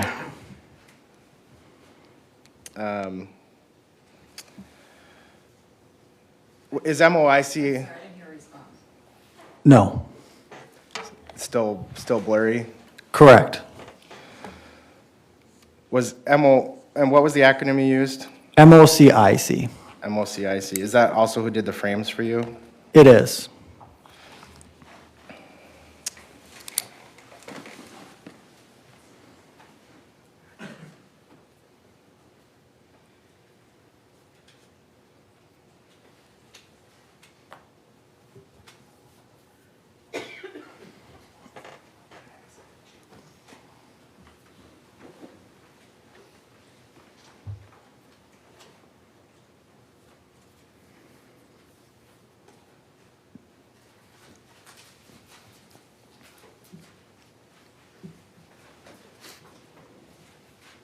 I'm just going to pull up Exhibit 2 so the jury can see the difference between the two videos.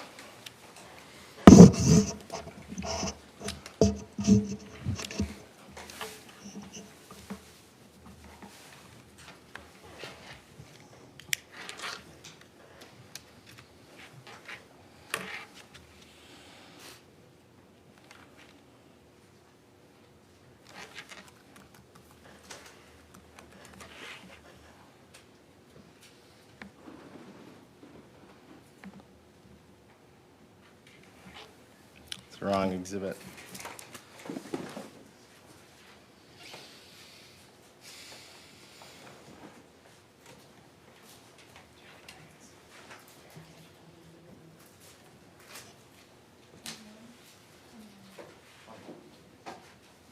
It's going to be 21, Judge.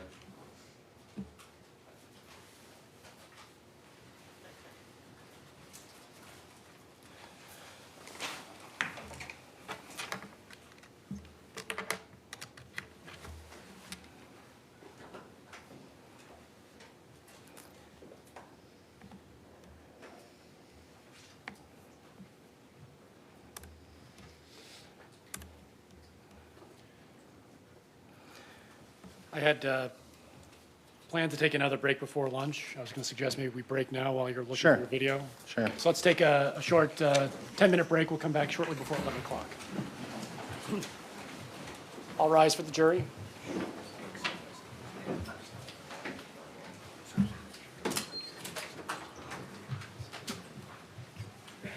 No. This is just...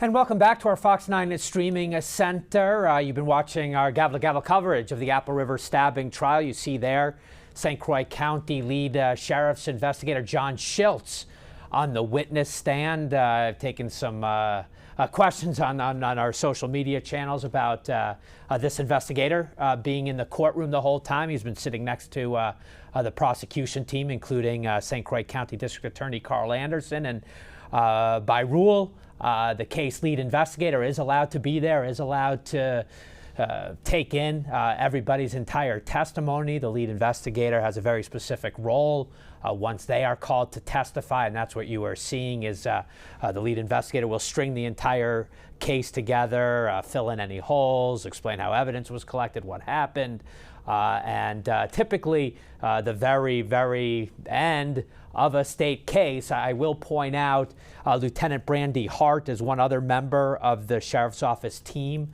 Lieutenant Hart did the actual interrogation with Nikolai Miu. We got into some questions there with Miu and the examining nurse. But Miu gave a lengthy description, told his story once he was under arrest at the jail to Lieutenant Brandy Hart. My question right now, and I just don't have the answer, is does Brandy Hart come separately? Because the interrogation is so important. The state feels that Miu lied throughout the interrogation, made up stories about taking the knife off combatants or his attackers that day. And they want to exploit that at this end to show his response to this whole thing. This was not somebody who immediately gave up, who turned himself in, who explained the full story. They feel he lied to authorities and probably contributed to the ultimate charging decision here. With that, I do want to bring in our criminal defense attorney, Marsh Hallberg, Criminal Defense. Marsh, you and I were texting back and forth there. Typically, the lead investigator is the very, very, very end of a state's case. Under these circumstances, do you think Investigator Schultz could be the last witness the state calls? Boy, I'm surprised by this at this fast a pace on this. Yeah, they might just decide to have this be their cleanup batter, right? They're finished to bring it all in. I know the other investigator had a lot of information and they can try to piece that in, but they've got an awful lot of that in already. And again, I keep coming back to, you've got the video to tell you the story. A lot of the window dressing before and after, they've also been able to fill that in. So they could try to say that's it. And sometimes the state will try to throw off the defense by when they're going to finish, because the court judge could well say, we'll break. If this was the last witness, they could say, we're breaking early for lunch. Defense, be ready to rock and roll here. Come back at 1 o'clock, ready to go. And they may have been thinking they're not on until at least tomorrow.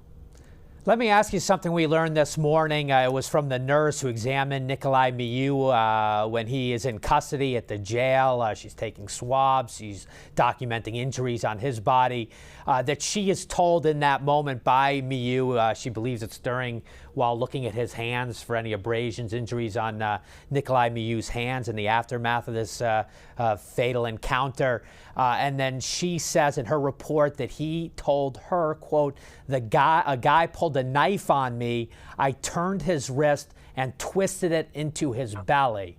Clearly that's not seen in video and no evidence. Is that what took place here? We know it's his knife. We heard in defense openings it was his knife. They're owning it now.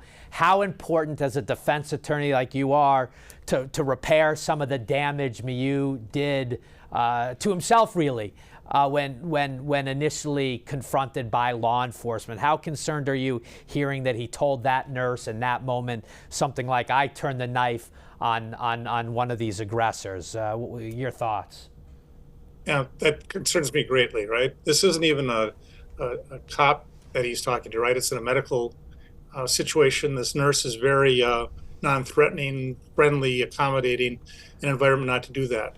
You always try to take the sting out of that. The defense attorney did that in the opening statement, where he just says he lied, he panicked, he said things out of context that were wrong, tries to lighten that, assuming that Miu testifies, which he will. They're going to hit that right on and say, isn't it true that that's not true? And then why did you say that? And they will, again, have worked through that over and over. They'll have asked that to Mr. Miu in practice. Did you say that? Was that a lie? Why did you lie? And he will have his answers for that. And then the defense will get up at the end and say, absolutely, that was not a true statement. He panicked. That's a normal thing to do. You have the video. We'll show you why we think it was reasonable for him to think he was in a life-threatening situation. What does this case look like without that video? It's so different, doesn't it, Paul? I mean, it just comes back to, just think, for all of us that have been watching this, just imagine you were basing your testimony only on what was said on that stand, if there was no video or photographs to tell the story. And it can cut both ways, right? The advantage for the government is they have 5, 6, 7, 8 people that are all going to put a spin on this about it. A madman was charging at them over and over again. And Miu is kind of on a situation where he's kind of on his own. We had the one gentleman testify last Friday about that, but I think the video that's the whole case. Between that and the defendant's testimony, it's the whole case. Because really, and this isn't to minimize at all what the government did. They've done a good job. They put in all the pieces of the puzzle.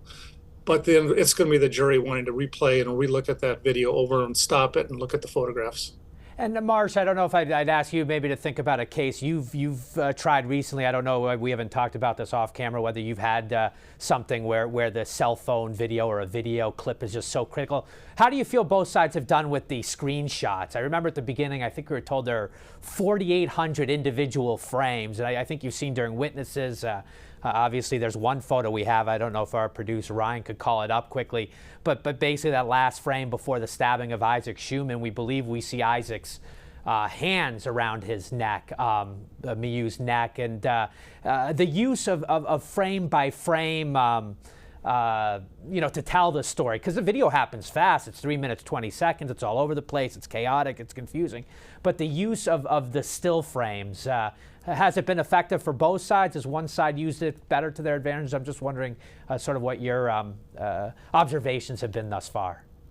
Yeah, I think they've both done a good job. I think the jury is smart enough. We've all recognized that where we've seen photographs of people, including newscasters, right, where it's a still frame where we all have a goofy expression or something, an expression that's not consistent with the rest of the video.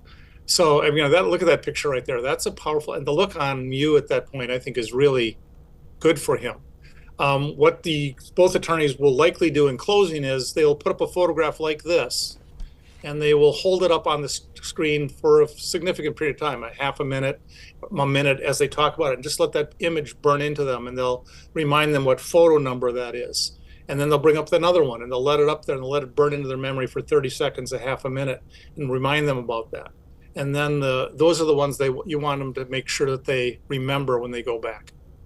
Because you just would not see that in real time at all. The video unfolds so quickly, but really, for the defense, it's a very powerful photo if you're going to claim self-defense here. Marsh, before my next question, because that photo came in this morning during Owen Peliquin's testimony, I just want to go back. Some of our viewers might have missed him. He is a dear friend of Isaac Schumann. He's on the river tubing with the so-called Schumann Group, one of the Stillwater teenagers that's out on the river that day. And he testified about what he saw, what he witnessed, his observations. And in case you missed him, he was on the stand right around 8 a.m. Let's go back and play a little bit of his testimony. We'll come back and ask you a question about Owen's testimony. At that point, once these other folks came over, is it fair to say that you and your friends were less scared? Yeah, definitely. At that point, were you laughing at them? Yeah, we kind of just thought it was all fun and games at that point because we thought the adults would handle it. I'm sorry, I missed that last part, Judge. Would you repeat your answer? Sorry, could you ask the question again? Sorry. Were you less scared? And I think your answer was you were. Yeah, I was way less scared when I saw the adults. The adults made me feel way more comfortable. All right.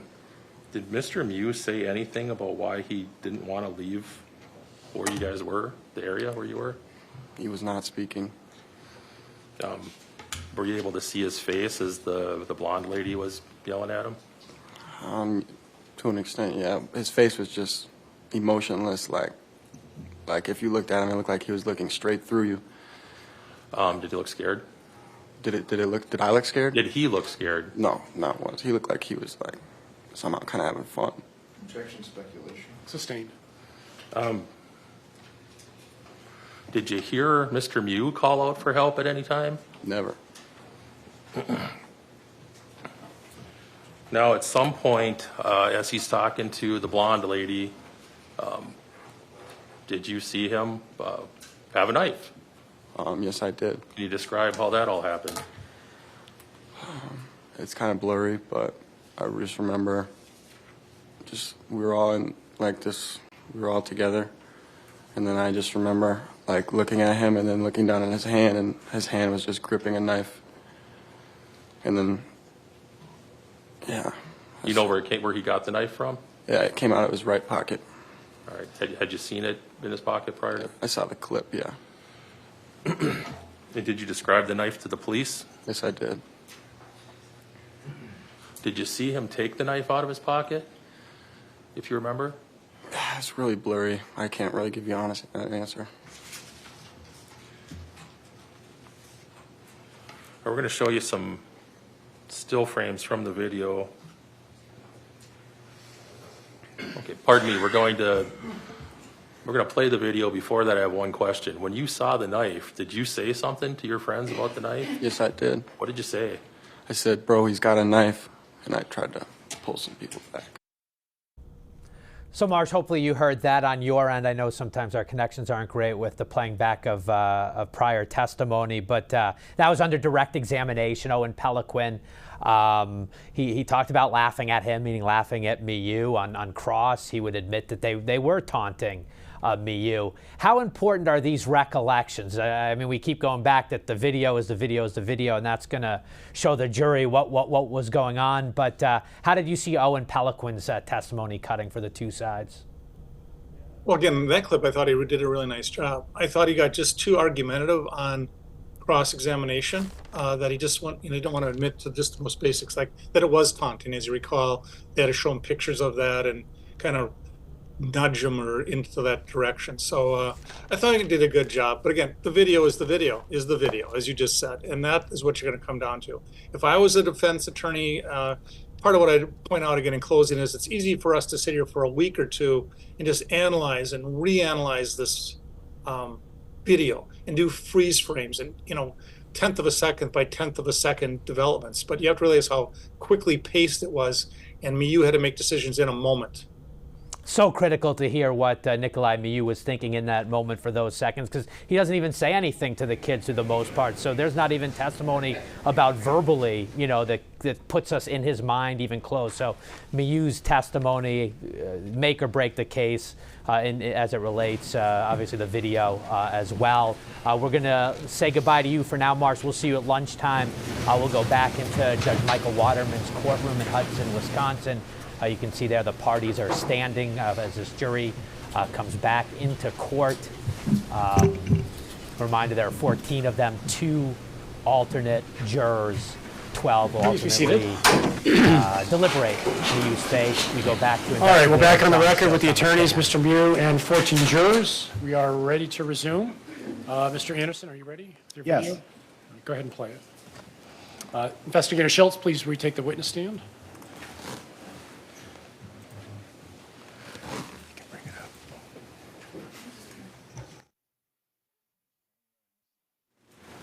Investigator Schultz, so this bottom one, would that be the original video you got from Larry and Davis? Yes, sir. Okay, I'm just gonna open it up, Judge, and just go through a few frames so the jury can see the comparison. Yes.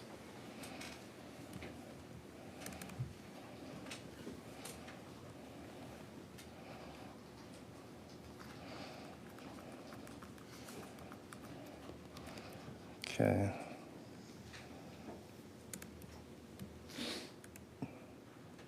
Then this resized one is the one you got from MOCIC? Correct.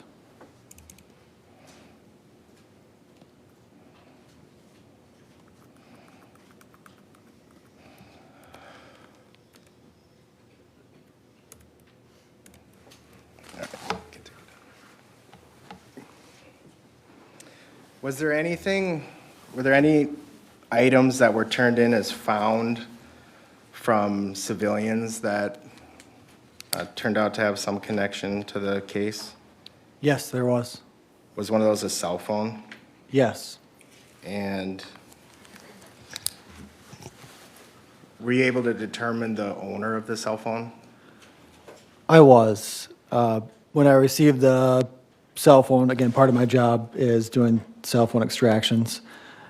I took the SIM card out of the phone and recognized it as belonging to T-Mobile.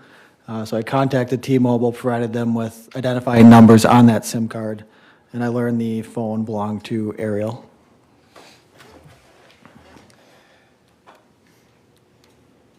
And was another item that was turned in a pocket knife? Yes. And can you just, what brand pocket knife was it? Tactical Gears. And was there somebody that was interviewed that described having lost a Tactical Gears knife on that day on the river? Yes, Mr. Baldozo, I believe is how you pronounce his last name. Would that be the husband of the nurse, Andrea, who testified? It would be, yes.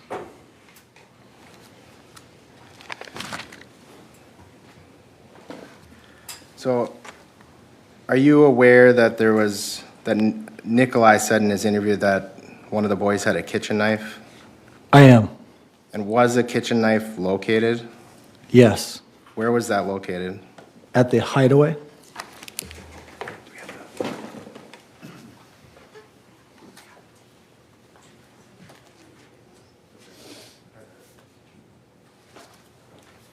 May I approach? Yes.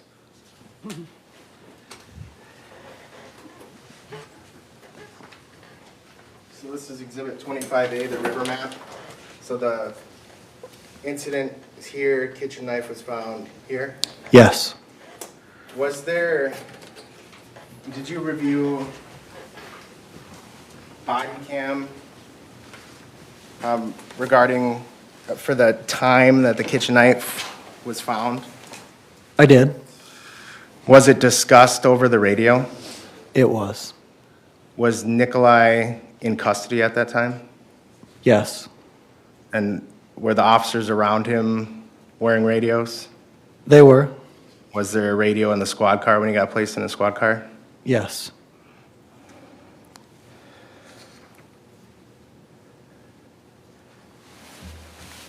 So I want to talk a little bit about Madison Cohen. I think you said Madison Cohen is one of the ones you made brief contact with at the scene? Yes. Do you recall seeing any injury on Madison Cohen? I did not. Were you present for her testimony that when she said the sheriff's office told her that the sheriff's office didn't want a photo of her injuries? I was. Is that true? No. And had you actually previously made efforts to retrieve the photo that she said she took? Yes. What was that? I did an extraction. I did not do the extraction. I reviewed an extraction from Madison Cohen's cellular device. I also did an extraction and reviewed it on Madison Cohen's mother's device. Why'd you do her mother's phone also? I learned that Madison was not sure if she took the photo or if her mother took the photo. So both provided their cell phones so law enforcement could search them for the photos. And did you locate any photos during the time frame she said she thought she took it that could have been, or that was consistent with her description? Not during the time frame, no. And were there any deleted photos recovered from either phone? There were not. And when you do a download, why don't you just explain to the jury how you do a forensic download on a phone? Sure. So a phone in particular, I'll get the device. There's a lot of different variables, but I'll summarize. We pay for software, and I can plug the phone into a box which goes into our computer, which more or less copies the data on the device and then puts it into a readable format that's user-friendly so we can review the data. It's not uncommon that we don't always get everything, and really there's no rhyme or reason. Even the trainers, when I'm going through all these courses, say sometimes they don't know why we get X and sometimes why we do. Just electronics or electronics. Sometimes we do, sometimes we don't. And when you do a forensic download, and including with Madison's phone and her mother's phone, that includes everything the download's able to pull off the phone? Correct. So photos, texts, calls, all those things? Yes.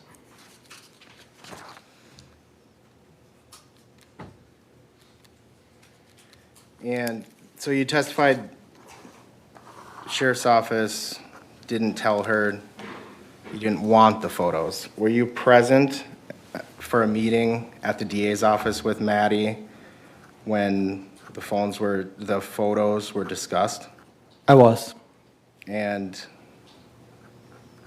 what was Madison?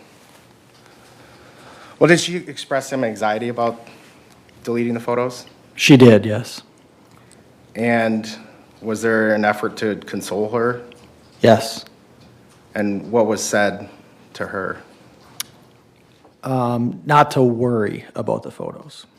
So she wasn't told you didn't want them, she was told not to worry about it? Correct. And that was after you'd already made all these efforts to get the phone that she consented to? Yes, well after. So you're the court officer, so you've been present for the trial? Yes, sir. And do you recall the testimony with Lieutenant Coleman about how, or he got those points for incident locations from you, right? Yes. And can you explain to the jury how you estimated those circles for the incident location and the group locations? I can.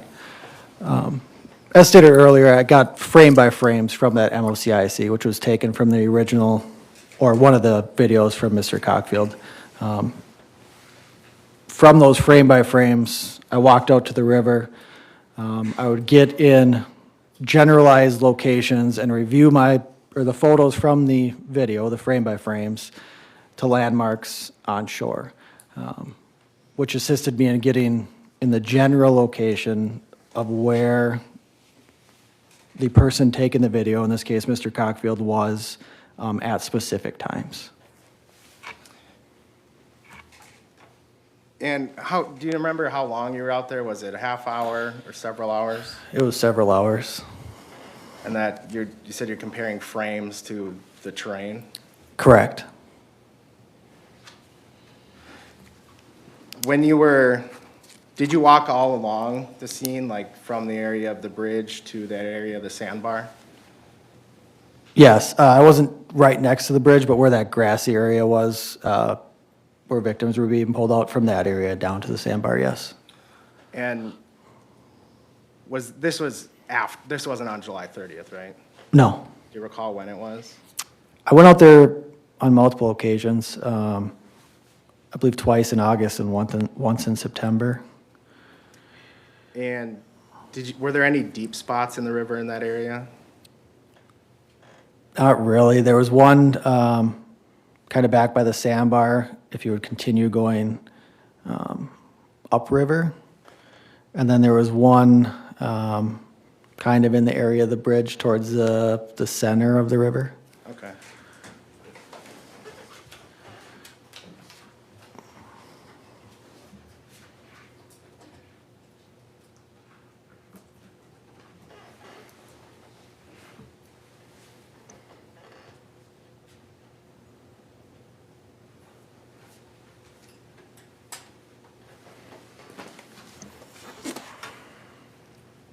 May I approach? Yes, you may.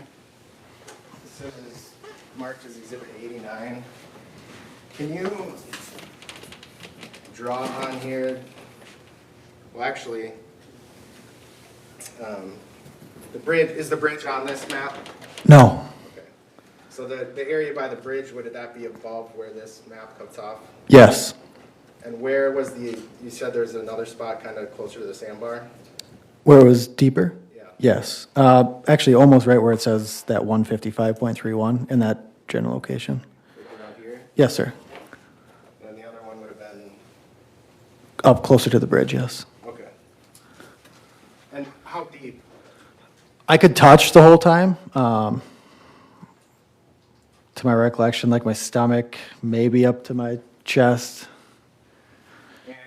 And the rest of the areas of that section of the river, what was the depth like from what you recall?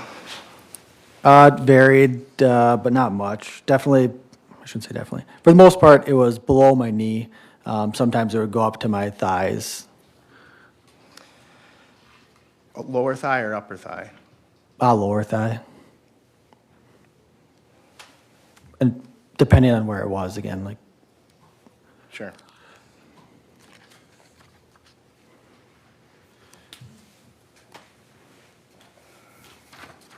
And you said when you're out there, you're taking photos. I did. I also took photos myself, yes. Judge, this is Exhibit 84. I'd ask to publish. Has 84 been received into evidence? No, I'd move to admit it and then. Any objection to 84? All right, 84 is received. Go ahead and publish. I'll let the clerk know when I'm ready.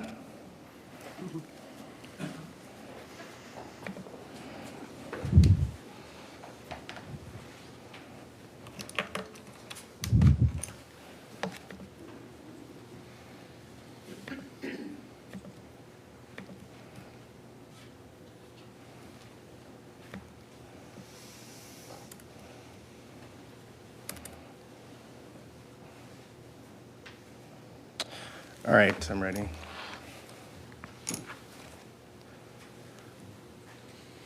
So it looks like there's 132 photos. I'm not going to go through all of them with you.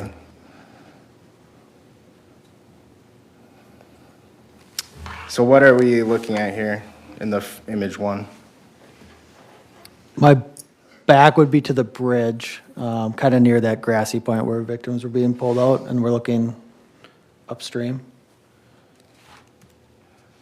And I'm just going to go through, this is 2 until we get closer to some 3, 4, 5. I'm just going to keep scrolling. So what are these flags? This is image 13. What are these flags we're seeing? I used those flags when I had the frame-by-frames. I would mark them, so then we would know where that spot was, and I could continue to the next spot.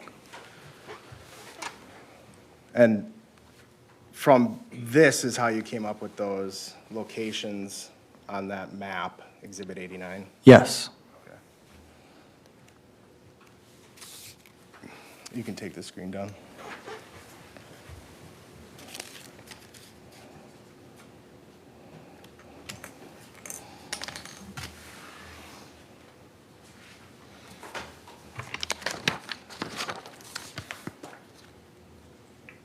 I don't have anything else.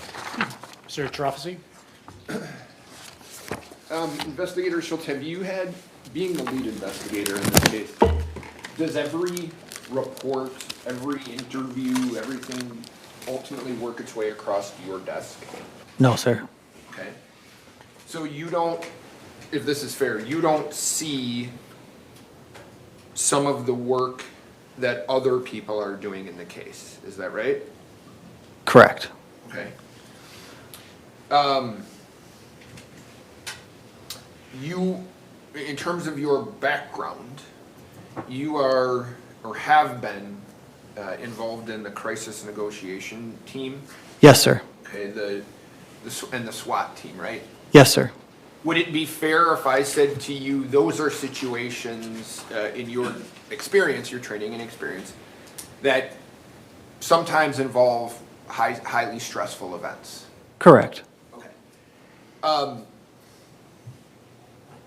You were asked a couple of questions regarding the knives that were located in the river. Yes, sir. Remember that? Okay. I do.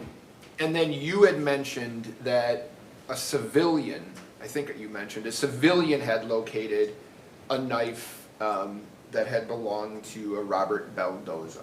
Is that right? Yes. And do you know, as the lead investigator, Robert Beldozo's kind of involvement in this case? I do, yes. Okay. Do you know when that knife, because Mr. Beldozo lost the knife, to be fair, on that day, right, on the 30th? Yes.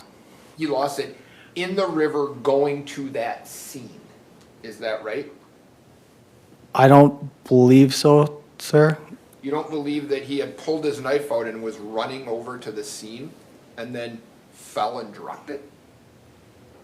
I've watched a lot of the body cam, and I'm not trying to be argumentative. You're not. I think he said at one point he thought he pulled it out, but in the body camera footage, you can actually see it clipped like in the back of his swim trunks. So I'm not sure when it was lost. I apologize. No, but he's saying it was lost on that day, right? Yes, sir. Going to, or as he's moving toward that incident, right? I believe he said he wasn't sure when he lost it. If there's a report, I could review it, but. No, that's okay. I'll talk to him about it. Okay. You also mentioned that in your, I guess, training and experience, these clips and videos that we're watching, just so I understand it, when we go through these stills, 24 of those consecutive stills equals 1 second in time. Is that fair? Yes. All right. And I want to ask you some questions about your duties or your responsibilities on the 30th of July. Yes, sir. And on the 30th of July, you're wearing, as this is going on and you arrive on the scene, you're wearing a body camera. True? Yes.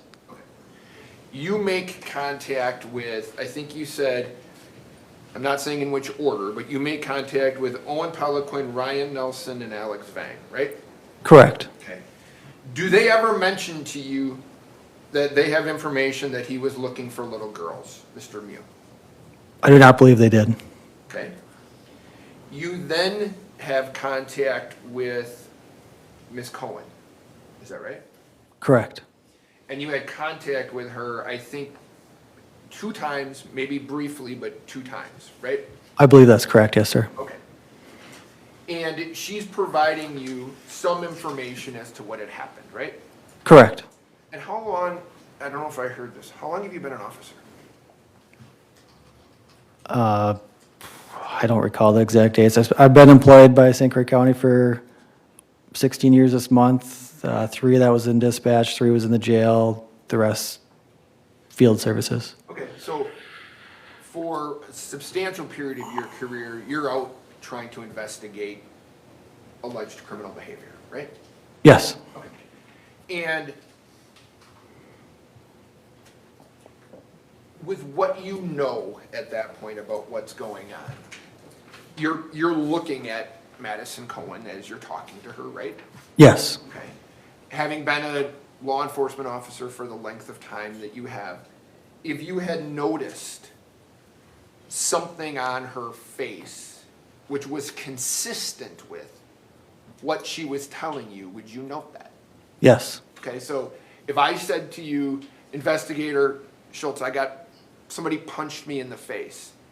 If I had physical injuries that were consistent with that, you'd write that down, right? Yes. Okay. Would you, in some situations, photograph that? Yes. Okay. And you don't see on either one of your contacts with her on that day anything on her face that supports the claim that she was punched, correct? Correct. Do you remember her testimony saying that her eye was puffy? Do you remember that? Vaguely, I believe, yes. Okay. You didn't see that, did you? No. Do you remember she also mentioned that the next day she had like some yellow, almost like bruising? Do you remember that? I'm sorry, I don't remember her saying that. If you're telling me she did, I believe you. No, she says, any bruise? The question was, any bruise? She said a little yellow. Okay, yes, sir.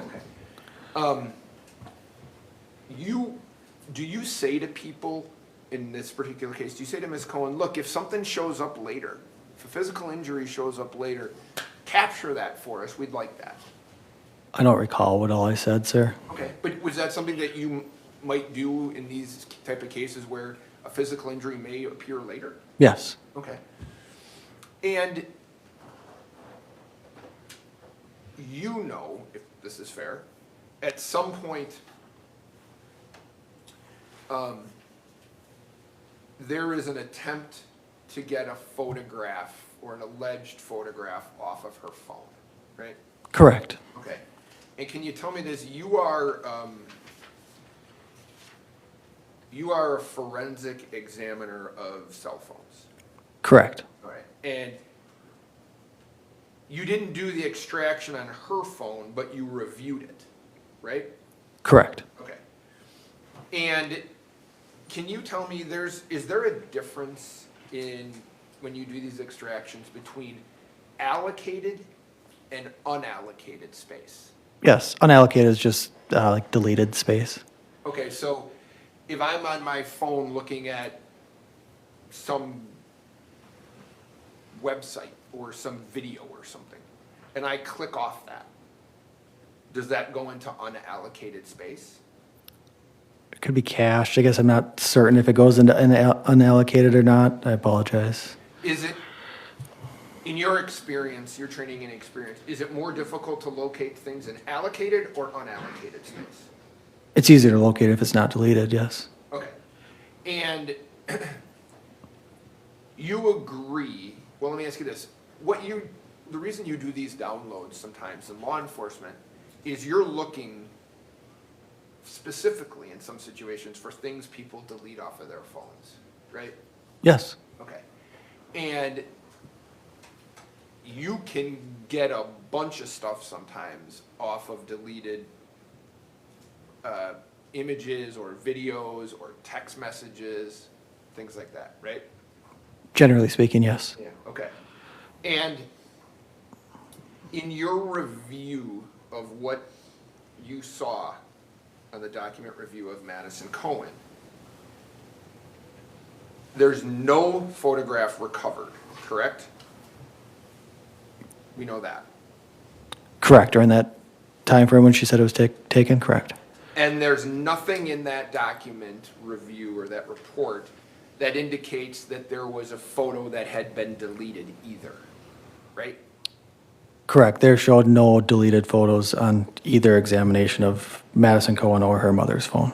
And I think Madison, I don't disagree with what you're saying, I think Madison also had said that she might have actually texted that picture to her mother. Do you remember that? Yes, or vice versa. Okay. And that's the reason that you want to look at mom's phone is to see, well, there could be this text that went through. So even if Madison deleted it, we can get it from mom, right? And there was, I don't have the right word. Neither was certain which one took it either. So we weren't sure if mom took it or Madison took it. But yes, that was part of it as well. Okay. And you do the forensic examination for Madison Cohen's mother's phone? Correct. Okay. And if I word this incorrectly, let me know. Yes, sir. No photograph that was in her, well, I'm going to say like saved images, right? Yes. Okay, so I have photos on my phone of my children and things like that. Yes, sir. Nothing in that area that you could just access by kind of swiping through, right? I'm sorry, I don't as it relates understand. to Madison's picture of her face. Correct, yes. And nothing in her deleted images which would support the claim that either she took the photo or Madison sent her the photo, correct? Correct. Okay. So I know that you said in some situations, sometimes we just don't get images, right? Yes. But that would have to happen in both of these cases then, right? Yes.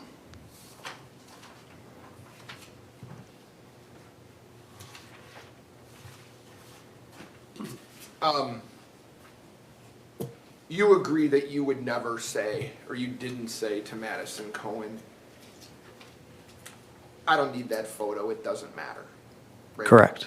Okay, you would, in a case like this, you guys, when I say you guys, law enforcement, you wanted every piece of evidence you could get, right? I can. And can I correct myself in my last one or just clarify? If she told me she had a photo, yes, I would want that. Maybe being empathetic and saying it's okay, don't worry about it, yes. But no, if there was a photo, yes, we would want it. Sure. So when she said, I told them I have a photo, and they said, don't worry about it. That's not something you would say, right? Like, We don't did worry say about don't it. worry about it, but we didn't say that we did not want it, if that's what you're asking. I'm sorry. No, you would, in a homicide case, you would want all the information that you could possibly get your hands on, right? Correct, yes, sir. I'm sorry, I misunderstood you. No, you're good. Did you ever, and I don't know if this is possible, this MOCIC, Yes. do they have the ability to get information off of phones that you don't? I asked them, and actually, this is where I learned, it got compressed. I didn't know that could happen, and they said there's nothing else that they can do besides the resize of the video. I'm So asking no, again- no, they couldn't do anything more than I did.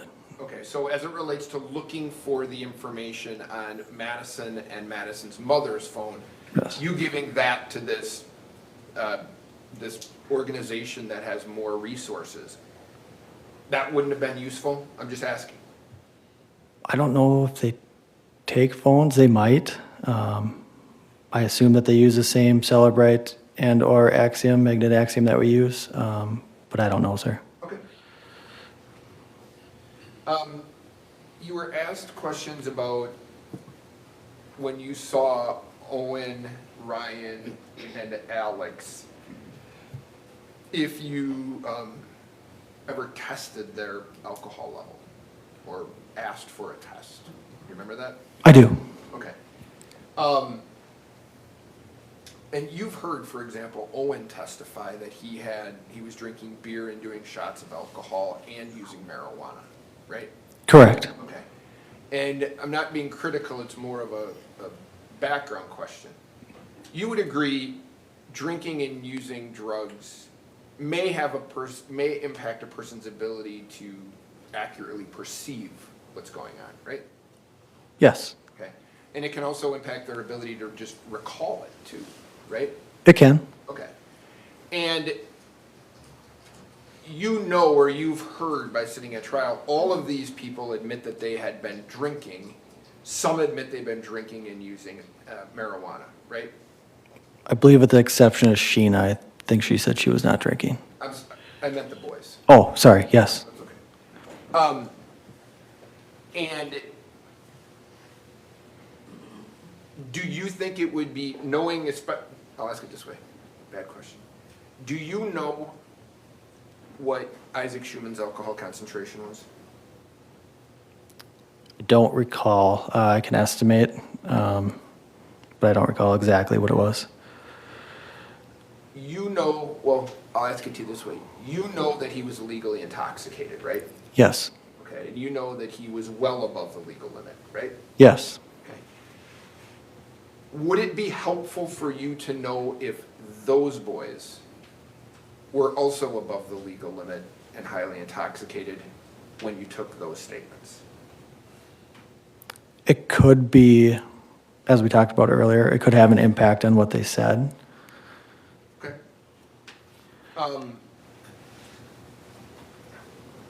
If those boys would have said to you that Mr. Mew was looking for little girls, would you have noted that somewhere?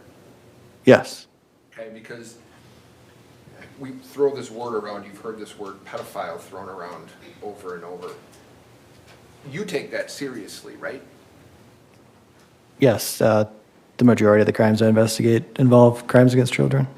Right, so if somebody says to you, investigator, this guy's talking about looking for little kids based on your background, you'd be interested in that, right? Yes. Okay. And you'd agree, nowhere in any report that you prepared do you document or indicate that they ever mentioned to you that he was looking for little girls. True? I'm not trying to be argumentative again. Them specifically, no, but other people told me that they said that, so I documented it in my reports. But the boys specifically, no, sir. Right, well, you've heard the testimony in this case. You heard Owen Peliquin today said that Mr. Mew told him that, right? Yes. Owen Peliquin never told you that, right? Correct. Okay.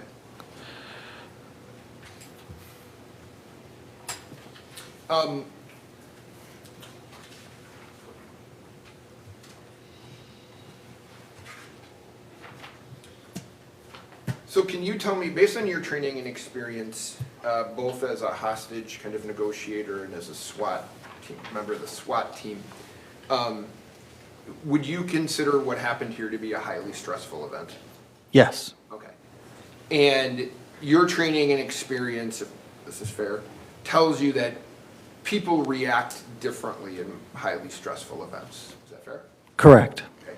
Have you sounds like you have been in multiple times in your professional life in highly stressful events? Correct. Okay. And you might react differently than another officer might react, right? Correct. Okay. And in these highly stressful events, have you, through your training and experience, seen situations where people's bodies react to the highly stressful event? Do you know what I mean by that? No, sorry. Okay. Do you know, or has it been your experience that sometimes people might, as you've heard, go white, where their body reacts to a highly stressful event? Have you seen people go pale in highly stressful events? I'm sure I have. I can't recall, but I'm sure I have. Have you seen them become quiet, kind of almost catatonic? Again, I'm sure I have. I just can't think of a specific time. Wide-eyed? Yes. Okay. And does your training and experience tell you that those are things that their body is just doing, right? Their body is getting wide-eyed, or they're getting white, or things like that, right? Yes. Okay. I'm sorry. I don't know that I understand it all the way. Don't apologize, investigator. Okay. You're doing fine. Can I ask you, you were asked some questions about the river and the depths of the river and things like that. Correct. Okay. Now, you would agree, to be fair, you can drown in calf-deep water, right? Potentially, yes. Right. So, especially if you get knocked unconscious, you can drown in 6 inches of water, right? I would suspect so, yes. Yeah. I mean, I guess what I'm saying is you had talked about different areas of the river where you were kind of maybe up to your shoulders or up to your chest or up to your waist.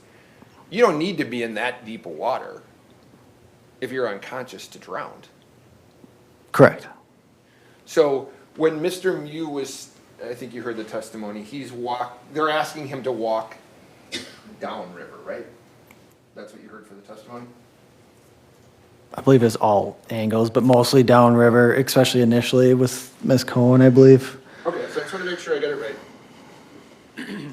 They want him, according to the testimony, they want him to walk this way, the way the arrow's pointing, right? At some points, yes. Okay, and did you hear Mr. Mew say that at some points there the river is a little bit deeper than where he was standing? Did I hear him say that? No, sir. You didn't hear that on, Coleman said that. Oh, I'm sorry. Could you repeat the question with Coleman? Coleman said that the river, at various points as you move downriver, becomes deeper, right? Yes. So is that true? The direction that they were pointing him to walk, the water would have been deeper, right? Yes. Okay.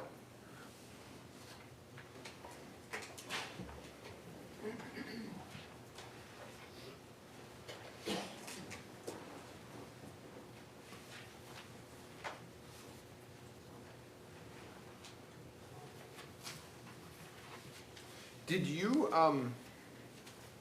as a lead investigator, were you the officer who prepared the information for the crime lab regarding DNA on what was to be swabbed and where it was to be swabbed? No, sir. Do you know who did that? I don't. I'm sorry.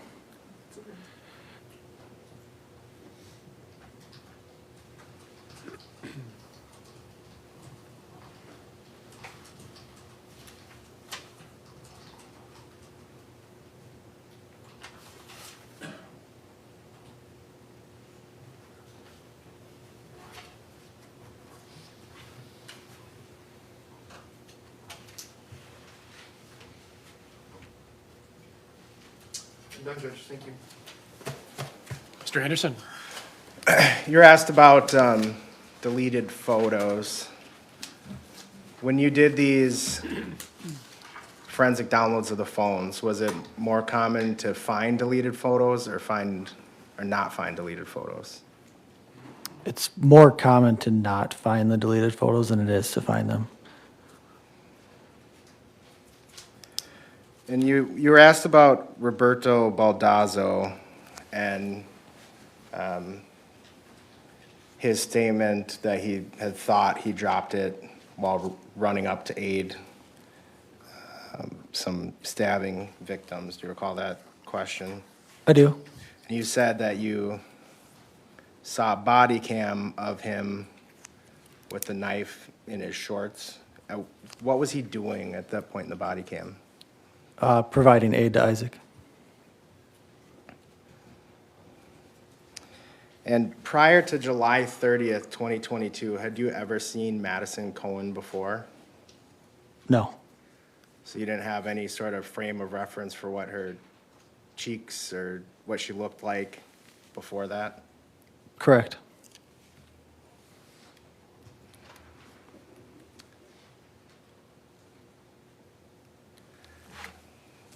I have exhibit 51.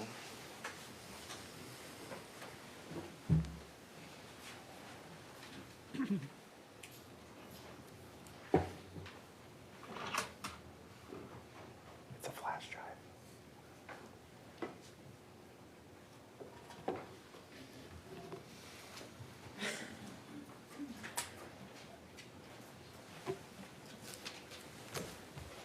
Just because our map is cut off there and you're asked about the spot by the bridge, I want to pull up Lieutenant Coleman's presentation. I'll let the clerk know when I'm ready.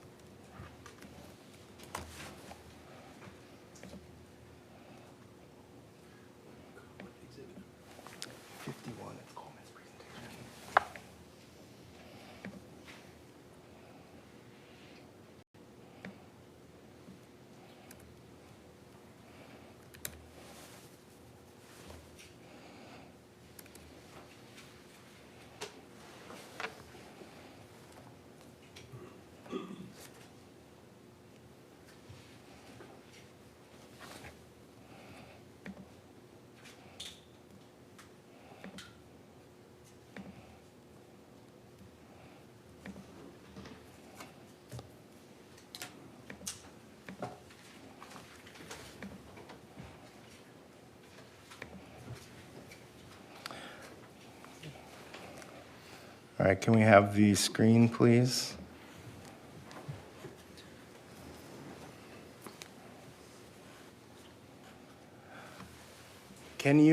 Is the spot where it got deep, close to the bridge, visible on that image on the right?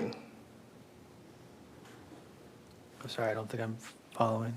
Can you draw on your screen if the judge can enable it, where you call that deep spot being that was near to the bridge? Where it gets deeper, yes. Yeah. To the best of my recollection, can I use it on the regular one, or do you want it on Lieutenant Coleman's drawing? I guess either. Right in that area there. Okay. And just for the record, Judge, this is slide 13 of Exhibit 51. I don't have anything else. Mr. Trofasi? Do you ask Madison Cohen why she would possibly delete a photograph in a case like this? We did, yes. You did? But I guess I don't know if we asked, but she made a statement that it was causing her anxiety. She didn't want to think about it. That's possibly why she deleted the photos. Okay. And in terms of what you observed when she came out of the water, you've heard in this courtroom far more detail about kind of how this went down than you did that day, right? Yes. Right, so, I mean, you heard Madison Cohen get on the witness stand for however long and testify about what had occurred, right? Correct, yes. You've heard other people explain what they observed. between Mr. Miu and Madison Cone as well, correct? Yes. Okay. And so you've heard that this 248-pound man threw a hook, by some people's estimation, threw a hook to this girl's face and knocked her down, right? You've heard that. I guess projectile relevance with this witness. I don't know what he can answer about what he said. Well, overruled. I mean, it was said in court. Let's continue. You've heard that, right? Yes, some have said that. Okay. And you didn't see a single mark on her face based on that, did you? I did not see a mark on her face, no, sir. That's it, Judge. Thanks. All right. Thank you, investigator. You can step Judge. down. It is 11:45. This is probably the best place to break for lunch. So we'll break a little bit early. We'll reconvene at 12:45. Please take the jury out. All rise for the jury.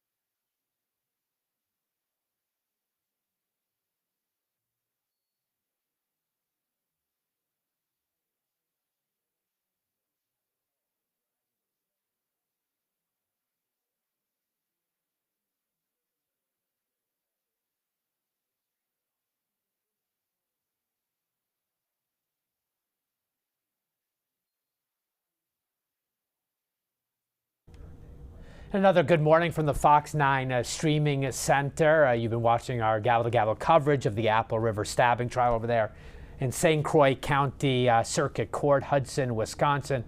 We have taken our lunch break. I know the judge excused the jury at this moment, thinking 11:45. It's a little early.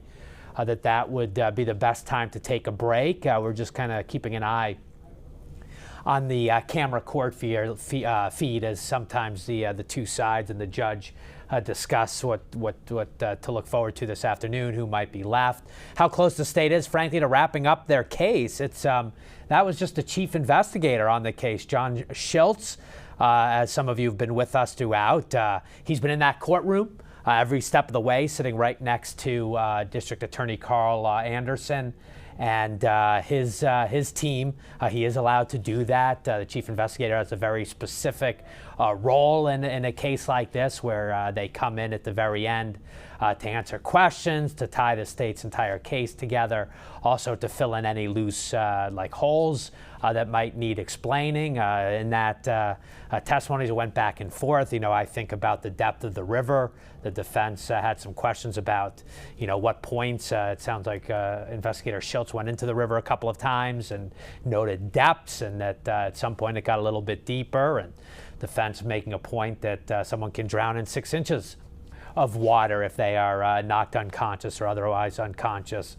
So we heard about that. We also heard about a couple of other knives that were found in the river in the immediate aftermath during the police investigation. One, a kitchen knife found in another location, and that Miu would subsequently tell investigators that one of the kids had a kitchen knife, but it sounds like no one believes that was otherwise connected to the deadly encounter. And then, as you know, the nurse, Baldazzo, Andrea Baldazzo, her husband lost his knife during the incident, and you heard the questioning there about, did he lose it running to the scene? Did he lose it afterwards?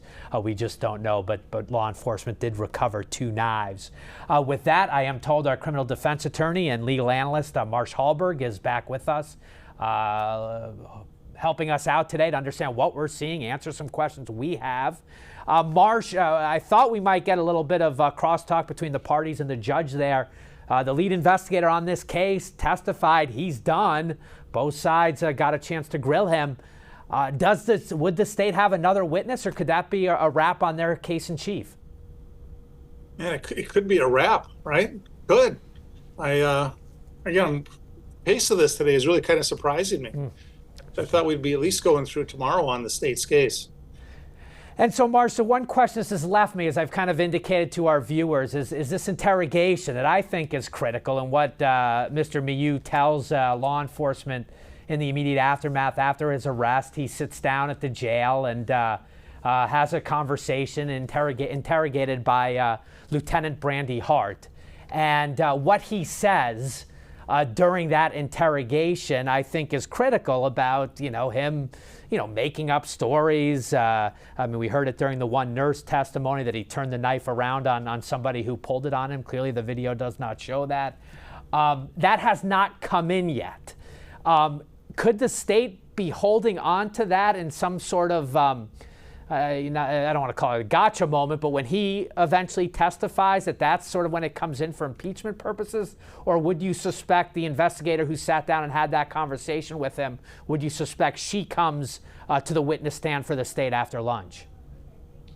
Yeah, let's kind of give a little framework for this if we can. The general rule is we've all heard what hearsay is. We've heard objection hearsay, or TV shows hearsay. And hearsay is defined as an out-of-court statement offered for its truth. So generally, you can't call witnesses to say, somebody else told me something last week or last year or outside of today in this courtroom. So generally, those things don't come in, but there are lots and lots of exceptions to that rule. And one of those things is an exception called declarations against interest, which is a fancy way of saying that for a defendant to say anything, even from his name on, is against his own interest of remaining silent. So generally, if a defendant gives a statement, or more than one statement, written, recorded, whatever it is, you can bring that into trial in the state's case, regardless of whether the defendant testifies or doesn't testify. So you can bring that in. It's generally always been, I was a prosecutor 26 years before going to the defense side, and generally I'd always bring that in the main case. And I still would think they would want to do that, because if for some reason you didn't testify, again, very unlikely, 99% chance he's coming on board. But if he didn't testify, then that's not coming in. So you want to make sure you get that into evidence. And the worst that happens for the state is the jury hears it twice. So they hear it through someone that takes a statement, they play it, and then Miu testifies, and they can replay clips of that again for the jury, who will be familiar with it, because they say, oh, we just heard that yesterday. Now we're going to hear pieces of it again, and where he doesn't say things, or he lies about things, or he misstates things. And they will have that all, they'll really organize that. They will have people that have looked or listened to that statement of Miu over and over and over again, and look for every inconsistency, what point it's at in the video, and play those, and just go one after another and go right through them. And I do want to point out for our viewers, as we talk about that interrogation, it is an interrogation, and the elements, the footage that was recorded of it, the statement itself. The defense did try to keep it out of evidence in a pretrial filing, basically citing that he had asserted his right to an attorney in that moment. Before the questioning began. He would, I don't have the filing before me, Marsh, I certainly don't want to put you on the spot on it, but he basically had said, when do I get an attorney? Do I get access to an attorney? When does the attorney come to talk to me? Had asked those kinds of questions, but never specifically asserted, I am done talking to you, get me an attorney now. So the judge is allowing the entirety of the interrogation to come in. And while we play that body camera footage from Cockfield, Marsh, there'll be a question on the back, and I just want to read you a portion of why this interrogation would be so critical to come in for the state. Again, this is Nick in his own words, talking to Lieutenant Brandy Hart. Quote, Nick told me that he feared for his life. Nick said that when the group started hitting him and two of the individuals pointed a smaller knife at him, I thought that was it for me, Nick said. Luckily, I took it from one of the young kids, meaning Nick said, I took the knife from one of the young kids. I asked Nick what he did with the knife, and he said, I don't know. I asked Nick if the knife made contact with someone, and he said he didn't remember. Nick said that the group of people was so close to him.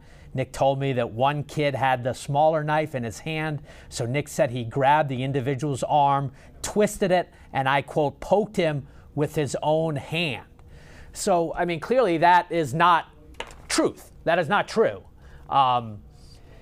I just, at some point, the state has to reference that type of statement to this jury, right? That is what he was trying to tell authorities in the immediate aftermath? Yeah, because the way the state will spin that will be, Mew didn't know of the video. So he thought he could lie his way out of this thing and create a self-defense thing right there, that it was their knife. And now that he's kind of caught in his lie, because we've got the video showing the knife in his hand early on, and now he's stuck with his lies. And there are about 5 or 6 misstatements in what you just read. And they'll break each of those down. Sir, that was a lie. This was a lie. This was a lie. And they'll go through them over and over again. How repairable is that? If you're sitting with Nikolai Miu at your table, you're defending him. How repairable is his story? And again, that's just one element of it that I just read. Well, what the defense will argue is, you're right, those are all lies, but you've got the video. So there's no question as to exactly what happened, how he went down in the water a couple of times, the number of people on one. They'll make a laundry list as to why they, and again, we're doing it in hindsight, it's always 2020, that he, maybe he wasn't as threatened as we might think today, sitting in the safety of a courtroom, in the environment of a bunch of big football playing drunk, obnoxious kids. You don't know. So they'll try to spin it all that way. If that was the last witness, Investigator Schultz, just to wrap up the state's case, and they do leave this out for now to wait to see Nikolai Miu testify the next day or two as the defense takes over, what would you expect to happen after lunch? Will the defense move for an acquittal, and then the state would formally rest? Again, we just don't know if the state has other witnesses, but what could happen after lunch if in fact Schultz is the last witness? Well, I think they will call another witness, at least because maybe that's what they'll end on, all the lies of the defendant. And they'll let that sit there, and they won't expect the defense to start yet today. So they might leave, they might stop early today, 3 o'clock or something. And they'll let the jury just brew on that all tonight and all into tomorrow, and let that kind of bake in for what they do. It's also interesting just procedurally for our listeners that you'll see how smoothly a lot of these exhibits go in. They'll move like Exhibit 84, and it had dozens and dozens of photos as the subcategories of that exhibit. They just go, no objection. Before this trial started, the judge made those lawyers sit down and look through every piece of evidence they were going to possibly enter and say, is there a foundational expert? That is, does it come in is there an objection to this, that it's really a valid photo, or it's really a valid phone record, or a medical record, or whatever it is? They'll work that all through so that we're not spending lots of wasted time bringing in, what's called a custodian of the records, somebody at a hospital that keeps the medical records, or a custodian of a cell phone record, or we're speeding through all of that. And that's just a real good move to do for both sides. Saves a lot of time and confusion for everybody. And I guess another witness we technically have not heard from at this point would be a medical examiner. We obviously heard the surgeon who dealt with the stabbing survivors. We haven't heard exactly, So what. probably 2 more witnesses at least. Yeah. So that could happen this afternoon. What was the other question? I wanted to play the nurse's soundbite. Let me get to that in a second. But Marsh, just out of curiosity, we talked about Miu taking the stand. You've had a guy in jail for 2 years now. He's basically waited all this time to tell his story. What has the last 24, 48 hours looked like between him and his defense attorney? Obviously, I'm thinking of just coming out of the weekend and really preparing him for really his life is. I mean, it's not a death penalty case in Wisconsin. It's a life imprisonment conviction. But what is happening between him and his attorneys as he prepares for this moment? Well, generally, they would have really tried to prep him hard before this week, because they want to be able to say, look, buddy, we are in the battle now. And every night, we don't want to be worried about you being prepared. We want to be worried about what's our cross-examination for the state's witnesses tomorrow. And so we want to spend the night, the 2 lawyers getting together, maybe with a clerk or paralegal, going, okay, who's coming up tomorrow? What points do we want to make sure we list? Do we have all the electronics ready to show video clips? We don't want to worry about running back to the jail and sitting in custody trying to work with you on how you answer a question. So you might really not even have much contact with him during the trial. Interesting. Yeah. Let me just play back that Ashley Hoffman. This is the nurse in the jail who is checking Miu out for injuries, and then she notes that he tells her at some point he was faced with a knife and turned it around and twisted the wrist into his attacker's belly. I know we spoke about it, but in case some of our viewers, it's his lunch hour, missed her testimony. Let's go back and listen to a few minutes. This is Ashley Hoffman on the stand here. What did he report as being the injuries? He reported getting hit in the back of the head and in the back. Did not have any pain when I was talking with him. The only pain was on his butt from hitting the stones on the river. Did he report any kind of injury to his ears? He had reported that someone told him there was blood on his ear. Part of my examination, I do look in the ears with an otoscope, and I did not note anything worth mentioning. No injuries or anything like that. Did you see any blood in his ear? No, not at that time. Did he report which ear he supposedly had blood from? If you know, or did you check both ears? I checked both ears, but I do not remember which ear specifically. Down towards the bottom of page 5, there's a category that indicates statements made by suspect during the exam. Yes. Did you fill that part out? Yes, I did. What kind of statements did Mr. Miu make to you during the exam? One statement was, there were about 7 people on top of me, hitting me in the back of the head and on the back. I don't know with what. A second statement made was, they just attacked me, they called me a child rapist. A third statement made was, a guy pulled a knife on me, I took his wrist and turned it into his belly.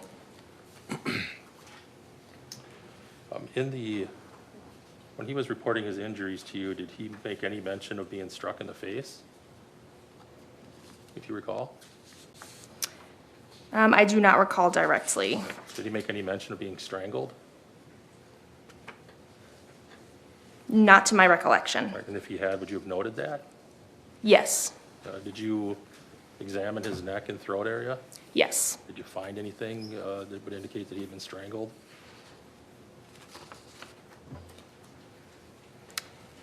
No, not that I have noted.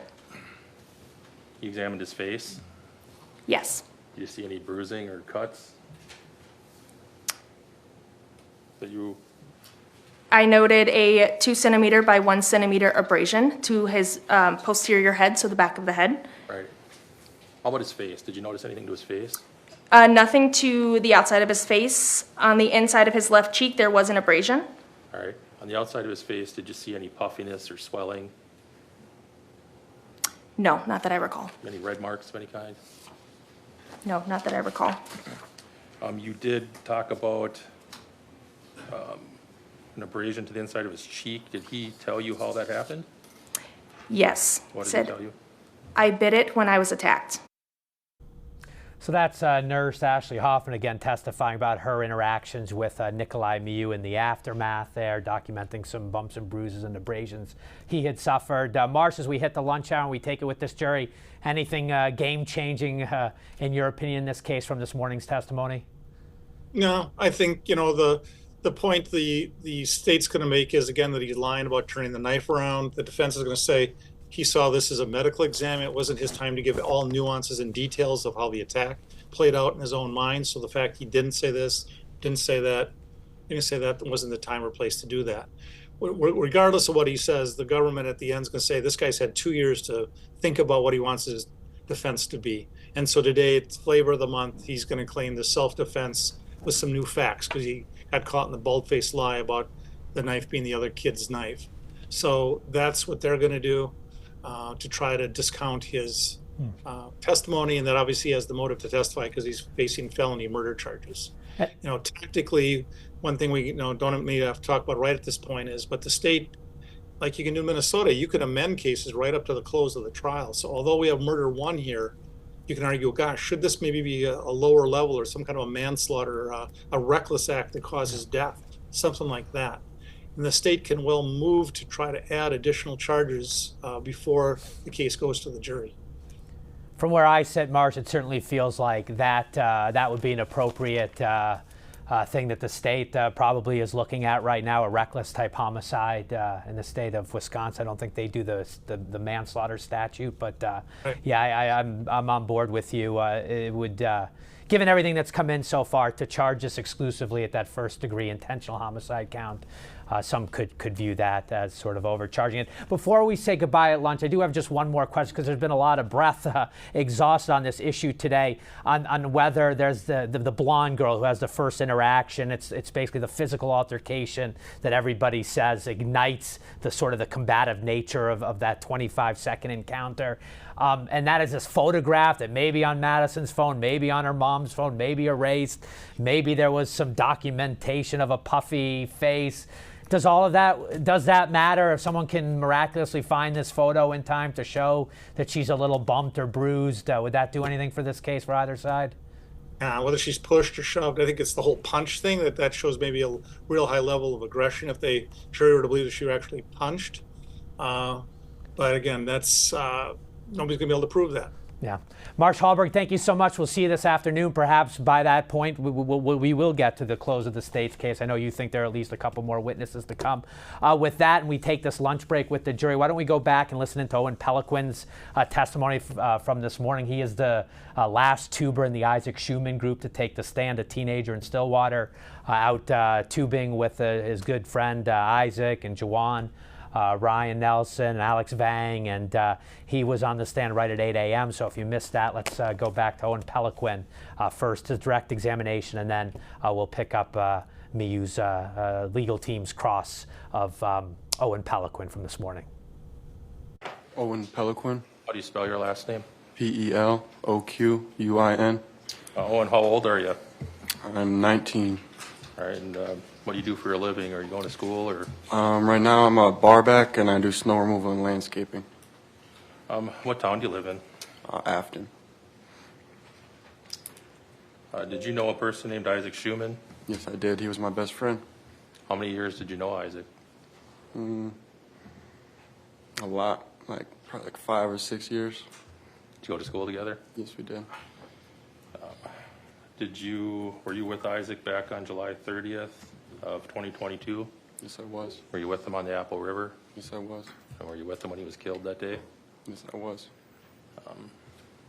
Back on July 30th, 2022, how old were you then? I was 17. Had you finished high school yet? No, we hadn't started senior year yet. Was that the summer before your senior year? Yes, it was. Had you ever been on the Apple River before? No, that was my first time. All right.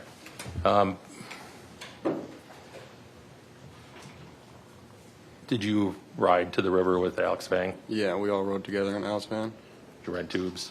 Yeah. Got on the river? Mm-hmm. Is that a yes? Yes, that's a yes. Were you drinking that day?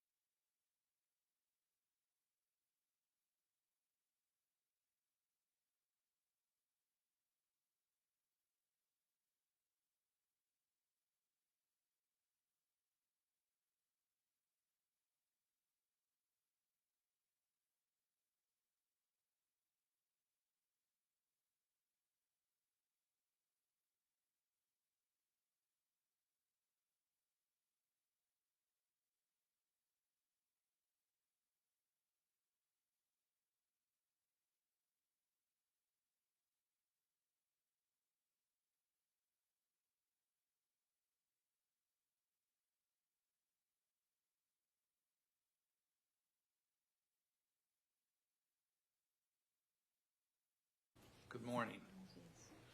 Buenos días. Can you tell all of us your name, please? Ernesto Torres Chávez. Ernesto Torres Chávez. Cháguez. Cháguez. Correcto. Can I call you by Ernesto? Sí. Ernesto, do you know Yes. this man over here? Sí. Yes. Who's this? Nick. Nick. Nick who? Nick Mute. Nick Mule. How long have you known Nick Mew? Aproximadamente más de 10 años. Approximately, well, it's over 10 years. Do you, did you work with Nick? Sí. Yes. Are you married? Sí. Yes. Who's your wife? Emi. Emmy.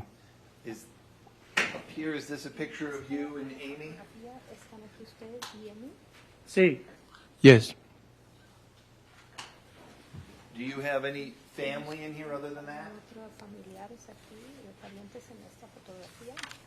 Mi hermana está a la derecha. My sister on the right side, Rosy. Rosie. That's your sister. Yeah. Sí. Anybody else family? No, familia no, todos amigos. Not relatives, all friends.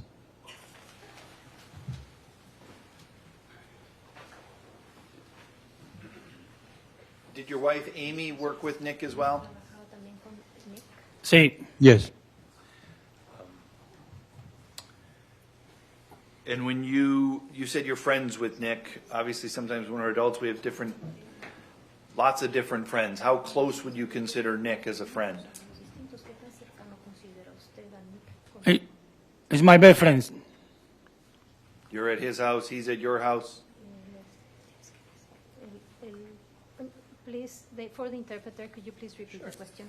You've been to his house, he's been to your house, you guys hang out together.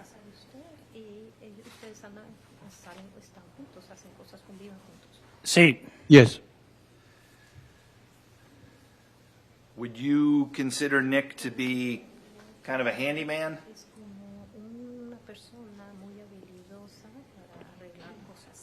Sí. Yes. Why do you say that?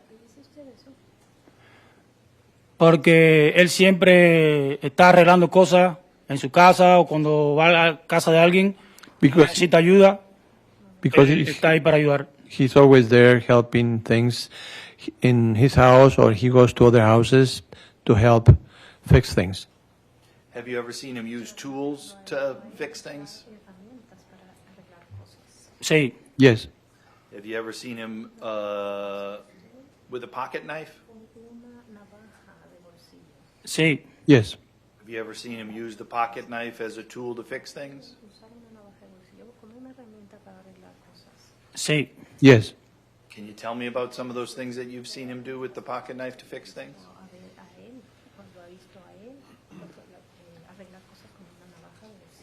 Lo he visto arreglar cosas en su casa o en mi casa cuando compré mi piscina. Él fue uno de los compañeros que me ayudó. I've seen him fix things Usaba in su his navaja house para cortar cosas. and my house. When I bought my pool, he helped me fix the pool and in general fixing things. And he used the knife. Sorry. Want to ask you some questions about the trip down the river on July 30th of 2022, okay? Sí. Yes. Is that a trip you and your wife have made before? Sí. Yes. Prior to leaving your house that day, did you have a call? Did you call Nick Mew that day and ask him to bring anything? Sí. Yes. What'd you ask Nick to bring? Que llevara su navaja. To bring his knife. Why did you ask Nick to bring? And when you say his, just start over. His knife, is that a pocket knife or some other knife? No, la de paque. No, the packet. And Why did you ask Nick to bring his pocket knife? Porque la vez anterior que fuimos al río, a la hora de salir, no podíamos, no teníamos con qué cortar las sogas y tuvimos que arrastrar todas las balsas juntas y era muy pesado. Because the last time we went to the river, we had all the inner tubes tied together, and we couldn't cut the cords, so we had to pull them out of the river all together and bring them up to the place where we had to leave them. So you wanted him to have the knife to help cut the cords at the end of the trip.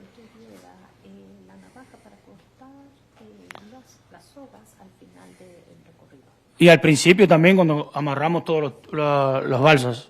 And at the beginning too, it's useful to tie them up. Why didn't you just bring your own pocket knife? Yo no tengo. I don't have one. And who's the guy that tends to have a pocket knife in your group of friends?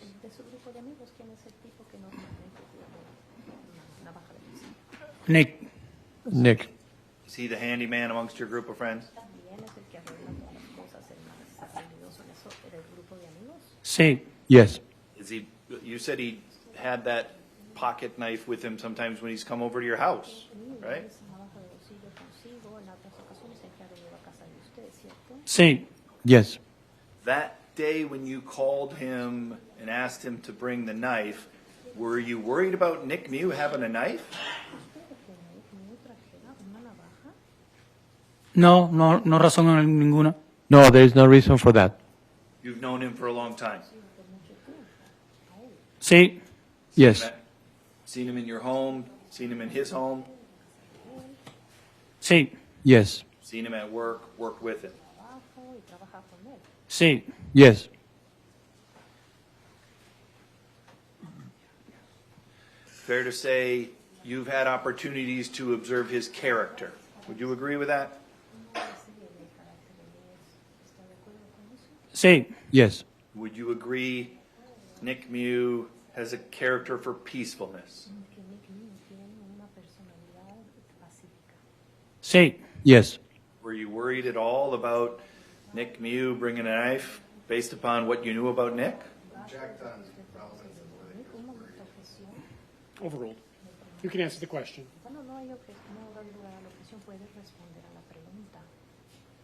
Repite la pregunta. Repeat the question, please. Were you worried at all about Nick Mew having a knife out on the river? No. No.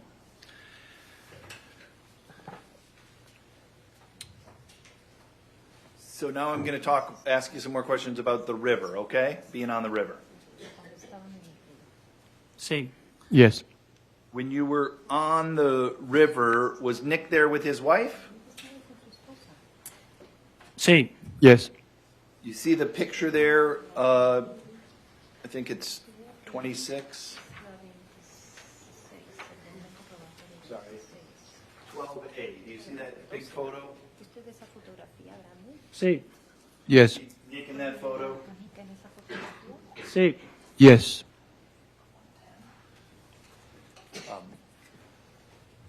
Nick's wearing a shirt and sunglasses in that photo. Is that what he looked like on July 30th? Sí. Yes.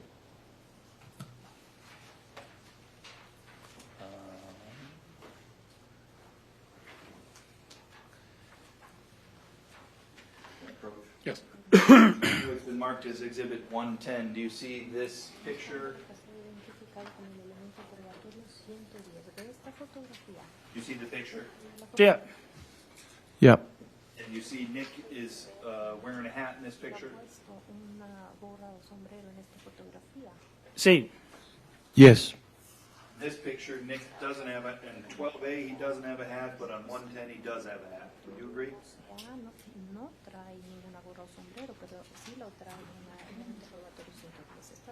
Sí. Yes. Were there times that day that you saw Nick wearing a hat? Sí. Yes. Were there times that day where you saw that Nick had taken the hat off? Sí. Yes.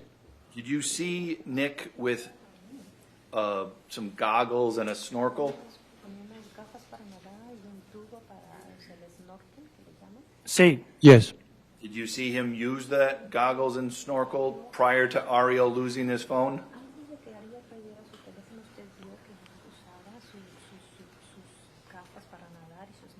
Sí. Yes. Would he use the snorkel to swim in the river?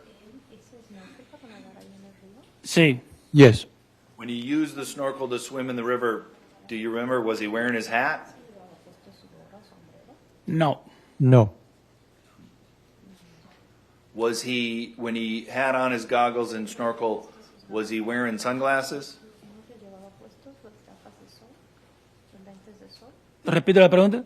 Can you repeat the question? When he went swimming in the river using the goggles and snorkel, did he also wear his sunglasses? No. No.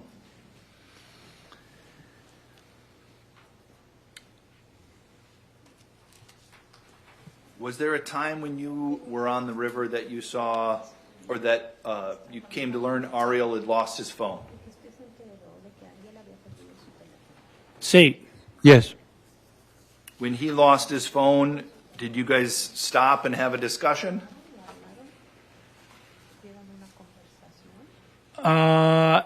No, really, en sí no paramos. Estuvimos conversando y él dijo que iba a buscar el teléfono.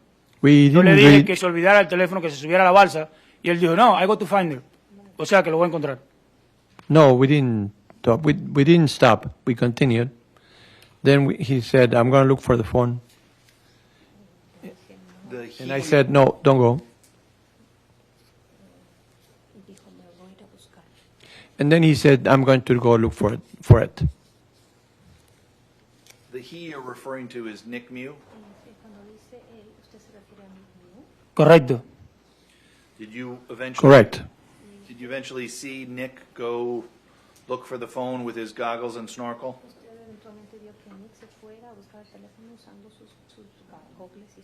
Sí.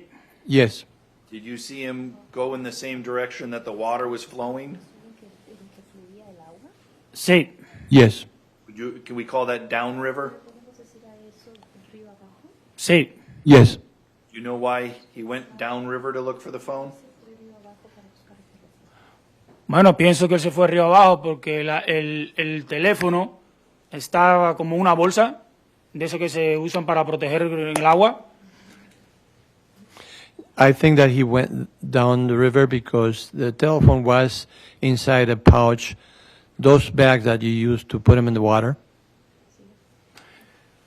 On Exhibit 12A, that photo, do you see some people have lanyards with, looks like maybe a phone inside of them?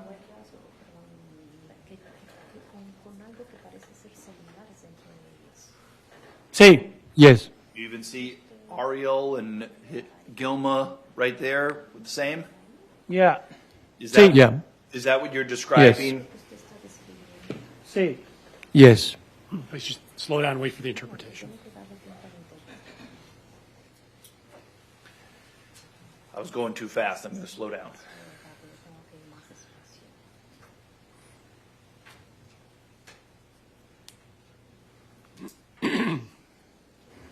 When Nick then left to go look for the phone, were you watching him? Sí. Yes. Did you look for the phone at all? No. No. Were you sitting in the tube, standing near the tube, or doing something else?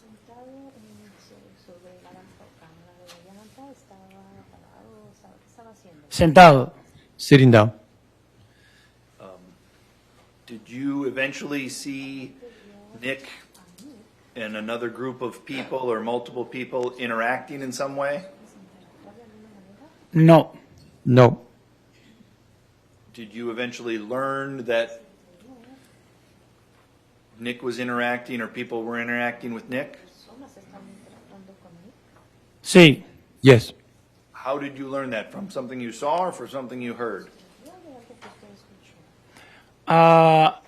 Su esposa dijo, Nick está en problema. His wife said Nick is in trouble. When you heard, did that surprise you? Sí, You ever, you know Nick, you must know his wife Sandy. sí, Yes. If you guys must hang out together as a couple often. Or as couples. sí. Yes. Had you ever heard Sandy express concern about the safety of her husband like she did on that day? Overall.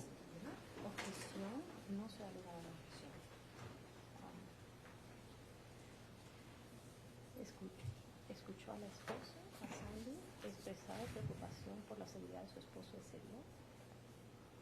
En ese día, no entiendo la pregunta. During that day, I don't understand the question. Sure.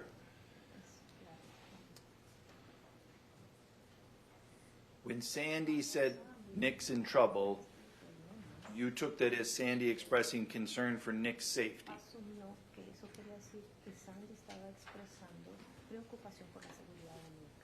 Sí. Yes. Had you ever prior to that day or any time before that, heard Sandy express concerns about her husband's safety when you were around? Nunca. Never. That must have surprised you then on that day when you heard that. Sí. Yes. What'd you do? So I looking down where people was, and I saw Nick in the water, and I stand up and I tried to get her. When you saw Nick in the water, did he appear to be snorkeling and looking for the phone, or was something else going on? No, estaba en el agua y había mucha gente a su alrededor. No, he was in the water and there were people around him. How many people? Número no puedo decirle, pero sí eran bastantes. Pueden haber sido más de 10, 15 personas. No. I can't tell you the number, but there were many, maybe 10, 15, I don't know. When you made that observation, were you worried for Nick's safety? Sí. Yes. What did it look like that group of 10 or 15 people was doing to Nick? So, estaban gritándole y cuando él estaba en el agua, alguien le estaba dando. They were shouting at him. And when he was in the water, somebody was yelling at him. Did you ever see anybody have physical contact with Nick? Bueno, en el momento en que yo vi que él estaba en el agua, alguien le pegó. Esa fue la primera vez que... At that moment, when I saw Nick in the water, I saw somebody hitting him. That's the only thing I saw. After you saw him in the water, did you keep watching? So, yo traté de llegar hasta allá, pero en el medio del río perdí mis zapatos. Well, I tried to get over there, but I lost my shoes in the middle of the river. So, on your way, were you able to continue to watch, or did you need to tend to your footwear? No.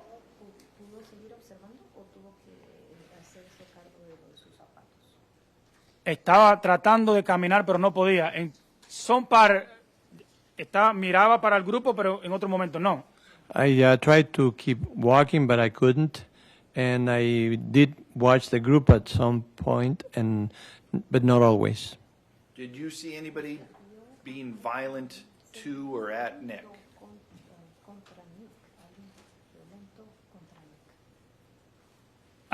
After when they was in the water, estuvo en el agua, no. Después que vi que estaba en el agua, no volví a ver nada. After I saw him in the water, I didn't see anything else.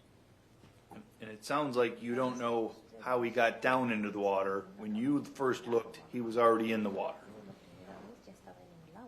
Correcto. Correct.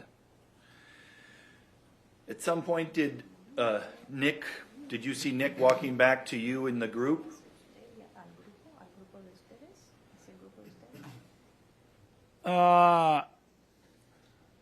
Después que yo vi que él estaba parado, que yo le dije que viniera hacia esta parte de acá, él regresó. After I saw him standing there, I told him to come back, and then he came back. And so, if we're on the river, you're Ernesto, and I'm standing where Nick is, roughly. Does that make sense? Ujú. The river flows that way to downstream. Does that make sense? Correcto. Correct. And you see Nick walking somewhere in your direction, not exactly this angle, but somewhere towards you, correct? Correcto. Correct. And what had happened is behind Nick by the time he's walking to you. Agreed?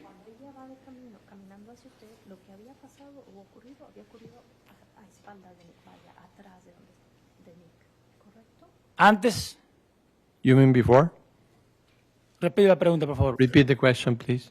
After you saw Nick down in the water, eventually you see Nick coming back to you because you called him back.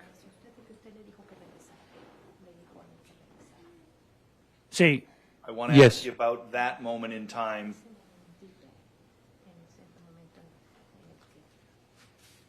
No entiendo la pregunta. I don't understand your question.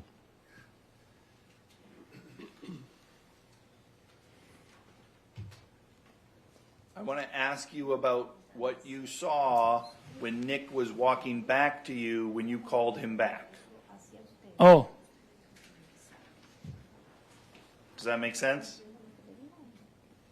que yo le dije que regresara. That I told him to come back.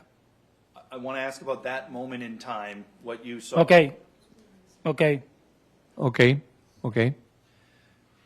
When Nick's walking back towards you, is he looking at you in the group, or is he walking backwards looking behind him? No estoy seguro. I'm not sure. You're looking in Nick's direction, correct? Sí.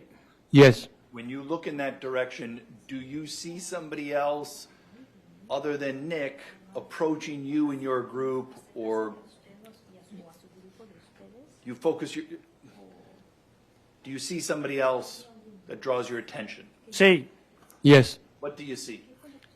So, cuando el Ni venía por esta parte hacia la izquierda mía, alguien trató de acercarse y me hizo así con el dedo. When Nick was coming over on my left side, someone else tried to approach and pointed at me with the finger. When you say the finger, that might have different connotations. So, do you mean like a pointing finger or something else? Dedo que no apuntaba. Pointing with with the finger. And when they're pointing with their finger, is Nick near you? Iba pasando. He was going by me. By me. So if I'm Nick in that scenario, Nick is walking this way, you're pointing in that direction. Yo estoy mirando hacia donde está la persona y ahí tienen. Stay there, stay there, stay there. I'm looking at the person who was there and say, stay there, stay there. Can you describe that person? No tengo ni idea. I have no idea. Why were you telling that person, stay there, stay there, stay there?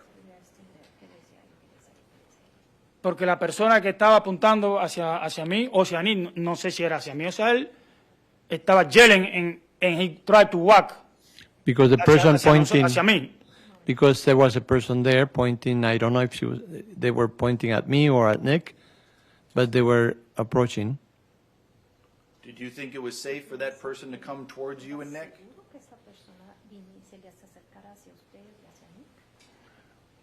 Bueno, yo lo que traté de tratar de que esa persona no se acercara a nosotros porque quizás el problema iba a seguir si venían hacia el grupo nuestro. I tried to prevent that person from approaching us because I thought maybe the problem was going to continue.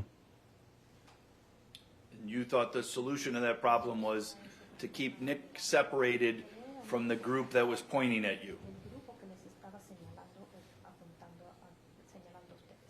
Sí. Yes. When Nick, I'm going to now ask you about when Nick's back at the tubes with you after you pointed at this person, okay?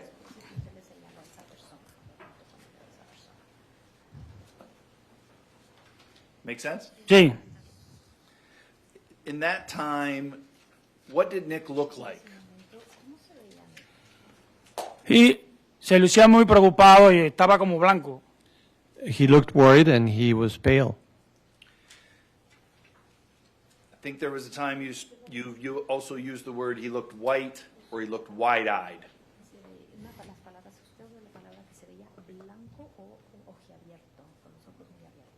Sí. Yes. Did you see those things when you looked at Nick? Sí. Yes. You said you've known Nick for a long time. He's your best friend. You ever seen him scared before? Nunca. Never. Did he look like he was scared then? Sí. Yes. Have you seen people when they're in shock before? Sí. Yes. Did he look to you like he was in fear and in shock? Sí. Yes. Were you worried about him? Sí. Yes. And is that why you were pointing at other people, because you wanted to protect your friend and keep him there because you were worried about him?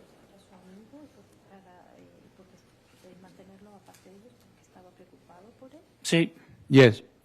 Would it be fair to say you didn't really know what had happened down there at that other group, you just didn't want anything more to happen? No.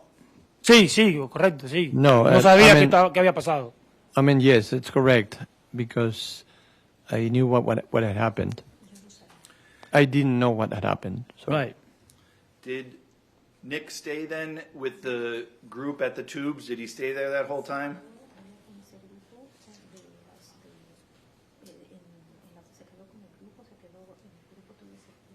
Sí. Did he ever ask you or make any motions to, or indicate in any way, tell you in any way that he wanted to go onto the shore or on the woods or sit anywhere other than in his tube?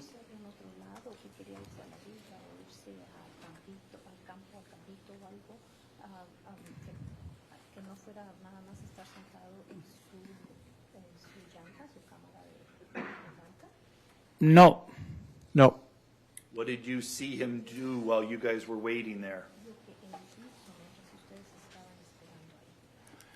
Solamente se sentó en la balsa y más nada, ni siquiera dijo una palabra. He just sat in the inner tube and he didn't say anything.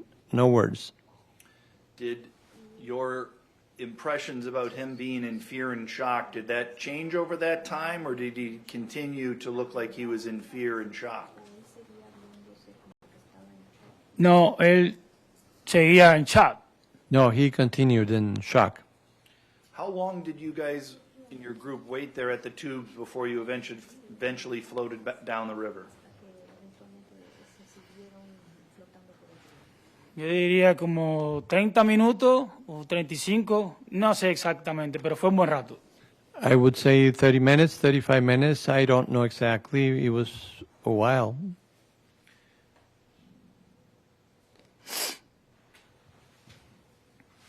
Why did you eventually go back down, float down the river? Did anything prompt you? So, yo no estoy seguro si fue la policía o alguien que estaba en el grupo donde estaba todo el mundo allá, hicieron así para que como que el tráfico siguiera, la gente siguiera bajando. I don't know Y if ahí it todo el was. mundo empezó a bajar. Maybe the interpreter needs the witness to repeat his answer. Ok, no estoy seguro si fue la policía o alguien que estaba parado donde sucedió el problema, que hicieron así como que para que la gente ya podía seguir. I don't know. I'm not sure if it was the police or if it was something else, somebody else who was trying to guide people, and they were telling people to move, and to continue. And based upon what you saw then, you kind of helped your group say, we got to go, and you moved down the river. Correcto. Correct.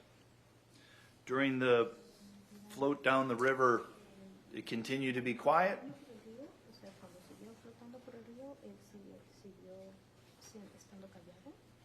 Completamente. Que yo recuerde, nadie habló hasta que llegamos a la salida. Totally quiet. As far as I remember, nobody talked until we got to the exit.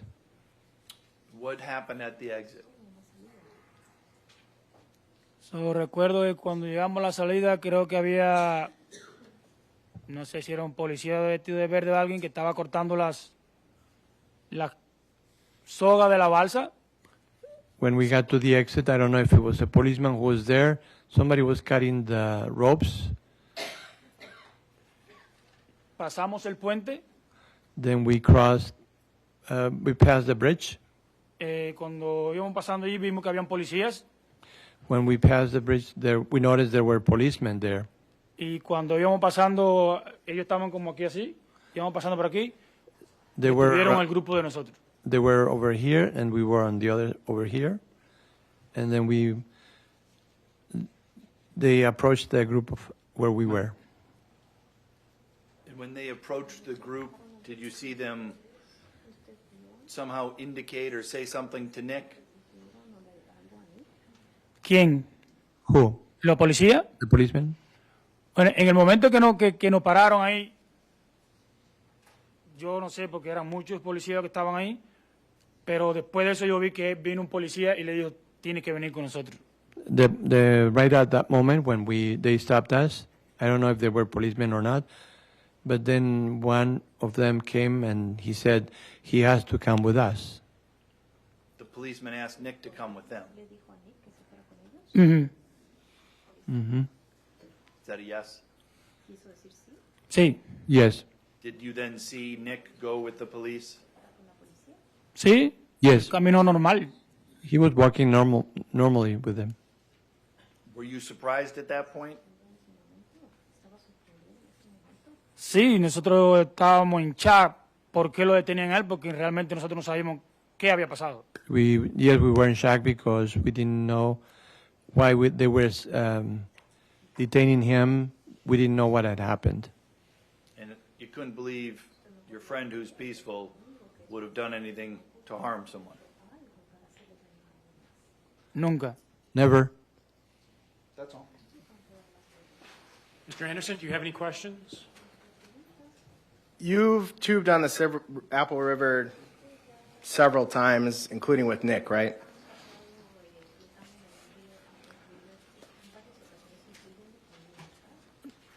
Nosotros sí, pero con él la segunda vez.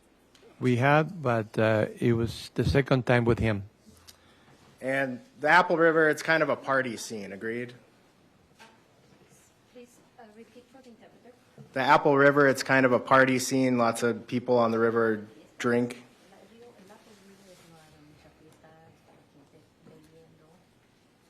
Sí. Yes. Your group was drinking. Sí. Yes.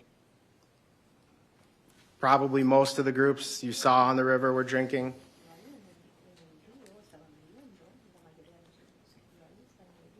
Sí. Yes. Were you intoxicated? No. No. How many drinks did you have, do you know? Probably like 4 beer. Probably like 4 beer. And you said you told Nick not to go look for the phone, but he insisted, right? Correcto. Correct. And Ariel wasn't worried about his phone because he had insurance, right? Correcto. Correct. And after Sandy said Nick's in trouble, you started walking towards Nick, right? Correcto. Correct. And you got pretty close to where Nick was, right? No. No. You got a lot closer than Sergio did, right? No sé, porque en ese momento yo no sé dónde estuvo Sergio. No. Pero sí no estaba cerca. I don't know because I don't know. And good afternoon again from our Fox 9 streaming center. You are watching our gavel-to-gavel coverage of the Apple River stabbing trial. You were listening into testimony from last week. That was Nikolai Miu, good friend, dear friend Ernesto Torres Chaguez. But now we return you to live courtroom proceedings. Still the state's case in chief. We are back on the record. We will see if they have another witness to call right Mr. here. Miu is present along with 14 jurors.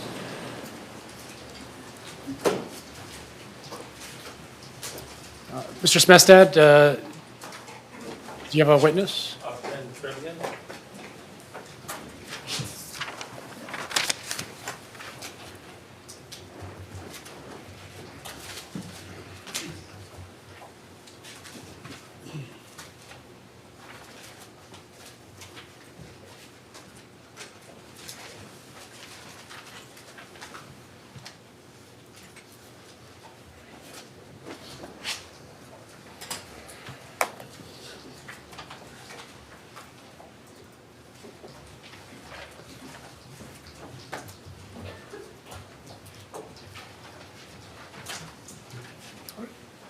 Deputy, please come forward. It's been a couple days, so we'll re-administer the oath. The clerk will do so now. Do you swear that the testimony you're about to give in this matter shall be the truth, the whole truth, and nothing but the truth, so help you God? I do. Please have a seat in the witness chair. Mr. Smestad. I would state your name for the record. Deputy Benjamin Trebian, Who do you work for? St. Croix County Sheriff's Office. Did you testify last week in this matter? I did. Do you recall testifying that you interviewed Ernesto Torres as part of your duties in this matter? Yes. What day and where did that interview take place? It occurred day on the river. It occurred below the Somerset Bridge in Village Park where the tubing exit is. Did you record that interview on your body camera? I did, yes. Mr. Torres, meaning Ernesto Torres, give you some information about what he heard and saw that day? Yes. Were you present in the courtroom when he testified, I believe, on Friday? I was not. Are you aware of some of the things he said? Yes. Your Honor, we're going to play a portion of Deputy Trebian's body cam of the interview with Ernesto Torres, starting at 2:35. Let us know when you're ready. All right, what's your name? You spell that for me? ERT. One second. Anybody that's available, if they want to come down to the ERT? ERNEST. Oh, Ernesto. Ernesto. Do you have any ID or anything on you? Yeah. 8111, 8816, I'll head over there. This is my. Is it in your cooler? 8111. Okay, perfect. Thank you. No, my ID. We're probably out of people, but if you do have any other investigative resources to assist, okay. Over here at the incident location, we have a lot of witnesses here also. Okay. 10-4, 22 has checked on, and dispatch, can you send a TCY to Polk County? They have 2 investigators that are... Can I see her ID too? Who? Is it your wife? No, this is my wife, that one. Whose ID is that one? My sister? Is that her right here? Yeah. That's hers. All right. Okay, my wife have over there. Not violent, but yelling. All right, I'll talk to you over here. Northwest, but they need to not be hurt. 8222 dispatch on 1041 Road, Somerset.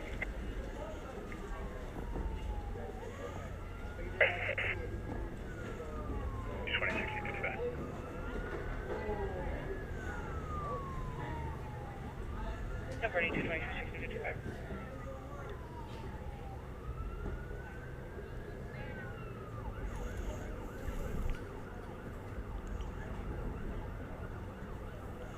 All right. Can you kind of tell me what's going on today? So we was outside, you know, in the corner of the river. All right. So he's looking for our friend look at the phone. You know what I mean? And he's all away by the group. Who did? What?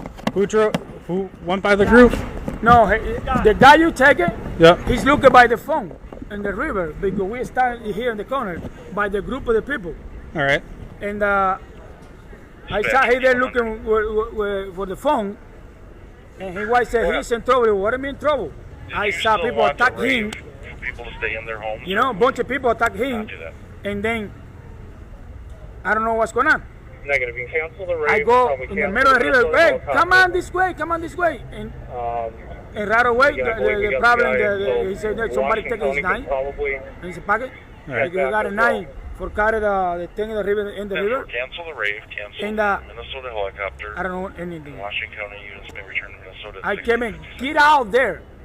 But one people have a problem here, one over here, he was here. I saw one lady coming from here and being transported with blood. We still have able 6 and here he was here. He said, they taking my knife. That's what he said. And they punched it, he was in the floor, in the water. And when I crossed, not too close, on the middle of the river, he said, get out of there because we don't know what's going on. And he ran this way. And he said, they're taking my knife. That's it. So you never saw him with the knife? No, never. No. Did you see anyone with the knife? No. No? No, because that's what I say. There's somebody here with blood, somebody here with blood. You just saw a bunch of people with blood? Yeah. All right. So I don't know what's going on. All right. They punching him. He told me they're taking my knife. So people were punching him. Where were they punching him? It was like right here, outside by the rod. Yep. By the rod, they punch it. Yep. Where were they Put in the punching? water. Where were they punching him on his body? He punching, I don't know, in the face or here. They punching down. And when he get out, that's when I tell him, get out there, because I don't know. I'm in the middle of the river. And he goes, hey, get out there because I don't know what's going on. And when he coming around to us, he said, they're taking my knife. And later we find out what's going on. All right. So did you see anyone get stabbed or anything like that? No, because that's what I say. They say they're taking my knife. I saw some people here with blood. One lady in the middle of the river with the blood too. What does knife look like? This is a little knife, like a. Is it like a pocket knife? It folds out. Yeah, like a pocket knife. A foldable one. Exactly. Sir, is that your cooler there? Yes. You mind if we look in it? You can get it. Thank you. That's so weird, because we never have problem. Never. This guy, no, we always no problem, nothing. But a bunch of How do you know people, him? Oh, he's working with me for He works. 20 years. He works for you? Yeah, we work together and we friends for many years. We never have any problem. I have all of his information. And that's weird. He said. Okay, we're stopping at 8:08. So, Deputy, if Mr. Torres came in and testified last week that Nick Mew never said that they took my knife, would that be accurate? No. On the small clip that we watched, did you count how many times he told you that Nick claimed that these folks took his knife? In that portion, not sure, but in the total video, more than 10 times.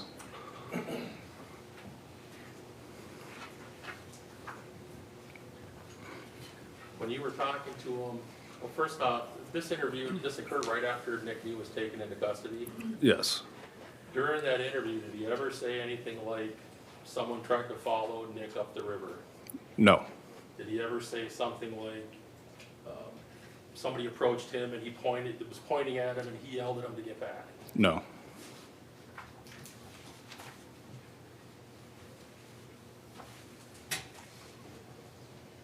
I don't have anything further. Mr. Trophacy? Were you involved with multiple interviews of Mr. Torres? No, just the initial. did you know that Mr. Torres gave multiple interviews? I did not know. Okay. You don't know what Mr. Torres told, for example, investigator Shapey and Deputy Williams about what happened, right? I do not know. Okay.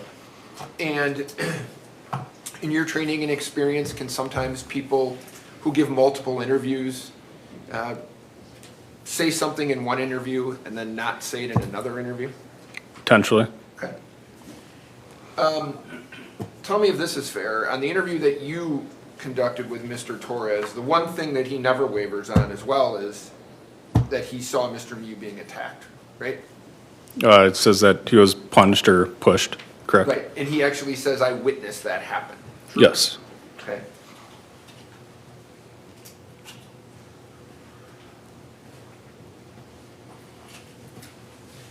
He doesn't tell you, or he mentions that he doesn't see the knife, correct? Yes, he does.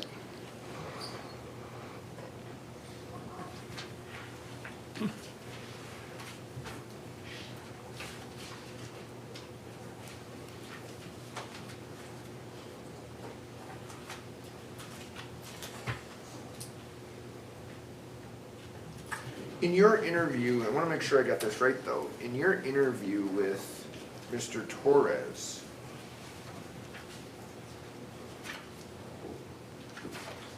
it appears that he says to you, tell me if you remember this. His wife tell me he's in trouble. We go, what do you mean trouble? Yes, you see they punching his inaudible in the floor. And I go there, you know, help. And when I say get out, get out, get out of there. Because there's a bunch of people wanting punching him. I don't know, that's weird. Do you remember that? I remember the portion of what you're talking about. I don't remember exact verbatim of it. So he apparently he says that he is telling or saying, get out of there, right? He's saying that he was yelling that to Nick, was Okay. get out of here. Do you remember a conversation where he tells you that he is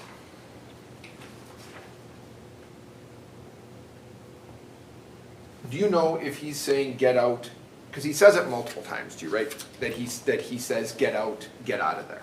Correct. Okay. Do you know if he's talking about Nick or he's pointing to other people to get away? And my belief was that he was telling Nick to get out of there.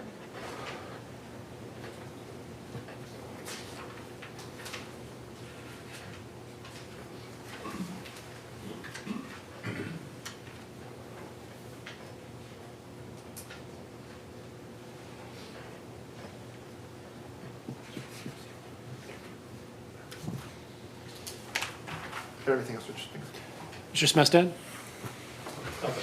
All right, thank you, Deputy. You can step down.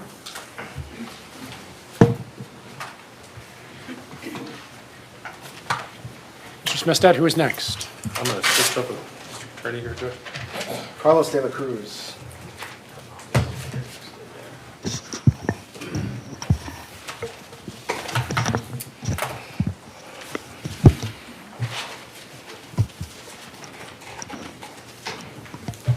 Judge, I'm going to handle this. We're just not going to change seats. Sure.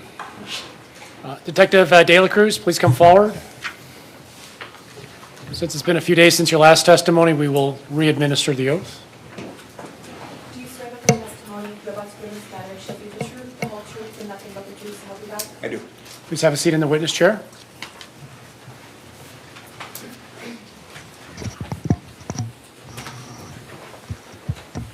Mr. Anderson. Can you please state your first and last name? Carlos de la Cruz. And we heard earlier you work for the New Richmond Police Department. Yes. And you interviewed Ariel as part of this investigation? Yes. So when you went to that interview, did you bring any still frames from the video with you? The investigators that accompanied me had some various frames, still frames. And do you recall what those showed and why they were brought? They kind of showed correlation between some of the witnesses compared to where the events were happening. And so they were kind of brought to try to identify some of the witnesses as well as to where the people were and hopefully get some information from the witnesses if they knew who was where, and who they were, what they were wearing. Was there one that showed Ariel standing next to Nikolai when Nikolai had the knife in his hand? Yes. And so did you ask Ariel what he saw? Throughout the interview that we had discussed, particularly where he was and what he could see, what he couldn't see. The picture came up after he told us he wasn't up by where everything had occurred, that he had never gotten close to Nikolai. And so that's when we showed him that photo. And after so in the context of him saying he never got close, was he saying he didn't see anything Nick did? Yes, he repeatedly said there was so many people between him and the event that it was hard for them to understand what was going on or to see anything that Nick did.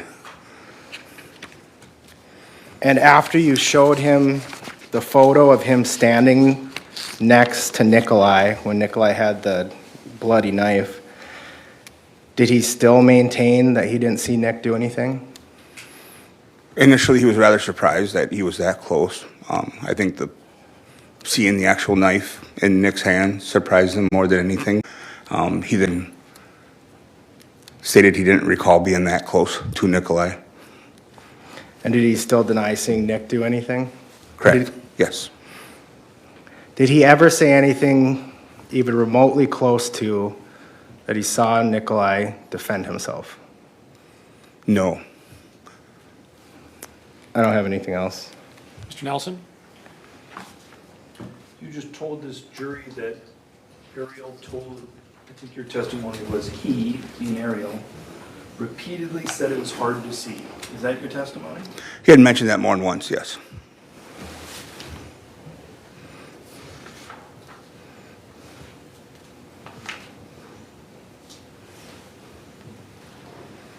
He told you, we looked over there and we saw a lot, there were two groups in front of us. He said those words. Agreed?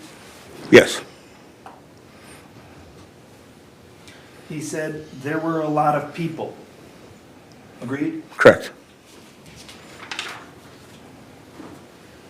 He said, I saw it from far away, was like as if they were bullying him. That's what he said, yes.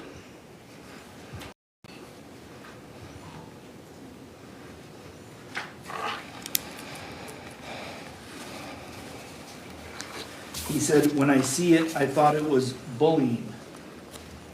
Yes. He said, they pushed him, he fell, he fell. Yes. He said, he got up, he being Mr. Mew. Ariel said, Mew got up and they started beating him, women as well as men. Yes.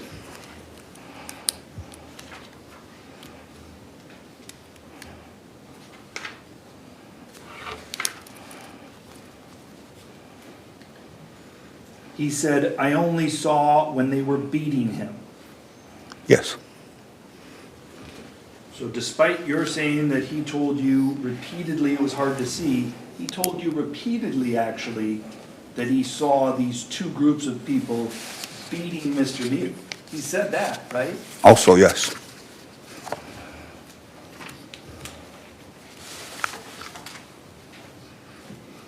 You asked him questions about Mr. Mew, correct? Yes. And when you asked him questions about Mr. Mew, he told you the man was a quiet person, correct? Yes. He told you Nick was really Objection, mellow, cool. objection. It's character evidence, impermissible. 90801, prior consistent statement. I'll overrule prior consistent statement. It's also evidence of his demeanor on the day in question. Please continue. He told you Nick is a calm person, correct? Yes. Doesn't get angry a lot, agreed? I don't know if he said that. I moved to strike. It doesn't get any what?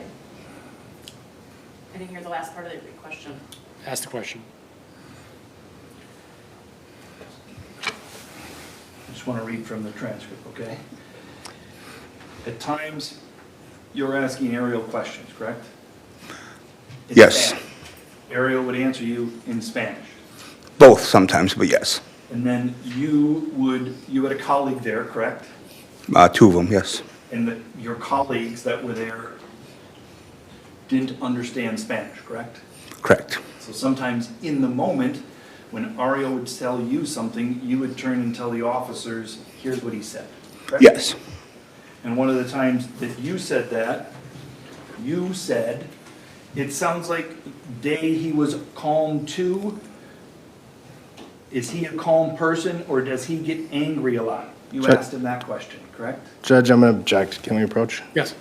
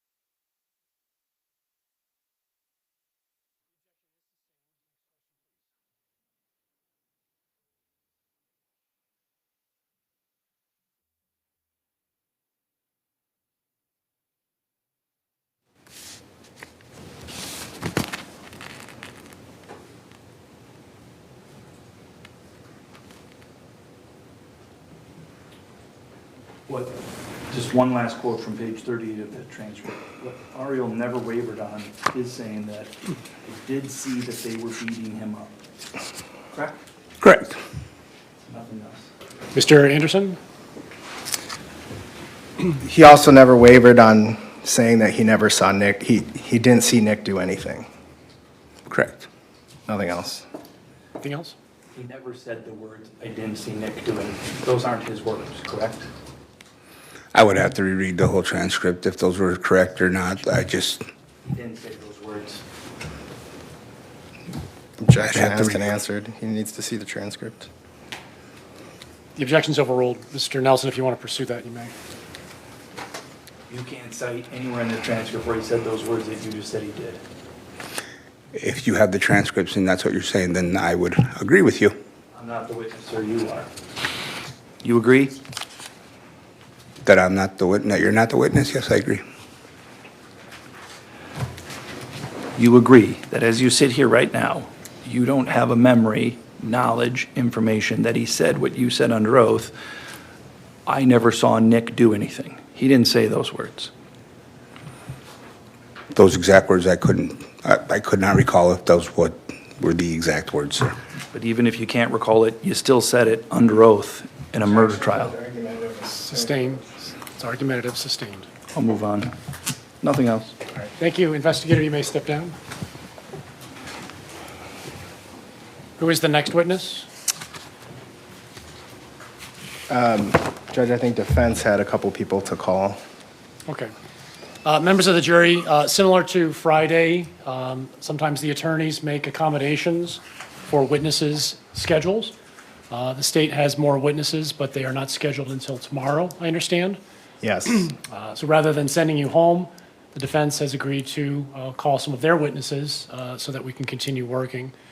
So I will say, I think it's worth saying to the attorneys, I appreciate your flexibility and your professionalism to see that we can keep moving and get some work done today despite the scheduling obstacles. So we'll continue with defense witnesses. Mr. Trofsky. Judge, we're going to call Investigator Dittman.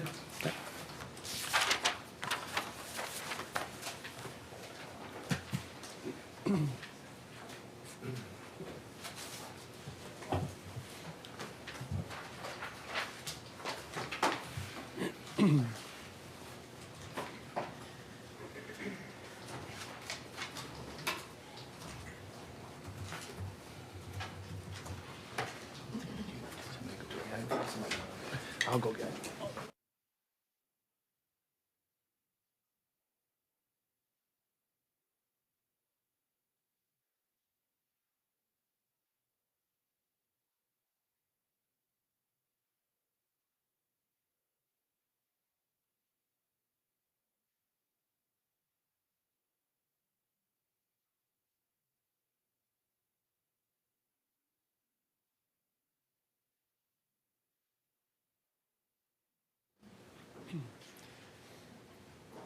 Investigator, please come forward.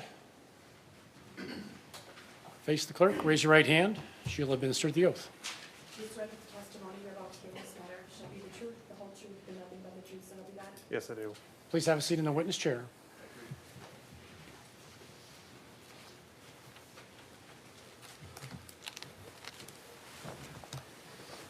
Mr. Trofsky. Sir, can you tell us your name, spelling your last name? Andrew Dittman, Dittman. And sir, what's your occupation? I'm an investigator with the St. Croix County Sheriff's Office. How long have you been an investigator? A couple of years. I've been employed with the Sheriff's Office since 2012. Okay. And in your role as an investigator, is part of your job, interview witnesses, take statements, things that they might tell you? Yes. And was that your role in this particular matter, that you were to take statements from witnesses who might have some information? Correct. Okay. And do you recall either yourself or being present with another officer when there were interviews taken of Ryan Nelson, Juwan Cockfield, Owen Peliquin, Alex Vang, and Landon Weir? Yes. You were present for all of those? Correct. Those interviews, were they recorded? Yes. And they were recorded how, sir? At the time, we had visual labs, which would have been an application, a body cam application through our cell phone.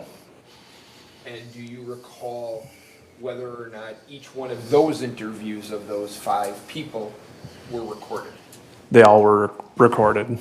And that recording was captured and provided to the DA's office, is that right, to your knowledge? Yes. I want to ask you very few questions on this, but there's been testimony from witnesses regarding what they mentioned to officers during their interview, okay? Okay. You interviewed Juwan Cockfield. Did Juwan Cockfield ever tell you during your interview with him that Mr. Mew was looking for little girls? Not that I recall. He did not say that. If he would have said that, is that something you would put in the report? Our job is to be fact finders and document everything as best as we can, accurately.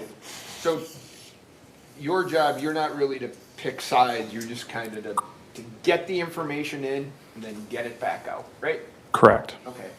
And in our jobs, maybe people don't think about this, but telling a police officer that someone's looking for little girls, you're not going to let that go without trying to dig a little deeper if you hear that, right?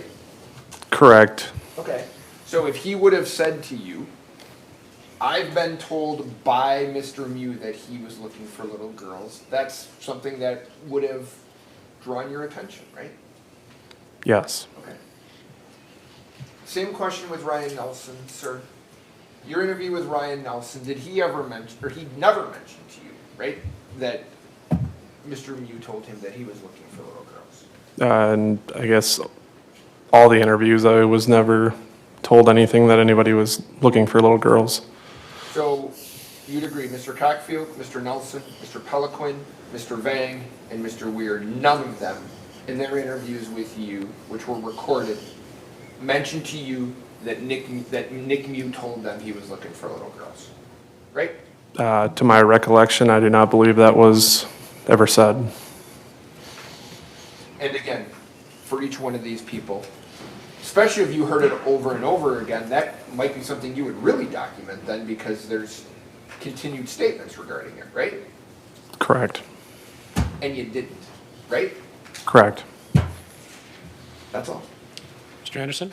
One thing you heard over and over from the witnesses you interviewed was that this turned physical when Nikolai punched the blonde girl, right? Correct. Owen said he believed Nikolai punched her, right? Yes. And the other boys all saw they actually witnessed Nikolai punch the blonde girl. Correct. And that's what turned the incident physical. Yes, from my recollection, that's when I was told that chaos ensued, was when the punch was thrown. Nothing else. Mr. Trophy? Mr. Vang told you that Mr. Mew slapped the girl, right? Correct. So he didn't say that he punched her, right? Sometimes, I guess people classify punch and slap. It's what the person's viewing. Well, you'd agree a punch and a slap are different things. They could be, yes. You agree that you testified under oath that everyone told you it was a punch, right? I was present during all the interviews that took place. To get to the nitpicky, I'd have to review who told me who punched and who slapped. I guess what I'm asking you is, you just told Attorney Anderson that all of those people told you that Mr. Mew punched this girl in the face, right? That was brought up multiple times through the interviews that we had conducted, that there was punching, and I don't recall exactly who said he had been, or that he had given a slap. Okay, if I told you Alex Vang said open hand, have any reason to dispute that's what's on tape? I do not. Okay. Some of those people also told you that she was knocked down into the water. Is that right? Correct. Some people told you that she wasn't knocked down to the water, right? Correct.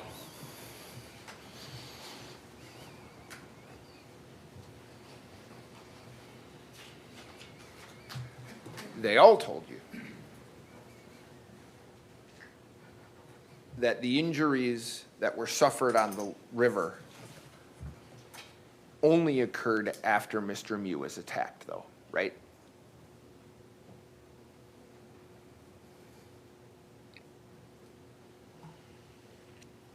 I guess, what do you mean by that?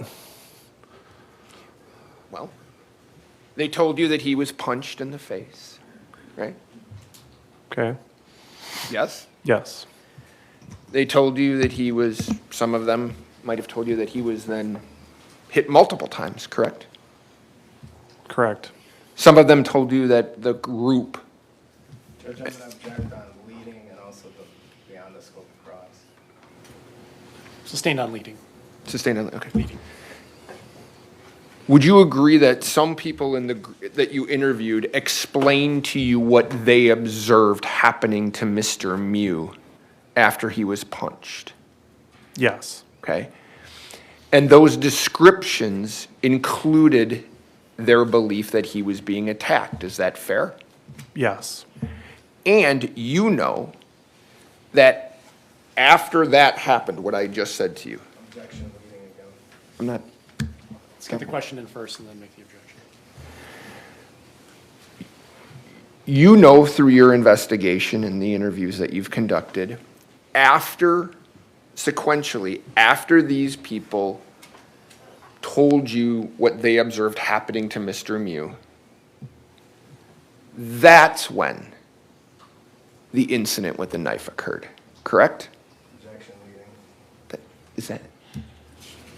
It is, but it's harmless in this instance. Overruled. Is that right? That'd be accurate. Yeah. Okay. Mr. Anderson? Any of the interviews you're involved in between any of the interviews? Well, did you interview anyone from the Carlson's group? I do not believe so. So you were involved with all the interviews with the boys that were with Isaac? Correct. And whether, do you remember, we'll start they're all consistent on the first time it turned physical was Nikolai striking the blonde girl, whether it was a punch or a slap. Yeah, I recall, I believe it was Owen that said that he had observed a closed fist punch. And then later he clarified, he said he believed that Nikolai had punched her, right? Correct. Nothing else. Thank you, investigator. You may step down. Thank you. Is there another witness? He's out in hall. Okay.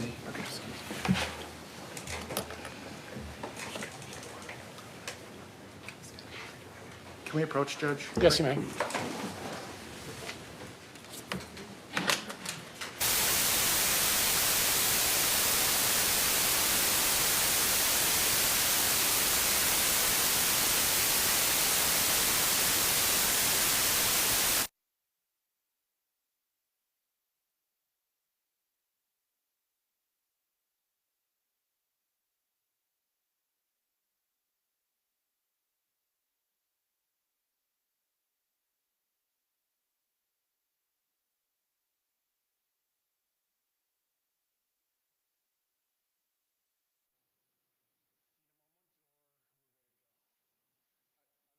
If everyone else. Mr. Anderson? Yeah. Okay. Who's the next witness? Roberto Baldoza. Mr. Baldozo, please come forward. Face the clerk. Raise your right hand. She'll administer the oath. Do you swear that the testimony you're about to give in this trial shall be the truth, the whole truth, and nothing but the truth, so help you God? Please have a seat in the witness chair. Okay.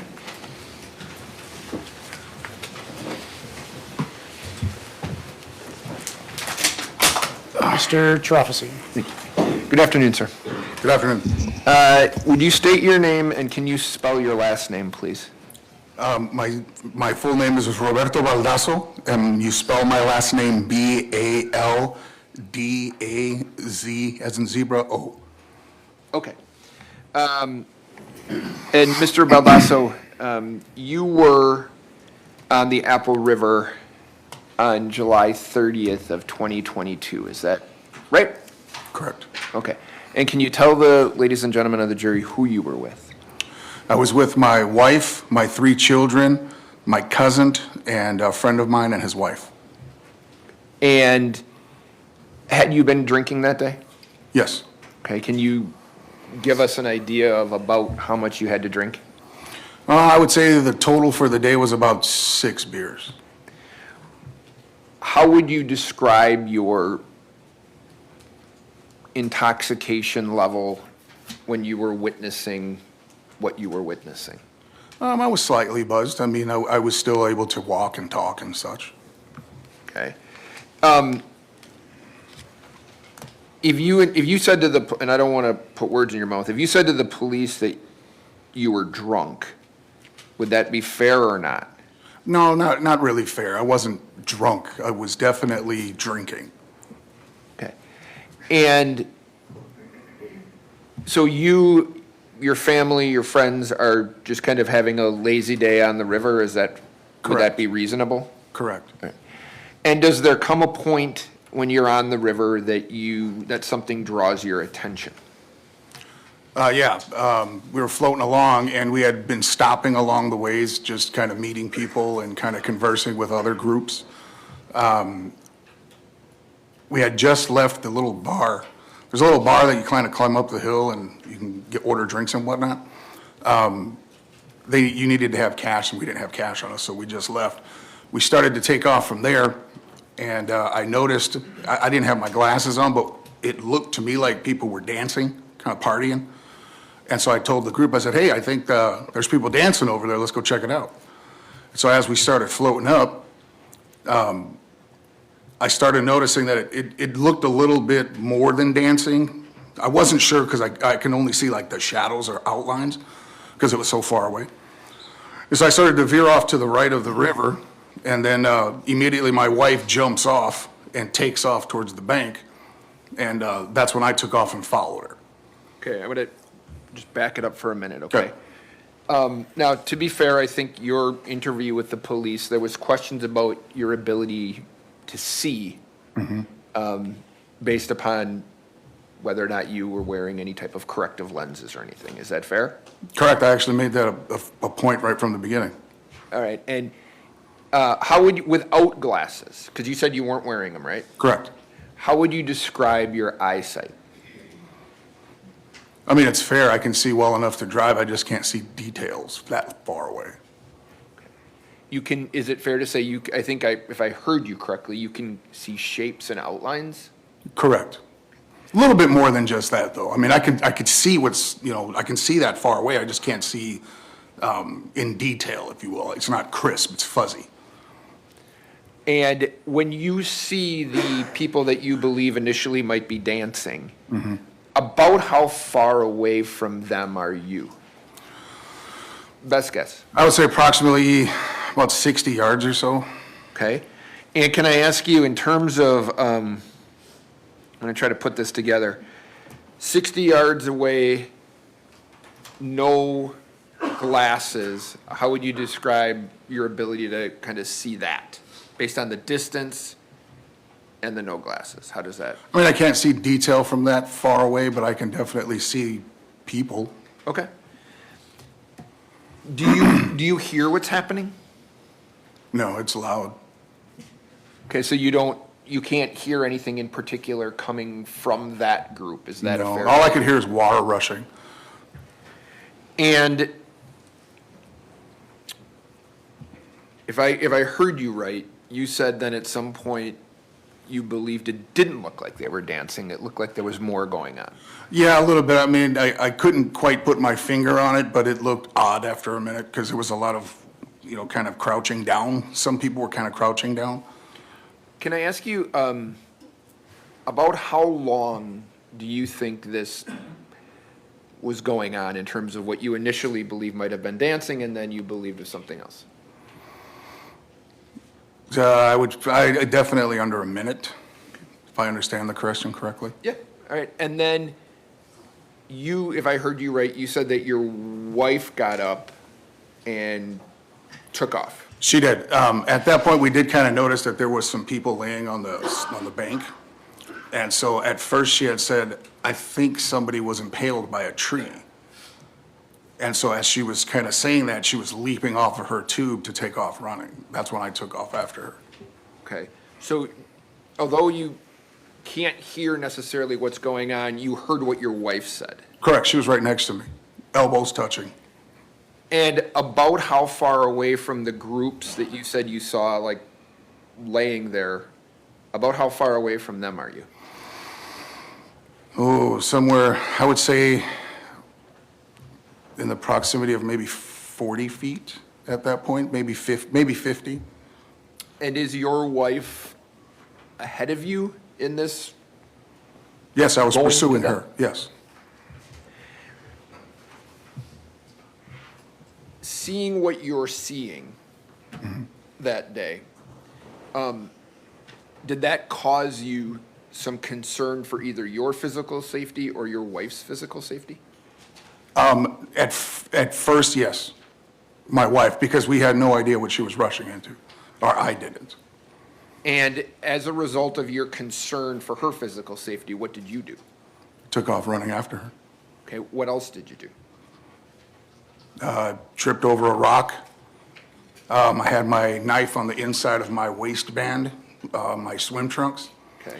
And when I came up, the water was about knee high. There was a huge set of rocks there. So my right leg kind of got stuck on the rock. My left tripped or slipped, and I went forward, and I felt the butt end of my knife kind of jab me in the stomach, so I reached down and did something. But I kept running towards my wife. Did you pull your knife out? I don't know. I don't remember. Do you remember telling the police that you pulled out your knife, you just don't remember if you opened the blade or not? Right, because it had jabbed me, so I don't know if I pulled it out. And the reason for my confusion is when my wife asked, so my wife was asking for a chest seal. I'm pushing up the narrative here a bit. She was asking for a chest seal, so later on I kind of don't remember if I had pulled out my knife and kept it out when I tripped, but I remember my wife asking for a chest seal, so I turned back to my daughter Aubrey, and she ran back to our tubes and got me a sandwich baggie. And I don't remember if I cut the baggie to make it lengthier, because it was folded over, but I don't remember cutting the bag. I remember seeing the bag cut open, perfectly squared to make it longer to cover the hole in Isaac's chest. Do you remember that when your wife took off running, that you had said to the police that you were attempting to kind of make a threat assessment at that point as to what was happening? Correct. I tried to scan in the area, see what was going on, because I noticed there was somebody else that was hurt on this side. So it led me to believe that it could possibly be something like that. So I was kind of just scanning, making kind of a threat assessment. I didn't really see much, so I started focusing on my wife. And based on that threat assessment, you informed the police that you pulled your knife? I don't recall that exactly. Okay. If it says that you pulled your knife after doing a threat assessment, would you disagree with that? I think maybe that's taken out of context because I didn't feel threatened at any point, nor did I pull out the knife in the thought of in defending myself or anything like that. So when you would say to the police, I was looking into the crowd because right away my thought process, threat assessment, where is the threat? Who is doing what? Let me get a good, summary of what's going on here. But then my wife's already en route. So I jump off the tube, take off running. I see what appears to be someone doing this, and then you make a motion, okay? Then your response is, and so I pulled out my knife, but I don't remember if I opened the blade or if I just pulled it from my trunks. Do you remember that statement? It sounds like something I would say for sure. Okay. And I think you said to the police, well, let me ask you this. Did you ultimately keep your knife or was it lost? It was lost. I don't know what happened to it. And it was lost presumably in the river? I would assume so, yes. Okay. And do you know what's happening? Meaning, are you able to see what's happening at that point?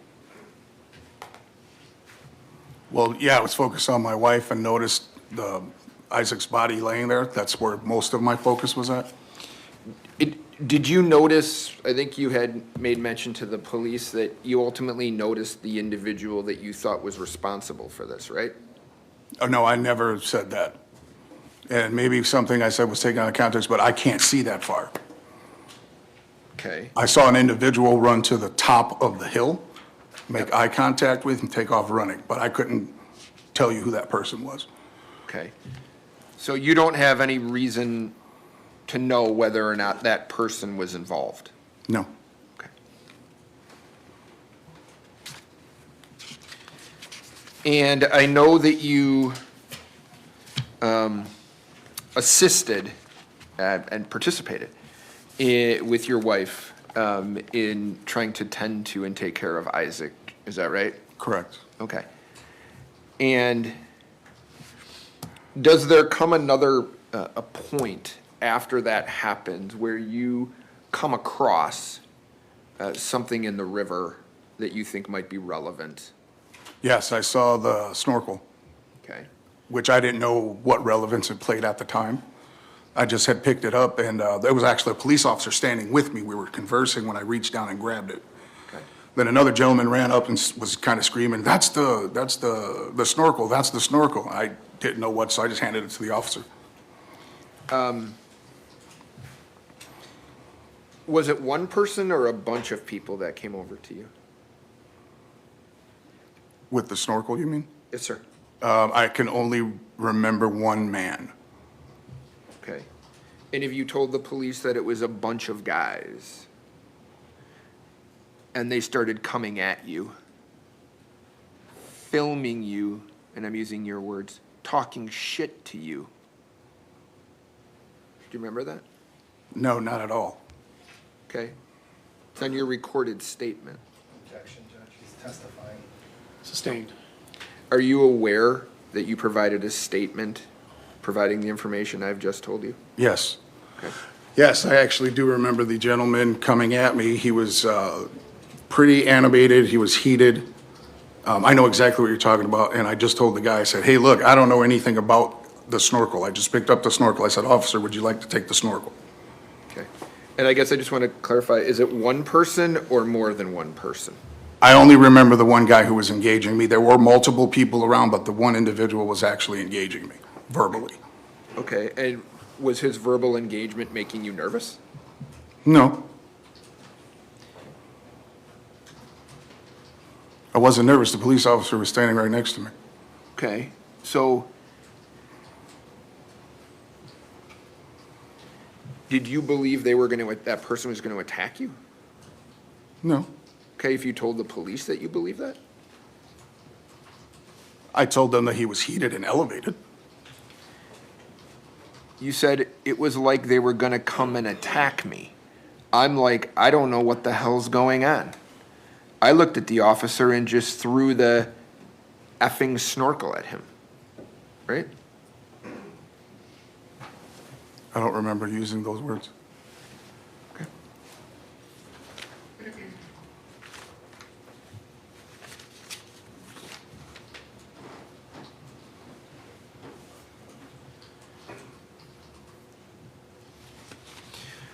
Is it, I want to make sure I understand this, is it, well, I want to put words in your mouth either. Did you or did you not see specifics of what happened with Mr. Mew and any of the people on the river? No. Okay. And that was because you didn't have was it because you didn't have your glasses on? I think it was a combination of the distance. I didn't have my glasses on. I mean, we pretty much arrived after the fact. Appreciate your time, sir. Thank you. Mr. Anderson? So if I'm understanding right, you don't remember when your knife got lost? I don't. It has to be sometime between when I left the tube pursuing Andrea or my wife to the shoreline. Somewhere in there. It has to be somewhere in there. Did you talked about cutting the Ziploc bag, so could it have been after you got to the shore, actually? I don't remember cutting the bag, but I remember the bag being cut. Okay. I played that in my head. I just can't connect the two. May I approach? Yes.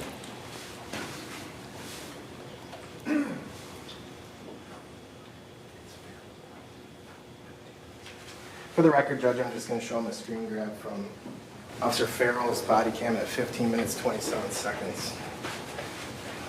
Is that you assisting CPR on Isaac? Yes. It looks like you have your pocket knife in in the back of your shorts? Yes, let me just. Oh, yeah. Yeah, that looks like it. Okay. And it looks like it's on your back side of your hip? Yes.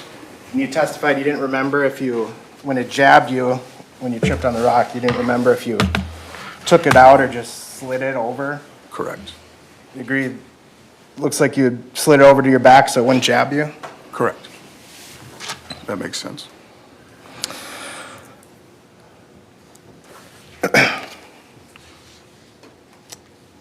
So, was the rest of your group was over by a sandbar, right? If you remember.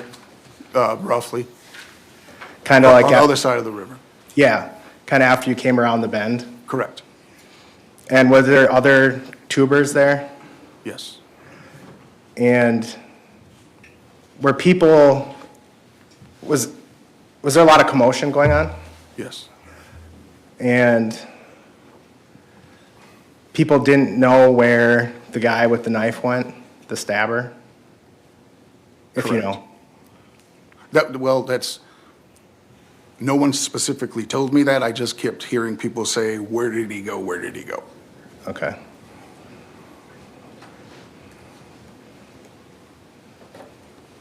And when you left to go aid Isaac, did you leave from that sandbar area? Can you repeat that, sir, please? When you left, like, from your group to follow your wife, was that from the sandbar area?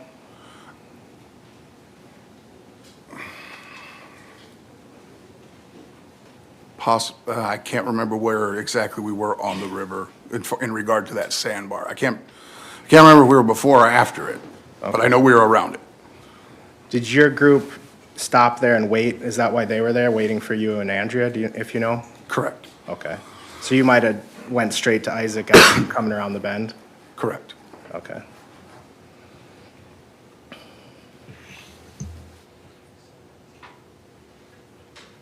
Was Isaac already on the shore when you? Yes. Okay. Yep. Nothing else. Mr. Trofsky?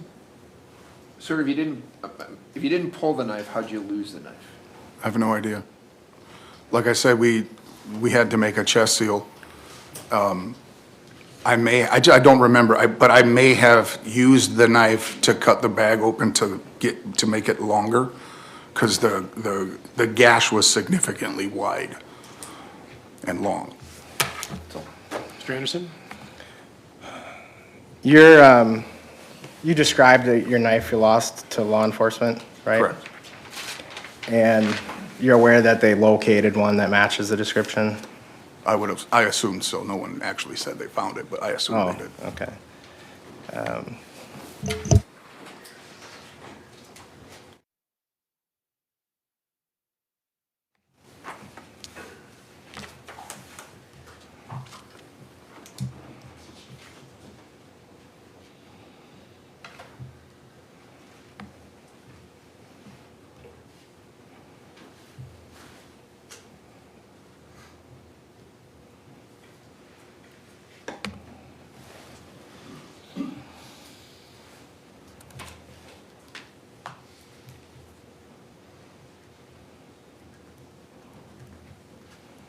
What kind of knife was it? It was a knife called, it's made by a company called Tactical Gears. With a Z? Correct. Nothing else. Thank you, Mr. Baldazzo. You may step down. Thank you, You are sir. excused.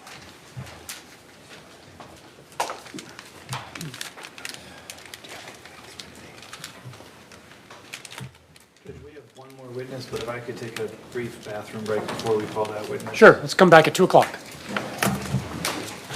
All rise for the jury.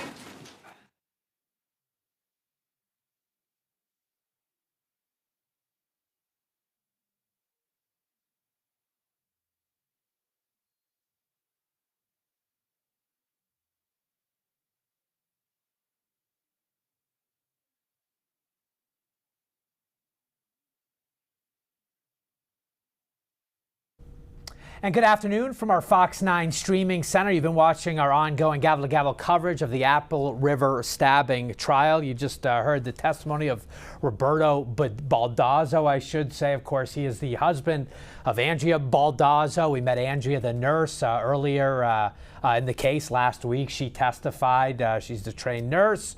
Let's hang on here. Judge Waterman's back on the bench. Let's just listen in before I take over here and see if the mics are open. They are open. Yes, Judge, we had, during the cross-examination of Mr. De La Cruz, I wanted to bring up the fact that during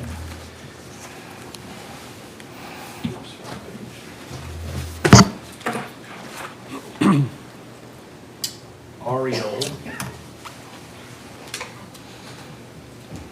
recorded interview, which I believe has been marked in the transcript, which has been marked. During that recorded interview from August 2nd, that Ariel had said to Mr. De La Cruz,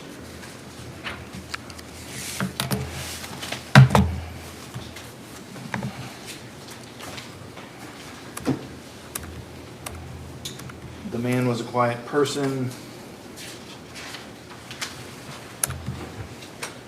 Question, it sounds like all day he was calm too, huh? You, him, the man, Nick, is he a calm person or does he get angry a lot? Question, answer, no. Lastly, Mr. De La Cruz statement, Nick's always really mellow and cool, real mellow, calm, and this was a surprise. To which Ariel said, I don't know, man, it all happened too fast, it was too fast. I wanted to bring that up as a prior statement of the witness under 90801 sub 4 sub A sub 2, because those statements are consistent with the declarant, Ariel's testimony, and is offered to rebut an implied charge against the declarant, Ariel, that he was fabricating or at an improper influence. I understand that he may not have been impeached or there was not an express or implied charge that he fabricated his thoughts on Mr. Mew's character, but they were attacking his credibility in general. So I expect the state's going to say, how do we really know Mr. Mew has such a character? The only people that they called are people who we've impeached. And so for those reasons, I think it was relevant and it's admissible because of their implied charge against Ariel of recent fabrication or improper influence or motive. Mr. Anderson? Under 90404, the permissible character evidence that's allowed is what's already been admitted. Are you aware of their reputation? Do they have a reputation for peacefulness? That's been admitted. The state has not even cross-examined anyone on that. Never suggested they're just saying that because he's on trial. So to then go beyond that is exceeding what's allowed under 90404.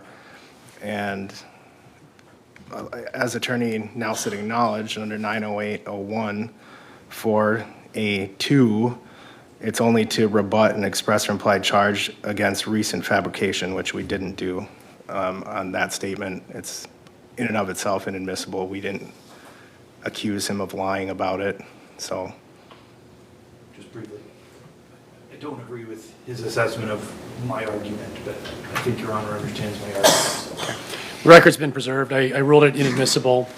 Although the state used Detective De La Cruz to impeach Mr. Chaguez's credibility, it did not mean that everything is admissible.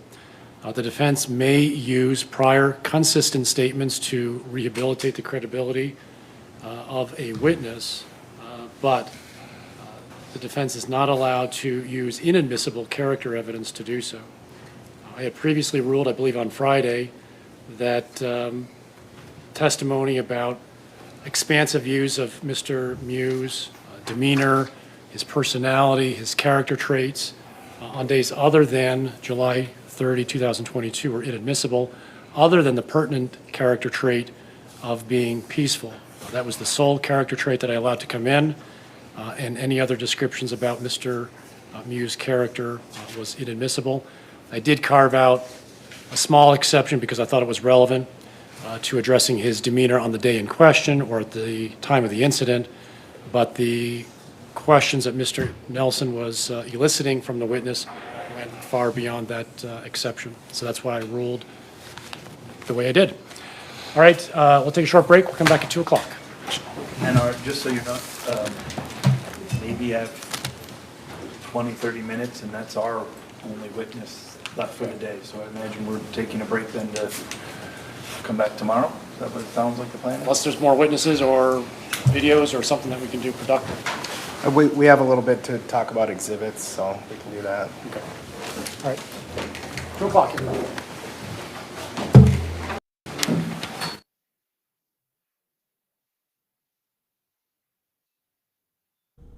So good afternoon again from our Fox 9 streaming center. Again, our continuing gavel-to-gavel coverage of the Apple River stabbing trial. A little bit of news made right there. Quick mention, the defense has one more witness at the courthouse today. They expect 20 to 30 minutes left of testimony. We're going to come back into session at 2 o'clock, which would mean basically, certainly for the jury, sounds like it will be an early day of wrapping up. And as I bring in our legal expert here, Marsh Hallberg Criminal Defense, local criminal defense attorney here in the Twin Cities, a former prosecutor himself, just kind of an interesting juxtaposition, Marsh, if you will, with today's news that the state's final witnesses are not even at the courthouse today as they sort of put the bow on their case in chief.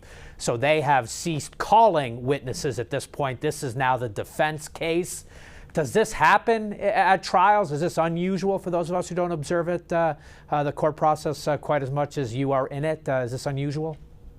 It makes you and I look kind of smart from earlier today, Paul, because we talked about this, that we thought they'd wrap early today and nothing. They're going to do some housekeeping issues, but usually the judge is fair enough about saying, okay, when are you ready to go? And they'll line up people to start a certain date or a certain half day, but they don't make you have somebody ready to go right in a minute. So it's not like if the government finished up at 2:30 that they're going to say defense start at 2:45. They're going to give them until tomorrow to start that all up, and they can reassess what order they want to call their people in. Do you think the jury gets confused? Because isn't there a certain type of question that the case in chief attorneys can ask, that the leading versus factual type questions? And does the jury have to ping pong this back and forth, like who's up here? Exactly, yeah. There's a couple of kind of confusing things that aren't typical, not wrong, but not typical, in that usually the state calls all of their witnesses, they sit down and shut up, and then the defense gets up and does their whole case. We've had some mixing of things back and forth for convenience. That will happen occasionally. The most common time I usually see that is if they have experts on a technical issue like how a phone operates or some computer technical thing. You might bring in both experts so they can hear each other testify, because it gets really complicated, and you might let them both sit in the courtroom to hear each other, call them back to back at some point in the case, so that both experts who might be paying a lot of money per hour to be sitting there, so it's cheaper for the state and for the defense. You bring them in back to back and you do that. But here where we jump back and forth is uncommon. The general rule, and if somebody is going to be a witness, the attorney that's going to prep them for trial is going to explain to them the difference between a leading question and a non-leading question. Generally, the concept is that when I call my own witnesses, my own friendly witnesses that are for my side, they're for my guy, that when I put them up, I can't ask them leading questions.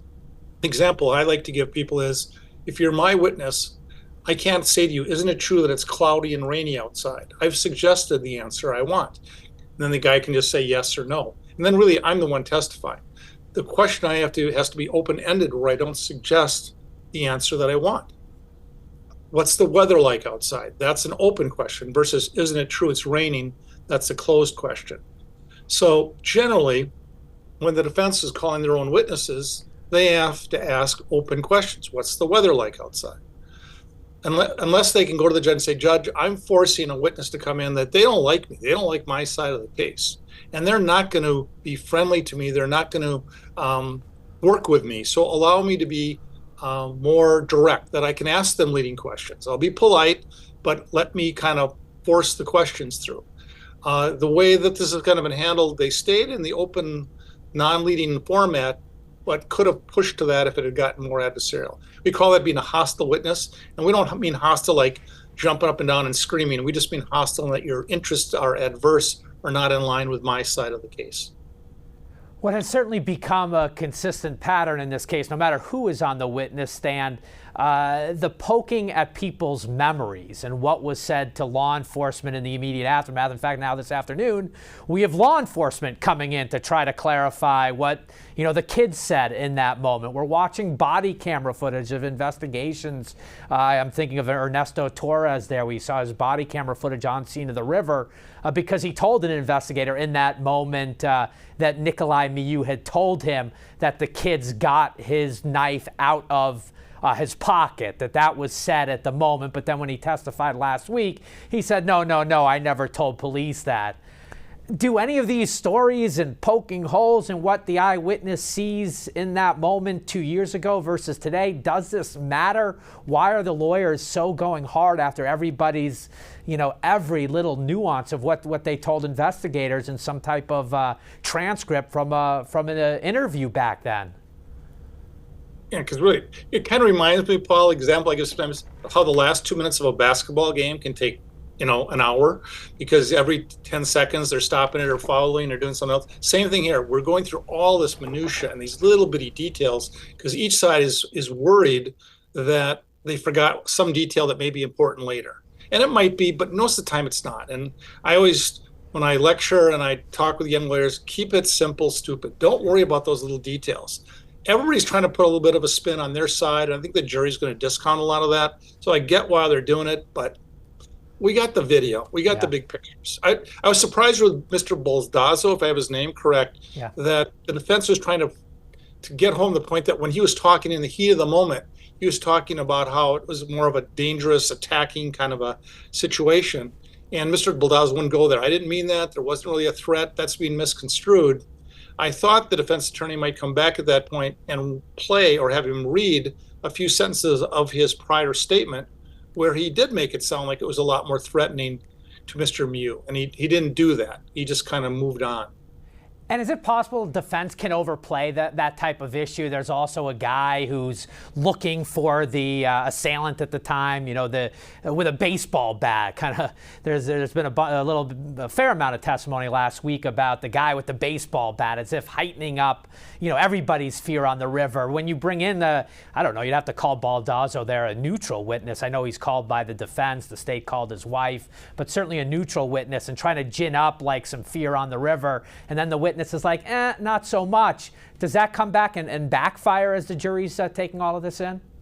It can, and you got to be careful not to do too much. I mean, really, don't you kind of feel like at this point it's kind of coming down to the video, right, versus Miu's testimony? At the end of the day, I think those are just the two big. 90% of the space is going to be filled by those two issues. It's not all the window dressing all around it. So what do you tell your students about the window dressing at trial? Is this just, a song and dance, or is it important? Because I know as these lawyers form their closing arguments, they'll reference some of these nuggets of information as they take this jury through a final, their final storytelling. Yeah, sometimes we talk about the dilemma we have is that people watch too much television, right? And the ideas they have about what lawyers have to do in the courtroom. And if they don't do certain things, they're not good lawyers, or it's not a good case or a good defense. And so sometimes we do things more because we think the jury expects us to do it than we really need to. So that's why sometimes we try our trials just to a judge. There are two things in every criminal case that a defendant decides. He's the boss on two things. Does he testify or not testify? And does he have a judge trial or a jury trial? All the other factors in the case, how you try the case, what witnesses you call, what the strategy is, that's all done by the defense lawyers. But the client is the boss on those two issues. And sometimes you try it to the judge. Thank you so much, Marsh. We'll see you at the end of the court day. Right now, we're going back into the courtroom. Judge Michael Waterman please come forward, is on the bench. face the clerk, raise your right hand. Do you swear that the testimony you're about to give in this matter shall be the truth, the whole truth, but nothing but the truth, so help you God? Please have a seat in the witness chair.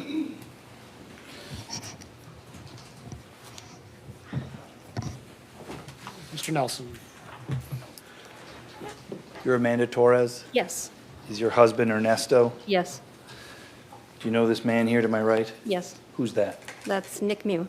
How do you know Nick? I've known him for almost 20 years. How did you get to know him through those 20 years? Work. Did you ever socialize with him outside of work? Yes. Probably the past 5, 6, 7 years. You've been to his house? Yeah. He's been to your house? You just need to say yes or no Yes. verbally, or as opposed to just shaking your, or nodding your head. Does it make sense? Does- Yes. Okay. I want to ask you some questions about Mr. Mew's character, okay? Do you feel like you know his character? Yes. Does he have a character for peacefulness? Yes. Yeah. I want to now switch a little bit and ask you in general about July 30th of 2022, okay? Okay. Were you on the river that day with your husband and Nick's wife Yes. and other friends? Yes. During that time, did you see people within your group drinking alcohol? They had a few. Did you observe anyone that was intoxicated? No. Did you have any concerns about anybody's level of intoxication? How about Nick in particular? No. I want to ask you about a knife, okay? Yes. Have you seen Nick carry a pocket knife before? Yes. Have you seen him use that pocket knife before? Yes. How can you just describe in what context or where you've seen him use that pocket knife?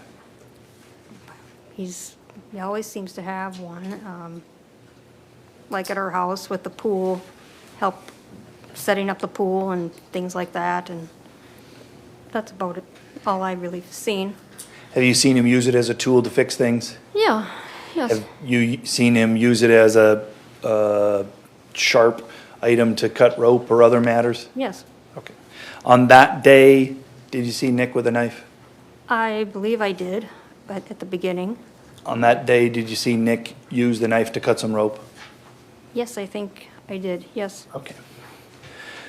At some point on that day, did you become aware that someone in your group had lost a phone? Yes. Whose phone was lost? Ariel.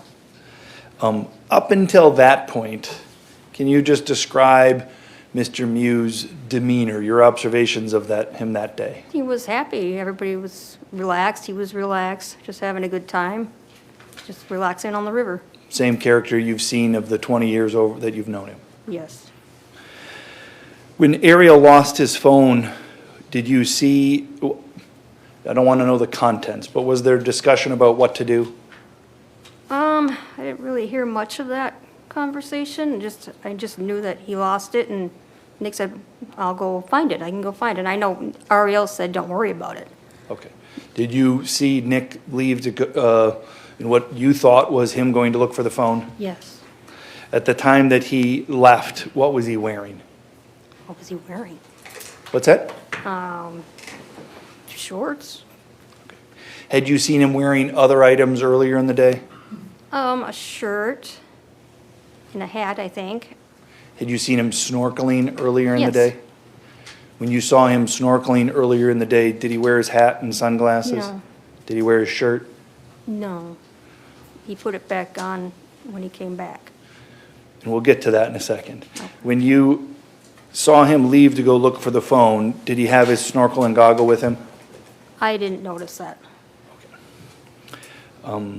My understanding is, just to cut to the chase here, that you didn't observe anything going down, happening downriver between Nick and any other group of people. Would you No. agree? Yes. The first you learned about it is you heard somebody say something, right? Yes. What did you hear? Sandy said, Nick's in trouble. Nick's in trouble. Go help him. And when you heard that, did you see people in your group leave? I think it was Ernesto and Ariel. I think that was the only two people I saw. Once you heard that, though, you still weren't able to, for whatever reason, you either didn't look or you couldn't see what was going on down there. I couldn't from where I was sitting, and the tubes were, whoops, sorry, in front of me, and I couldn't really see over it. I have to get up, like stand up. And I see you're wearing glasses today. Yeah. Were you wearing glasses when you were going down the... Sunglasses. Okay. Prescription sunglasses? Yes. Okay. So your vision wasn't impaired from lack of glasses? No. It was more just your positioning where you were at? Yes. And I understand at some point after this, you saw Nick come back to your group, is that right? Yeah, I didn't see him walk up. I just was standing, just watching the crowd, and then he just appeared on my right side. Okay. And now I'm going to ask you some questions, but I don't want the content of the words, okay? So I'm going to ask you about, did you ask Nick what happened? I looked at him and I said, Did you ask Nick what happened, yes or no? yes. And you can't tell me the words, but did Nick tell you an answer to that question? Yes. He gave you an answer? Yeah, a few words. Okay. Now I want to ask you about what you saw of him, okay? When you were having that conversation with him, you're standing right in front of him? Again, you just need to give a verbal answer, Yes. ma'am. Okay. And when you've seen him for 20 years, right? Yeah. In that time, I think you spoke with the police before, but when you're sitting there on the river or standing there on the river talking to him, how did he appear? Well, in shock. What's that? In shock. Just And- stunned and like frozen. Okay. Have you seen him in that state before? No. I think you'd previously used words like ghostly white or pale. Yes. Would those accurately describe what you saw him that day? Yeah, yes. I think you'd said he had a ghost look on his face. Yes. Is that what you saw? Yes. And then you concluded, based upon your knowing him for as long as you had, that he appeared to be in shock. Yes. Not like shock as in surprise, but shock like as in a physiological, psychological condition. Yeah. Obviously not from a medical term, but just a click wheel person term, right? Yes. That's all. Mr. Anderson, any questions? Yes. So, you told law enforcement Nick wasn't drinking much that day, No. right? No, you didn't say that, or yes, you did say that? I believe I said that. Yeah. You said he was dumping out his beers and putting water in them? Oh, he does that like when we have get-togethers. Okay. He wasn't on that day? No. Not that I know. So as far as you know, there's no reason Nick would say, I was drinking a lot? No. So did you see injured people? I did not. I saw the young boy on the side. I didn't know what his injuries were. You saw he was getting CPR? Yes. And did you see someone else on the shore being aided? No. You didn't hear anyone crying for help or anything like that? I did not. It was really loud. There was screaming and people running. But no, I didn't see anybody else injured. Do you speak Spanish? No. So Nikolai was in shock, and you determined that because his face was pale and what, not speaking? Yeah, he just said a very brief few words and just stood there just kind of like in shock. Okay. Can I get a couple exhibits? 7 and 63.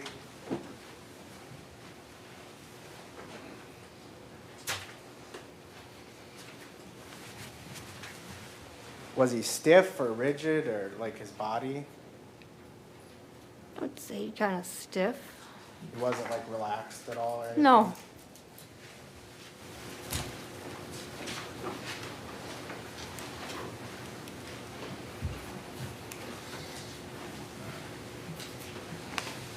I'm going to show you a video and ask you some questions about it. This is Exhibit 60, or no.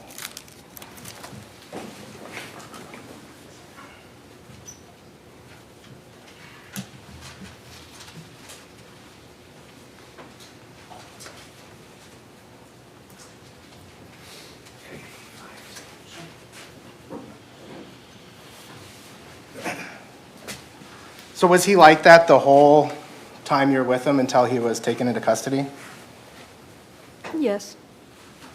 So stiff, rigid, not talking, white face, anything else? No.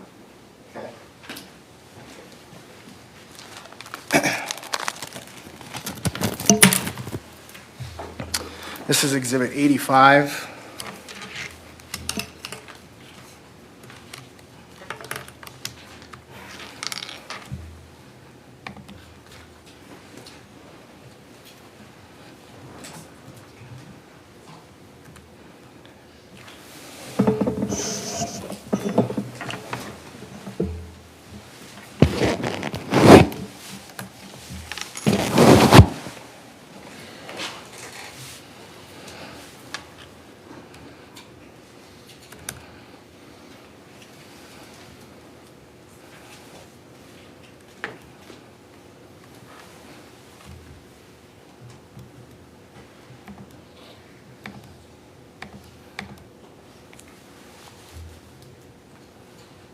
Spinning, I apologize, Judge.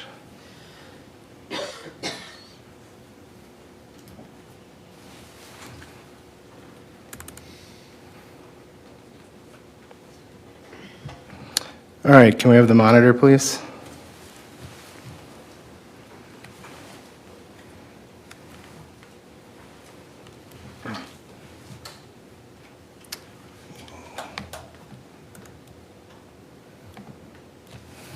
Something's wrong. Sorry, I'm gonna have Investigator Schultz do it.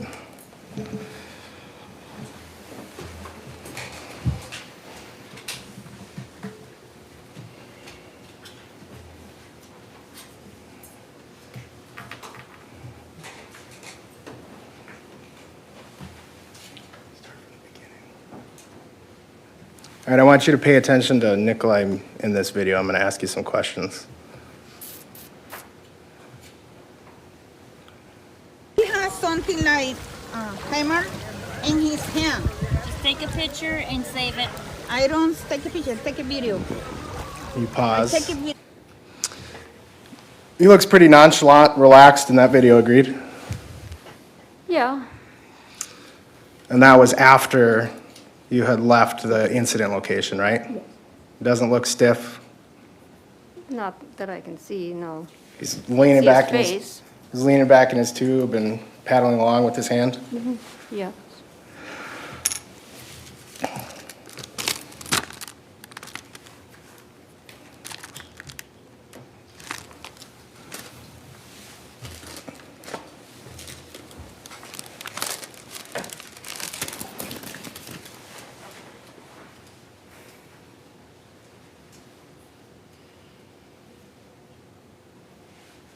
Show you another video.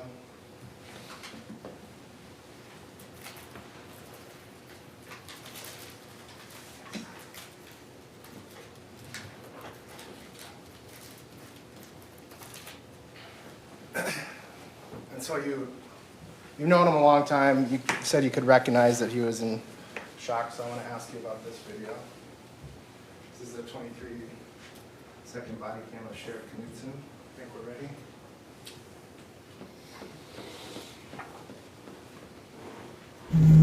Camera recording started.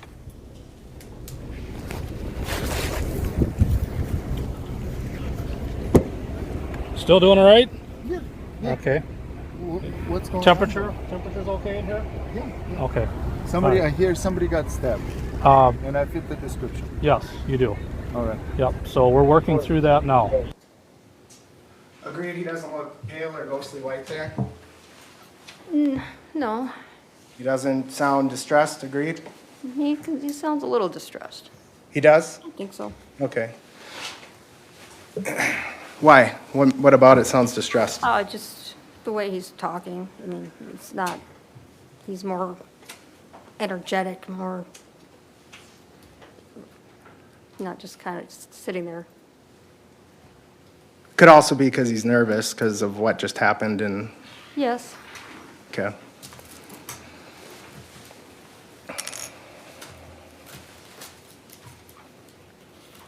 And do you know if you don't know if him being quiet was because he was afraid he was going to get arrested or because he was in shock, right?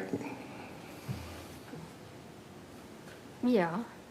I mean, You do know? no, I don't know. Say that again? You don't know if he was quiet and different than how he normally is because he thought he was going to get arrested or because he was in shock? I think in shock. You think, but you don't know, right? Well, no, I don't know. Nothing else. Mr. Nelson? You came here to tell the jury about your observations of a man you know, correct? Yes.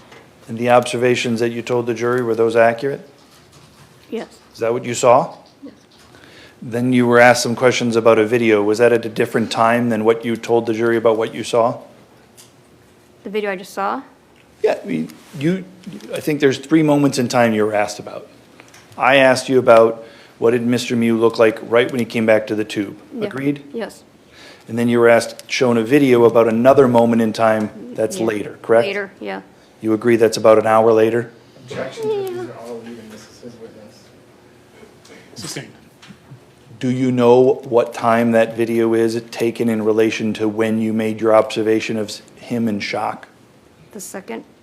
The video where he was sitting in the tube, do you know when that was in time in relation to when you saw him with a white face and pale? Oh, maybe 20 minutes? I'm just guessing. Okay.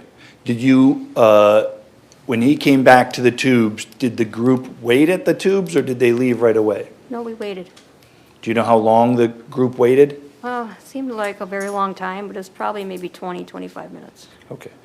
And do you know when that video was taken right away when you guys started going back down? Or was it near the exit? Or was it some other time? Do you know when that video is?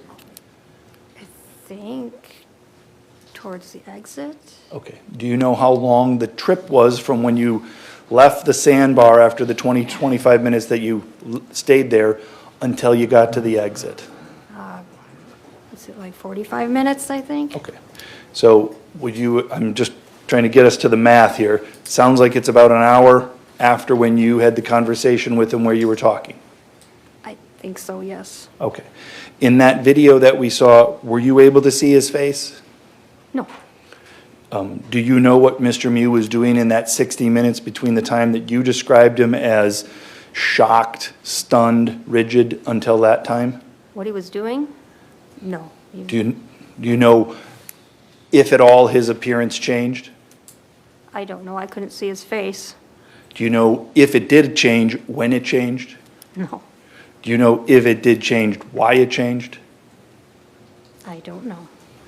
You were then asked some questions about what you saw, this 23-second video. That's a different moment in time, agreed? Yes. And is that happen after the video where you see him in the water or before the video in the water? Which video? There was a video of Mr. Mew in the back of the squad car Okay. that was 23 seconds long. Yes. Do you know, did that take place before he was in the tube that we saw or after That was he was? after. And then that video, could you see his face? Yes. When you saw his face there, did you, having known this man, think that he looked like he was in some sort of distress? It looked to me, yes. That's all. Mr. Anderson? The reason you waited 20 minutes is because Eric Von Williams was helping with the people who were injured, right? I didn't know he went down there. And then when you eventually did leave, it was because Nikolai said, let's go, right? He did not say, let's go. He didn't? I didn't hear it. Nothing else. Thank you, Ms. Torres. You may step down. Thank you.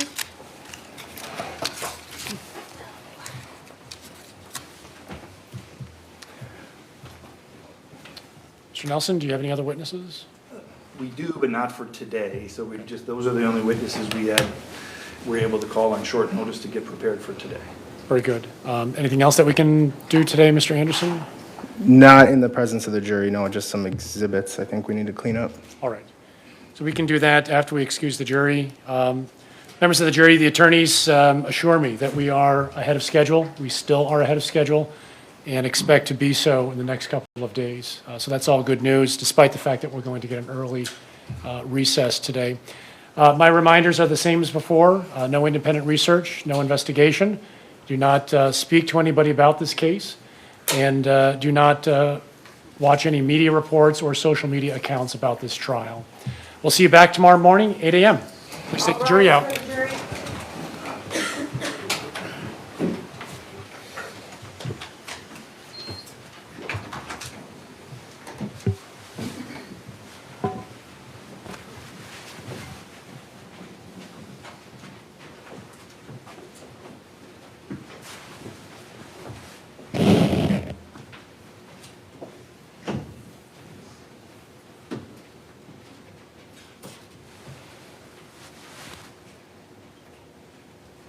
Please be seated. All right, we are outside the presence of the jury with the attorneys and Mr. Mew. Mr. Anderson, is it correct that tomorrow we'll hear from Dr. Froloff? And Lieutenant Hart. Okay, and that's the end of the state's case? Yes. All right. And then we'll pick up where we left off with the defense witnesses. You have some exhibits that you want to address? 86, the Trabian body cam. I don't remember if it was moved or if it was admitted or not. It was played for impeachment. No objection to, obviously, the portion that was played, but only the portion that was played. I think it was 235 to 808. Agreed. All right, so the exhibit will be received, the portions played only for purposes of impeachment. And then Exhibit 19 was the lab report. The court reserved on it because we hadn't had testimony on the buccal swabs. Any objection? Just 1 second. Yes.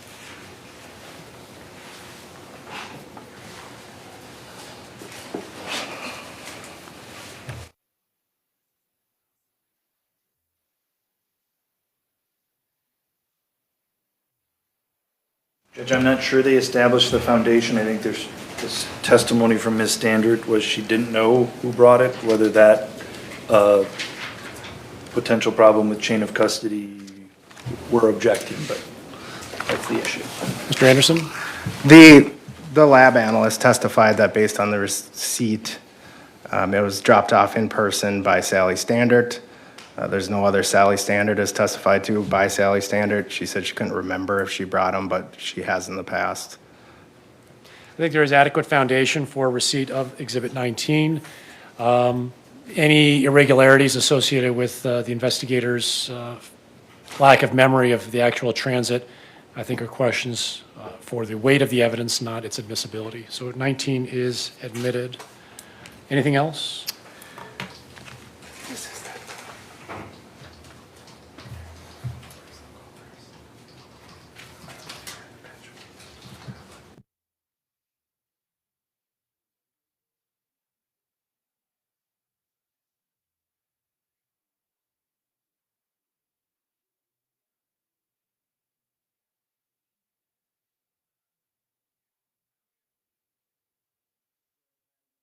Spoke about this at the bench.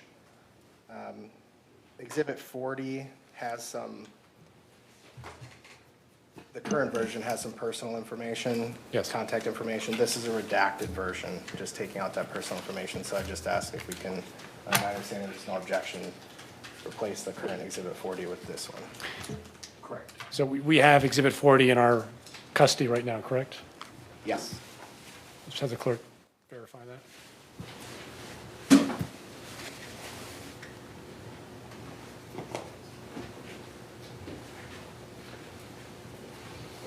Okay.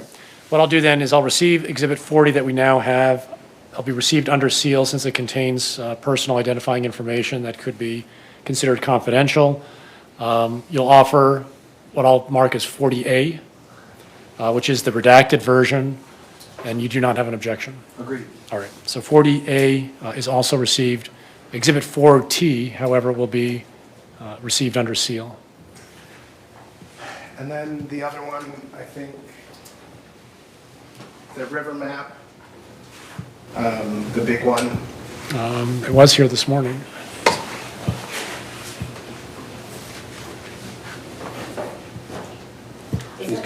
Yes, I think it's 89. 89. Any objection? No, Judge. All right, 89 is received for illustrative purposes. That's all I can remember off the top of my head. That's slide 13, did you say? Yes. Or no, that was a different slide that I was referring to. It was more zoomed out. Is there, can I ask the clerk if there's any other ones that show discussed and not admitted? Oh, let's just see here. While she's doing that, Mr. Trofasi, Mr. Nelson, do you have any exhibits that need to be addressed? I believe so. I think 102 through 112, the only ones offered, and they've all been received. Okay. The only thing I have is the 2 rental receipts, which I returned back to the state. Yeah, we decided not to admit that, so I think we're good. I do have one thing, just to put on the record, Judge, and talked to your clerk earlier. When the sergeant nurse was testifying, somehow she ended up with 2 copies of, I believe, the report. They both had evidence stickers on them. One was a photocopy. The one with the yellow sticker was missing pages. She testified from the one that was the photocopy. That's what the court has. Okay. It has all the pages. I think the yellow sticker one put all the pages there, so they might not be together because they weren't stapled, they were loose. And so my hope is that they're somewhere in that pile of papers that were on there. I'm happy to help look for those. I didn't find them, so I just gave her she kept the copy with all the pages. Okay. It appeared to be together because it was stapled, and the staple was not removed. Like that. So the original wasn't stapled. The one that had the plain of the sticker on it, that had the information was stapled.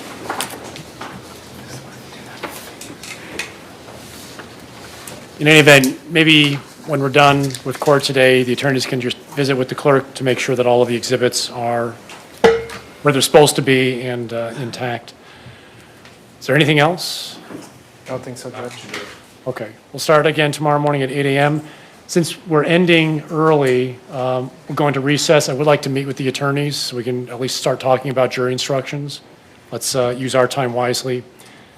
So meet with the clerk afterwards, take a break, and then we'll come back in and just have an informal discussion about the jury instructions. What time do you want us back in? 2:45? Court is recessed for the day, however.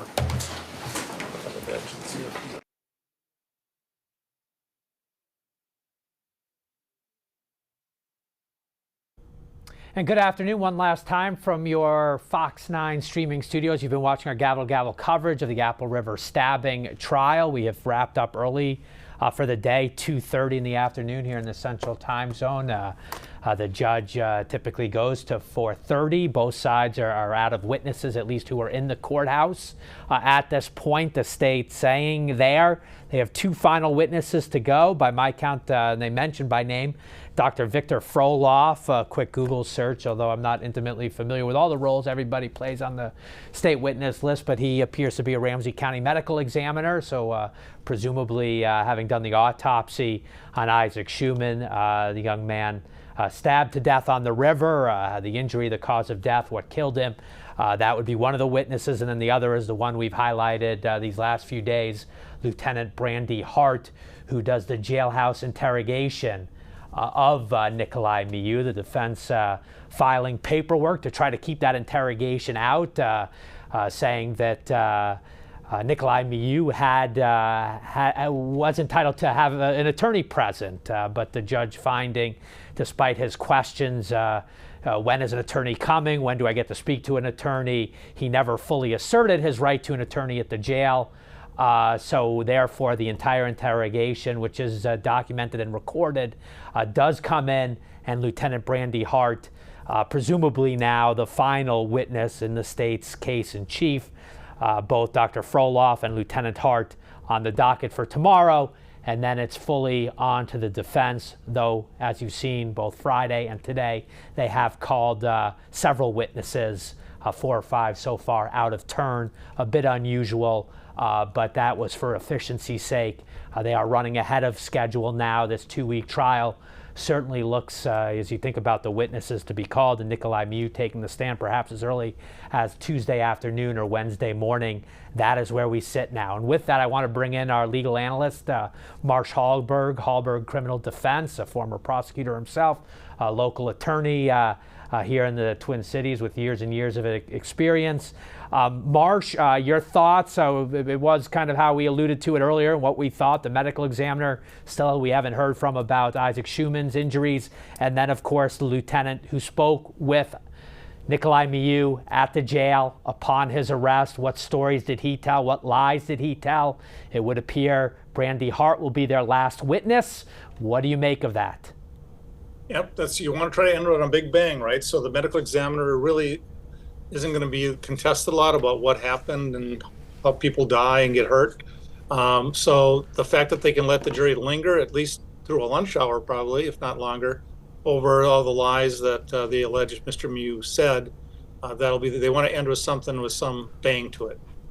And talk to me about character witness. I think some people may have picked up on this. Only the questions can only go to Mew's propensity for peacefulness. That was the one trait this judge is sort of allowing in outside of what happened that day. Explain how that works and how a judge and the two sides might come to what is fair game during a trial.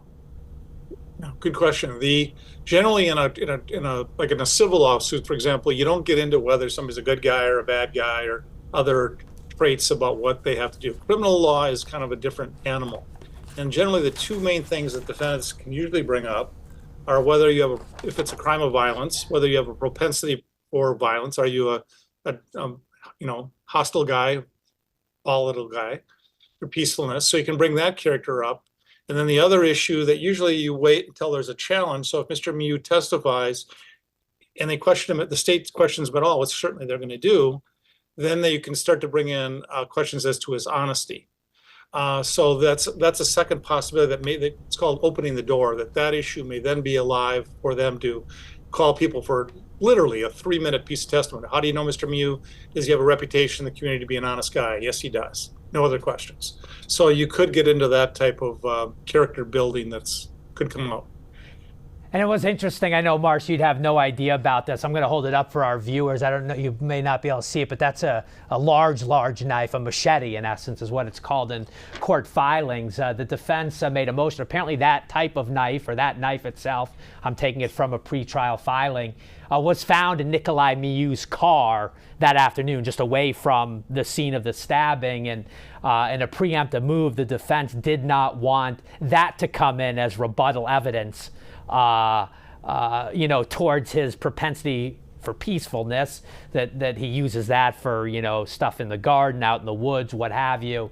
And they sought to make sure that if the state does try to challenge on the issue of peacefulness, that something like that does not come in. I just thought it was interesting, the type of things, if the court were to allow some things to expand from a personality trait or a character issue, that type of stuff, where the judge draws the line, what's not admissible or what can come in. Anyway, I just thought that was interesting.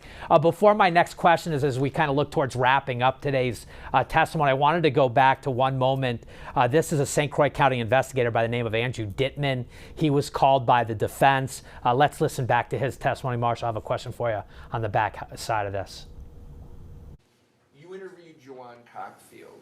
Did Juwan Cockfield ever tell you during your interview with him that Mr. Mew was looking for little girls? Not that I recall. He did not say that. If he would have said that, is that something you would put in a report? Our job is to be fact finders and document everything as best as we can, accurately. So your job, you're not really to pick sides, you're just kind of to get the information in and then get it back out, right? Correct. Okay. And in our jobs, maybe people don't think about this, but telling a police officer that someone's looking for little girls, you're not going to let that go without trying to dig a little deeper if you hear that, right? Correct. Okay. So if he would have said to you, I've been told by Mr. Mew that he was looking for little girls, that's something that would have drawn your attention, right? Yes. Okay. Same question with Ryan Nelson, sir. Your interview with Ryan Nelson, did he ever mention, or he never mentioned to you, right, that Mr. Mew told him that he was looking for little girls? And I guess all the interviews, I was never told anything that anybody was looking for little girls. So you'd agree, Mr. Cockfield, Mr. Nelson, Mr. Peliquin, Mr. Vang, and Mr. Weir, none of them in their interviews with you, which were recorded, mentioned to you that Nick Mew told them he was looking for little girls, right? To my recollection, I do not believe that was ever said. And again, for each one of these people, especially if you heard it over and over again, that might be something you would really document then, because there's continued statements regarding it, right? Correct. And you didn't, right? Correct. That's all. Mr. Anderson? One thing you heard over and over from the witnesses you interviewed was that this turned physical when Nikolai punched the blonde girl, right? Correct. Owen said he believed Nikolai punched her, right? Yes.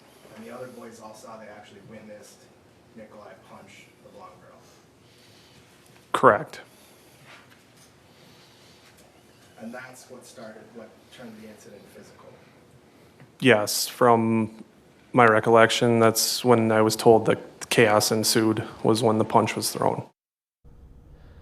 And now taking a look at your tubing groups, it helps orient us on different witnesses and who's with whom. Obviously out of the MIU group, you now see Amanda next to her husband, Ernesto.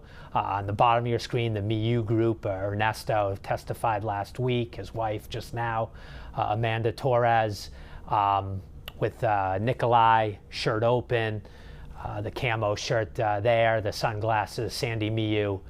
Down there in the tube. And as we kind of wrap up here, I do want to bring back Marsh Hallberg here in that investigator Dittman testimony that we just listened into, this idea that MIU told the boys at some point he was, quote, looking for little girls.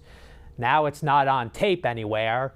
And now, according to the investigator, none of the kids mentioned that specific fact in the moment to law enforcement. And no doubt that is what got the taunting really going, the raper, the pedophile, those kinds of words that might have really antagonized or intimidated Nikolai MIU in the moment. With that testimony coming in from that investigator, is that helpful to the defense? Yeah, nice job by the defense. When I was watching that, I actually made a couple of notes about that. I thought that was a very effective, short little clip against the witness Dittman by the defense attorney. I don't think anybody, look, he's in this environment with like 10 other friends that are all there together. It doesn't make sense that he's really would ever be doing that or saying that. So I don't think the jury puts any stock in thinking that. It kind of comes down to, you know, the kids are all kind of scrubbed up today or in the last week that have come and testified, the victims in this case. But if you're honest about it, they're really not very likable in the sense of that day. We've all had the experience of just encountering just drunk, young, obnoxious people. And now the state's going to say, absolutely, that may be true, but that doesn't justify you killing or stabbing somebody. So they're not as sympathetic as the state would like them to be. Good point there. And Marsh, I want to call up the jury. We haven't asked you about the jury makeup. We talked to your colleague last week, Debbie Lang, about what the makeup is, because you talk about the behavior of the kids, the argument of self-defense. You got 8 men, 6 women. We do not know who the alternates are. But Debbie really pointed out the ages, you know, at least 8 of them, if MIU's in his 50s, at least 8 of them are 50 plus.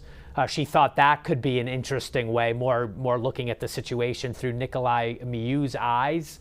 I know you're seeing it. We haven't talked to you, so I'll give you a second to kind of process that. Would you be curious about who ultimately ends up deliberating in this case, male, female? Is that important to you, or do you agree with Debbie that maybe age could play a factor once these guys get back into a jury deliberation room? Yeah, I agree with that. With Debbie, that I definitely would want these older men or women. I would want them on the jury to kind of be able to relate back to that and have more empathy or sympathy for a person that's closer to their age versus a millennial or a Gen Z or whatever. So that's there. You know, there's some arguments that are made out there that in jury selection, especially like in a sex offender case, that women are actually harder on female victims than men are. Men are the protectors, the daddies. They come in and want to protect women, and women are more critical of women victims perhaps not conducting themselves appropriately or in a smart way. And we don't know any other demographics, who's a parent, who could have a teenage child, maybe sympathetic for, kids being kids, if you will. So obviously, and plus you never know what a jury will do. Let me talk to you about what I know you know is having a client about to take the witness stand. What is his defense team doing this afternoon with him? Is there some final preps? I mean, by the way the court calendar has been laid out with the last witnesses, he might have to decide whether to take the stand as soon as tomorrow afternoon or certainly Wednesday morning. What are you doing in these final sessions outside of court? I assume they go down and visit him in the jail, but can you take me through that dynamic lawyer-client right now? You really hope there's nothing they have to tell them other than we guess you're going to be on tomorrow afternoon or Wednesday morning. It's like trying to study for the SAT or ACT at the last minute, right? Too late. So hopefully they have them all ready to go. They may have a few little nuances based upon what's happened in the last couple of days that they want to review with him and just ask him if he has any questions of them. But all that homework should really be done. I'll be interested now that the defense is kind of going more on their side of the game here. Especially when Mr. Miu testifies about the optics in the courtroom. Towards the very end of the courtroom activities today, your video photographer scanned into the courtroom to show who was there. And if you notice the state side of the case, with big signs that were up, by the way, that the jury can read that say reserved for the district attorney. So the jurors absolutely know that all the people sitting on the state side of the case are for the state. Right. And you've got, I think, 6 people maybe sitting on the defense side. So generally the rule you do is you give each side half the courtroom. It's the Hatfields versus the McCoys, for those of us that still know that historical reference. But I generally want, when my client testifies, and if not then, at least for closing, I want to fill my side of the courtroom with people that are sympathetic to our side of the case. A lot about this character witnesses and all that kind of stuff, I don't worry about as much as maybe some lawyers do. I think juries figured out real quick that if some guy's been employed at the same place for 20, 30 years, owns a house, has kids, blah, blah, blah, we know he hasn't been going to prison. He hasn't been doing something else. If other people are coming in to testify for him, we know they must think he's a good guy. So I haven't actually have testimony that says he's a good guy, he's an honest guy, he's a peaceful guy. I'm not as worried about that because they kind of see that and they're going to see his demeanor, which I expect to be very respectful and reserved. And I think about that final witness today, Amanda Torres, talking about the shock, the defense is trying to get, and he was ghost-like, he was pale, he was in shock afterwards. But then the state comes back and has video to show otherwise. He's, leisurely paddling out of the river, soon after, soon in quotes, maybe 30, 40 minutes later, but, leisurely paddling. He certainly shouldn't, editorialize, but in the squad car, he doesn't look shocked or out of sorts in the back of the squad car there. So it seems to cut, everybody seems to cut both ways. Both lawyers doing a nice job on, depending on what witness is on the stand, sort of poking holes or raising questions about that. Do you see, winner and loser in some of the testimony you've watched over the last week of who's more right about whether Nikolai Miu was in shock that day? All this stuff seems so important in the moment, but then after you go home and you come back the next day, you kind of forget 90% of what's already happened. So again, I'm keeping it simple. I think it's come down to the video versus Miu's testimony. And that's going to be 90% of what carries this day or not. And it's going to be the defense pounding home about maybe people you really aren't sure, right? We got this one side, we got the other side. The answer here is we don't know for sure to the level of beyond a reasonable doubt. At least to that level, you don't know. So we win in that situation as the defense. And the state's going to say this guy overreacted. He had ways that he clearly could have kept going. Yes, he was being taunted. Yes, that was inappropriate. Yes, they were belligerent young people that were drunk. But that doesn't mean you get to stab a whole bunch of people. Wow. Marsh Hallberg, thank you so much. Before I let you go, any last word, any thoughts you have, or you'll be watching the next 24, 72 hours with this one? Well, I really want to see Miu's testimony, and I want to see the closings. I think it's really going to be, it's good lawyering on both sides, which is refreshing to see. The judges kept a tight room. The lawyers understand the rules of evidence. There's been minimal objections. It's been a good trial for people to watch if they want to see how good lawyers work. And I know you so appreciate just our legal system, historically, the greatest justice system in the world, if you will. And that's what we're watching here, right? Both sides, this is what happened. We have video evidence. It may not be perfect, but it's there. We're going to bring in 12 citizens, 12 peers who live across St. Croix County. Here are the facts. And ultimately, it'll be up to them whether a crime occurred that day. Yeah, pretty, again, a lot of imperfections in our system, but it's the best one any of us have ever figured out. And it's not very common across this world that you get to get what we get here. So I think everybody's getting their day in court. There you go. Marsh Hallberg Criminal Defense, former prosecutor, criminal defense attorney, and friend of Fox 9. I thank you so much for sticking with us throughout the course of the day. And I thank all of our viewers on the live stream and our live broadcast, gavel-to-gavel coverage of the Apple River stabbing trial. For us, we'll wrap up now as we close in on 3 o'clock Central Time. And as you heard Judge Waterman say, 8 a.m. tomorrow, state has 2 final witnesses. It appears the medical examiner who did the autopsy on Isaac Schumann, as well as Lieutenant Brandy Hart, who did that critical interrogation of Nikolai Miu at the St. Croix County Jail, July 30th, 2022. You won't want to miss it. And then the defense turn. When does Nikolai Miu take the stand? We will be here throughout until we get a verdict. For now, I will say good afternoon and thank you again for joining us.